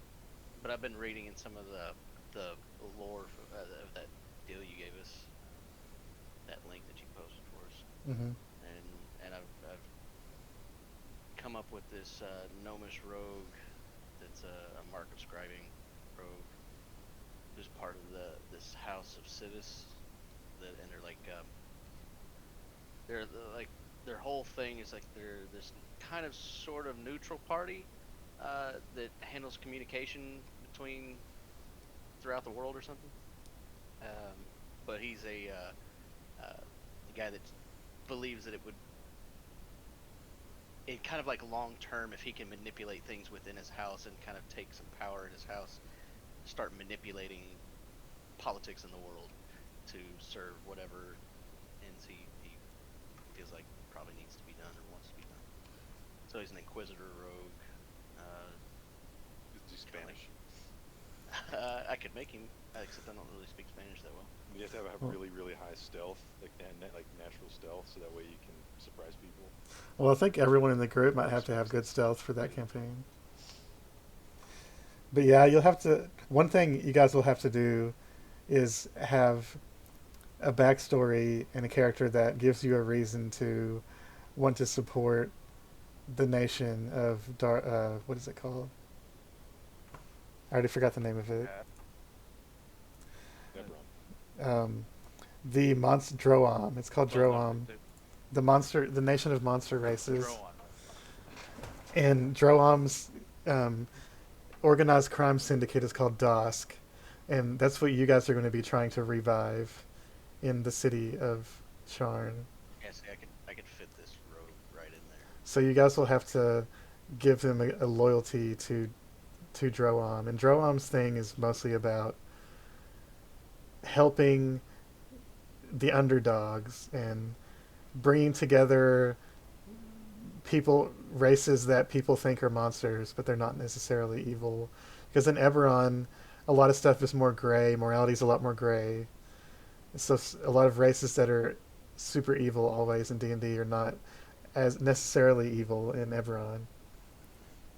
And so Droam is, if you want your character to have more of a good-ish motivation, maybe they want to help downtrodden races have a better place in society, or maybe they're just loyal to the Sisters of Sorakel, which is the Hag Coven that leads Droam, or maybe they just want to be a criminal, and that's fine too, as long as they have enough loyalty for Droam to trust them with an important thing. That's funny. Actually, one of like this character's kind of goals is to kind of grow his own little guild. So this would be like aligning with this group. Maybe it's his like trying to grow that guild and using his influence within his house to maybe manipulate communication that would favor building this guild, this group, or whatever. Well, the Dosk was wiped out by the Boromar clan, which is a halfling mafia family, and they're the most powerful organized crime syndicate in Sharn. And I'm sure House Civis has a lot of beef with them. I don't know. I have to look deeper into that. Basically, the general gist that I got out of House Civis was that they're a pretty neutral group that just kind of manages communication across the world. They have these like I forget what they were called, but they're like big sending stone booths or something that they're manned by gnomes that will use them to communicate with other people, another stone somewhere else, and they're just like phone booths basically, but giant sending stones or something. Yeah. Something that effective. But they work like telephone operators, like they're working a switchboard, kind of something to that effect. But they tend to keep a pretty neutral stance in the world, and they're pretty much everywhere in the world, even though they have kind of like a home country or hometown or whatever the thing was, home city. But they're spread across the world, and they're used for that kind of stuff. But if one of them decided to, maybe actually instead of being neutral, take a side, then, if you have information handed to you and you're supposed to deliver that information, but you manipulate that information first, you could change a lot in the world of politics and the development of groups, countries, or cities, whatever. Like Maesters in Westeros. Exactly. Well, all the Dragonmark houses are neutral. They're essentially corporations that are ruled by families because their Dragonmarks are hereditary, and they're what allows them to have their monopoly. So, I've come up with 2 or 3 different character ideas, but this one I actually just kind of looking through the marks, and I found this marker scribing and started one idea led to another and snowballed into this whole character idea. Just thought it might be fun to play. Well, the main thing will be to have some kind of attachment to Droam Right. or Dusk. Right, and he could have been assigned to work there or something, and it just fell in line. Like, what's the word I'm looking for? Basically befriended the people and felt sorry for them or something, and decided to want to help. Like, his motivations don't necessarily have to be, they're not necessarily evil. They're just maybe kind of chaotic, kind of Mm-hmm. maybe self-serving, but maybe that self-serving is not just for himself, but for this other group that he pities almost. Well, you guys are going to all be criminals, so Yeah, we are. it's you can't be too good of a character. Right. Right. It's something I could push in multiple whatever direction I need him to go. Currently, he's set up to be kind of like a neutral, chaotic character. Yeah, my character is definitely gonna be able to only talk in whispers and failed hanging. Nice. That's I like the interesting. direction you're going, my man. Yeah. Mine's just gonna be a drug-addled male goblin who thinks he's an anime magical girl. Yes. I love Basically it. what he's playing right now. He's dysphoric. He's also gender neutral. Nice. All right. You know, unlike Bi the male and wants to be a female. He's gender neutral, pansexual. if you fill out all the character sheets, one of the things is like bonds and flaws and all that stuff. Like basically, one of your character's bonds, which is kind of what they care about, needs to be Droam or their ideals or Dusk, and everything else can be whatever you want. They can be super evil as long as they at least care about that enough to be loyal. Right. And probably not be likely to murder the other members of the team. That would be good. Exactly, yeah, that too. As long as you're not murdering the other members of the team. Right. I mean, you could go out and murder all kinds of. You could just be a fucking serial killer if you like. Just don't kill the other party member. Yep. And we want to have, probably, I'm thinking at least, to have one person that's the killer and one person that's the infiltrator, one person that's the talker, and one person that's the expert, Drug-addled goblin. the arcanist expert. Yeah, you were saying. But if you play a rogue, that can be literally any of those four. So, Yeah. and I think Drew wants to play a hobgoblin sorcerer with the aberrant dragon mark. I looked at doing something similar. I don't remember. What But I exactly haven't. it was. I haven't really like decided on a role to fill. But I'm kind of waiting on everyone else to decide what they want to do. I'm You need pretty to run. flexible. You need to run a monk of the astral self and just make a JoJo character. I mean, Watch you, the Eye of Arcana. It's some monk thing where like you go full into mind and you can project yourself like in an astral body and beat the shit out of people from range. I mean, there's also the Sun Cell where you're a Dragon Ball Z character. That That's sounds true. cool though. You can do way more stuff with an astral projected self. And there's the Psychic Warrior where you're just a Jedi or a Sith Right. Or flips and shit. or Armorer and you're Iron Man. I had an idea that I wish I had thought of before I made Baldur, because I would have done this with Baldur instead, in using wild magic sorcerer coupled with subtle spell meta magic, and he's basically haunted by a spirit that he doesn't know how or why or whatever, and it's the spirit, quote unquote, that's casting all the spells and doing all this stuff to maybe protect him or get him into trouble or whatever kind of shenanigans, and he's not actually doing it or doesn't think that he's doing any of it. So That'd be pretty sweet. Yeah. There's Basically actually, a Beyond Two Souls, if you've ever played that game, something to that effect. I mean, there's a race on Everon that is just people that have a spirit that's inside them. Yeah, They're like really psychic based. It's the the Kellisthar? Kalashtar, yeah. Yeah, those guys. They're refugees from the human home continent, which is now taken over by a tyrannical fascist psychic state that's secretly ruled by evil spirits from the psychic realm or whatever. Bad shit. But anyway, Bad the shit. the Kalashtar are like they're all psychic and stuff, but they also have a spirit that is sort of a guardian angel slash trickster slash second personality type of thing.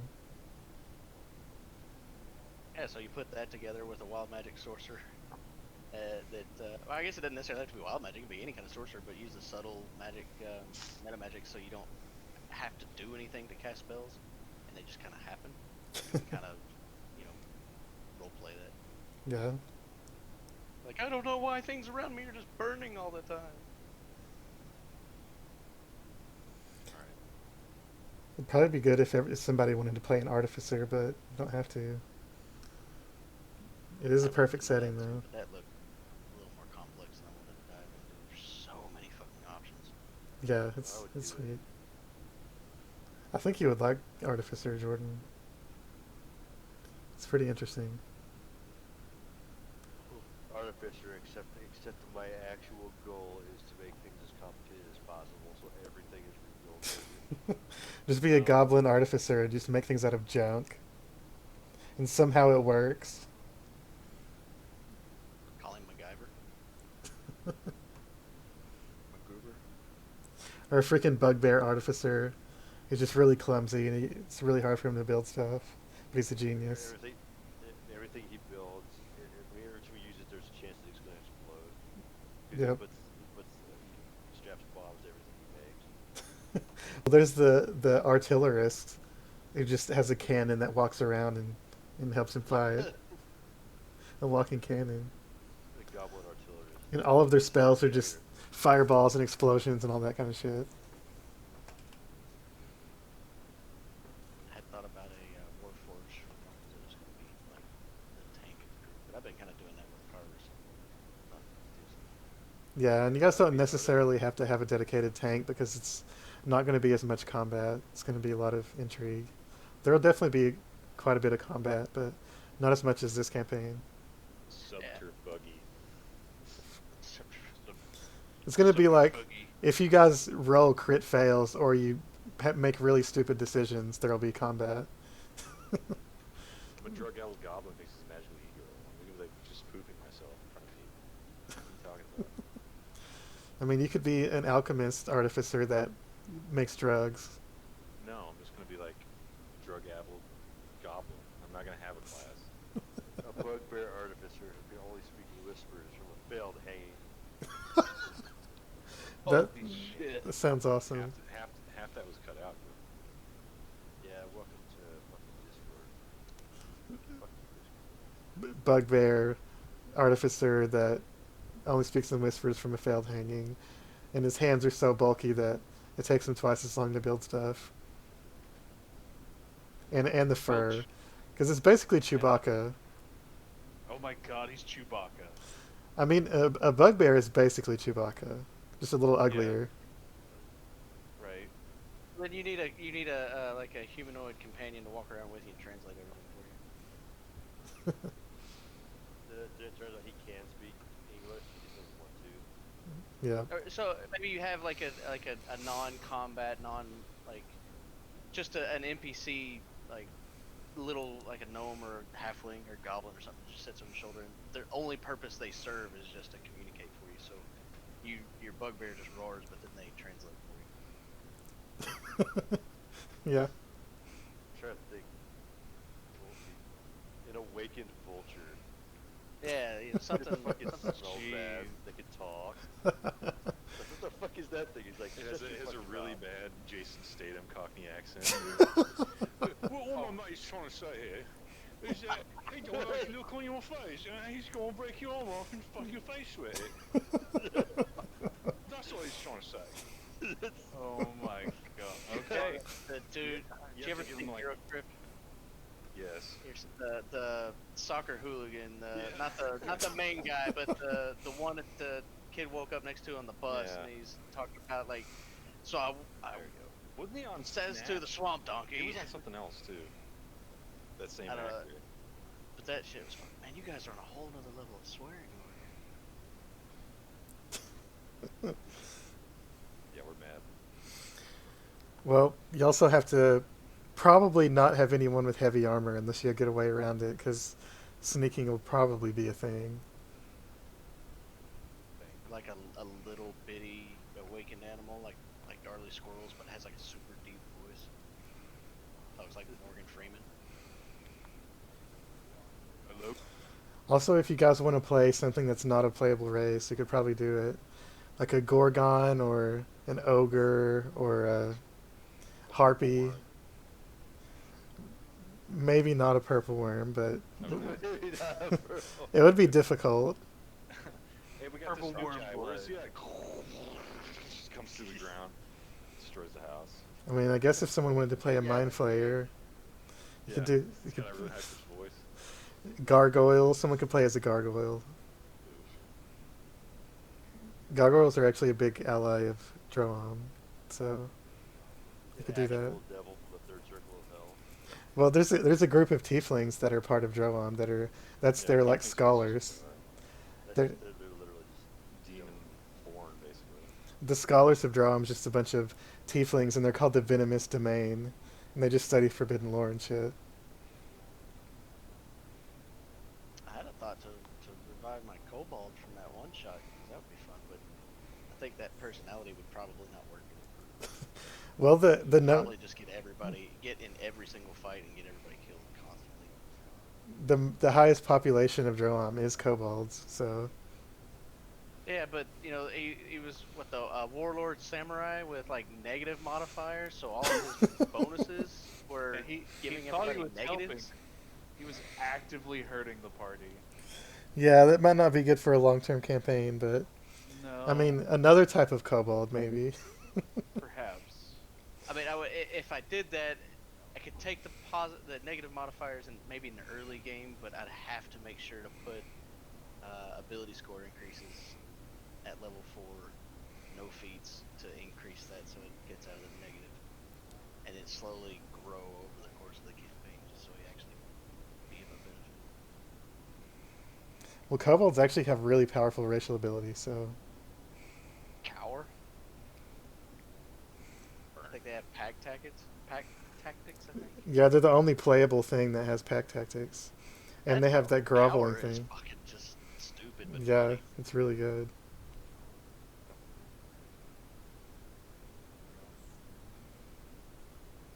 Maybe I'll make a variation of the kobold. I'm just gonna make Lord Walker Cho. It's that time. I mean, you could probably make like a bugbear, Lorewalker Cho. Yeah, but he's not evil. Well, not all bugbears are evil. In Eberron, most of them are probably not evil. They're all lazy though. They're just lazy. They're just big, hairy, lazy boys. Yep. That are somehow extremely stealthy. Yep. When they want to be, they're super quiet. Yep.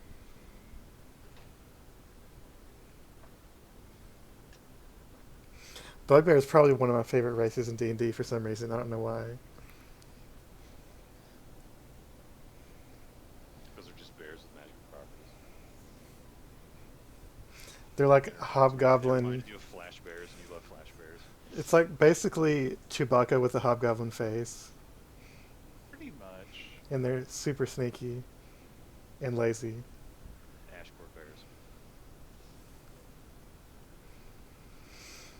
Alright, I'm not playing it again. I gotta go sleep. Yep. All right. Well, you guys can think more about your characters for Eberron. It'll be a while till we do it, but it would help, to have it all ahead of time. So How about an Great. illithid elder brain in a walking glass tank? Holy shit. Just a straight up elder brain. For one thing, elder brains are like sacred to mind flayers. They're not just gonna let their elder brain get in a giant jar and walk around. So What are they gonna do? Stop him? I mean, you'd just start mind controlling everyone in town.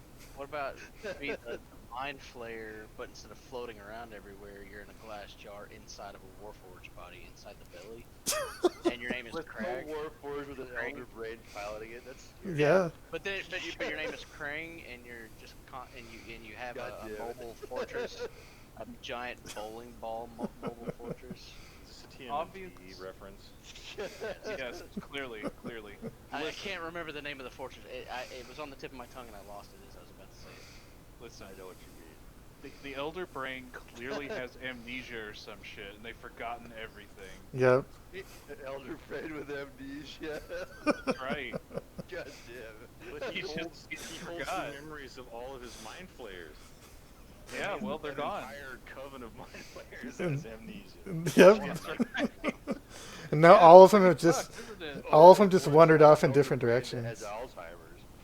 Oh my god. Jesus. I want to make this Warforged race, but he's got an elder brain or something inside of his belly.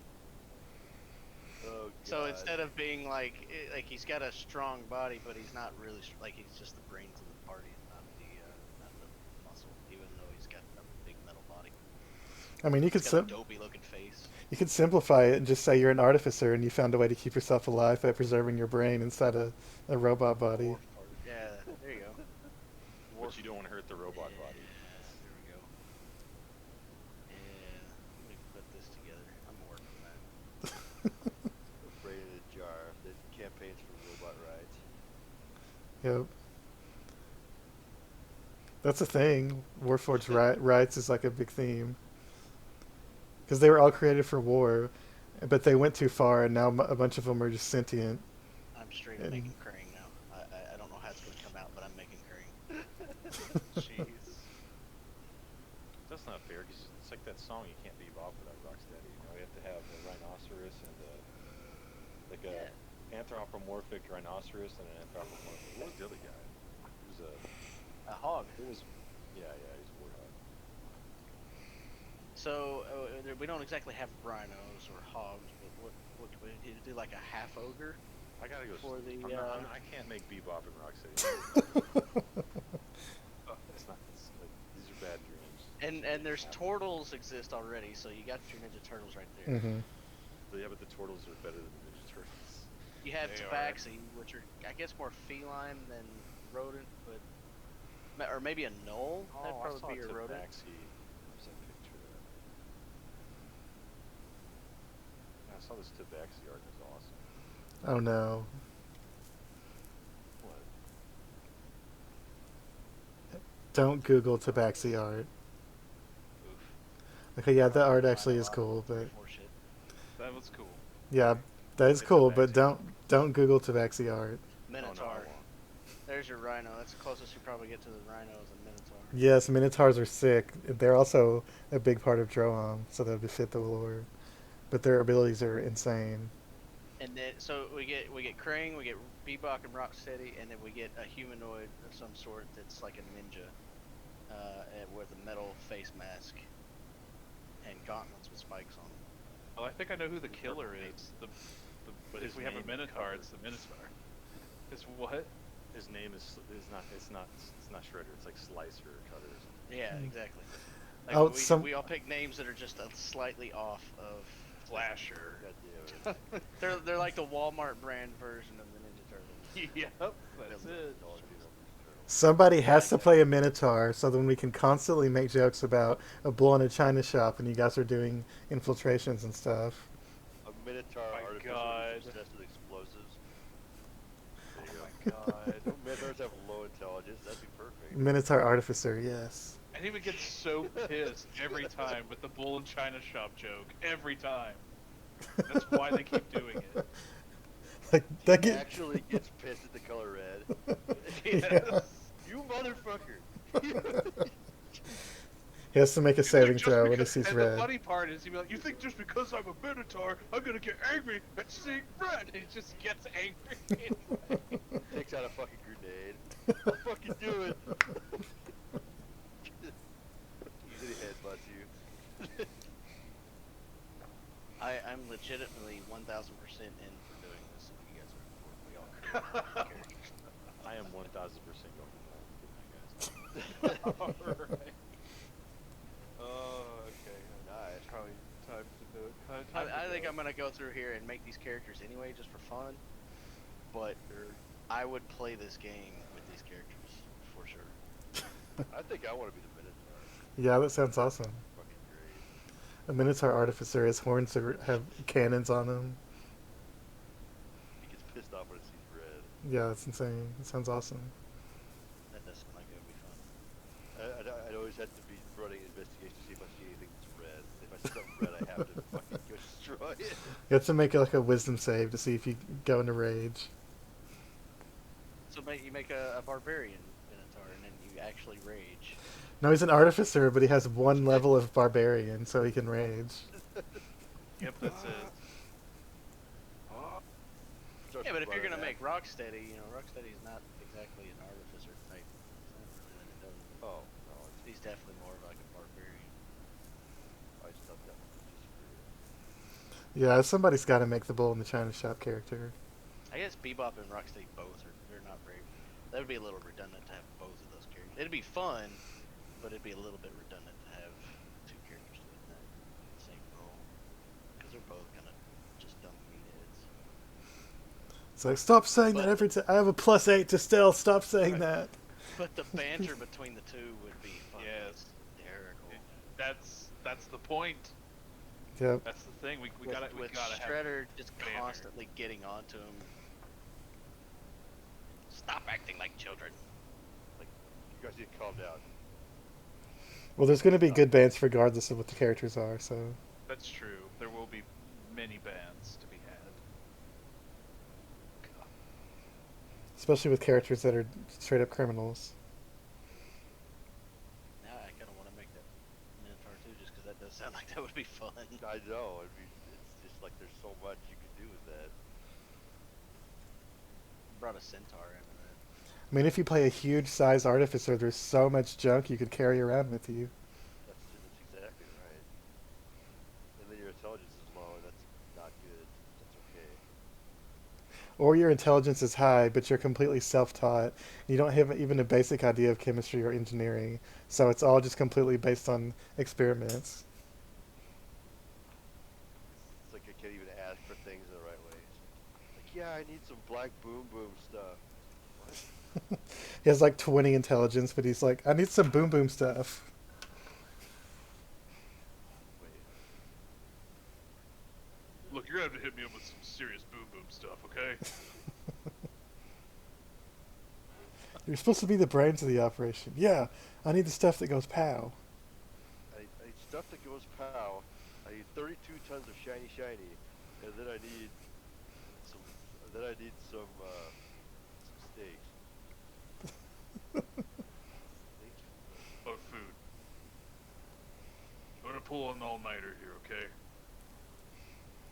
Are you- That are you was just- a Minotaur with a taste for steak. Are you just Yeah, are you just building a giant bomb all night? What? No, I've already got a bunch of those already stocked up. I'm building something else. I've got a room full Had of an bombs. idea.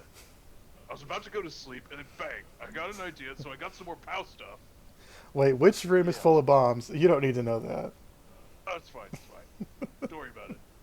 I made- Don't press that button over there, by the way. Whatever you do. I took all the bombs and I made a horse out of bombs. Can you ride it? Yeah. The good thing about Artificer is you're supposed to reflavor their spells. So you could just... all of your spells could just be different types of bombs.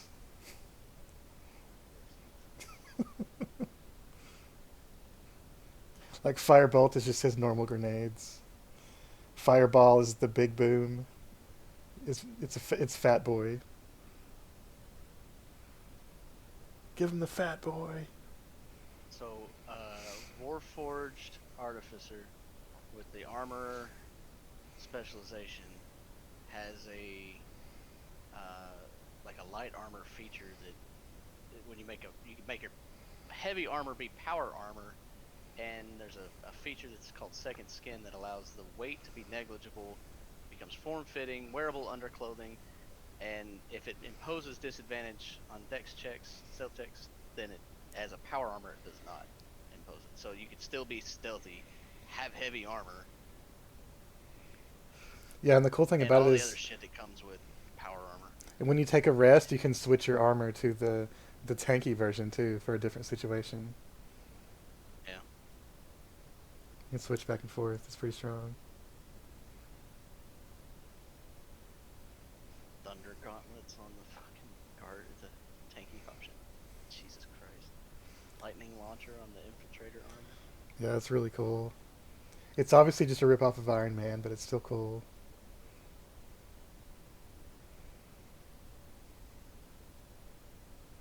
is straight up gonna be Krang. So the Warforged robot part of the body is just has like a belt with underwear, and then there's the brain and the belly, and then shirtless, and has like boots. That's like it. I think it was bald on top, had goofy looking glasses.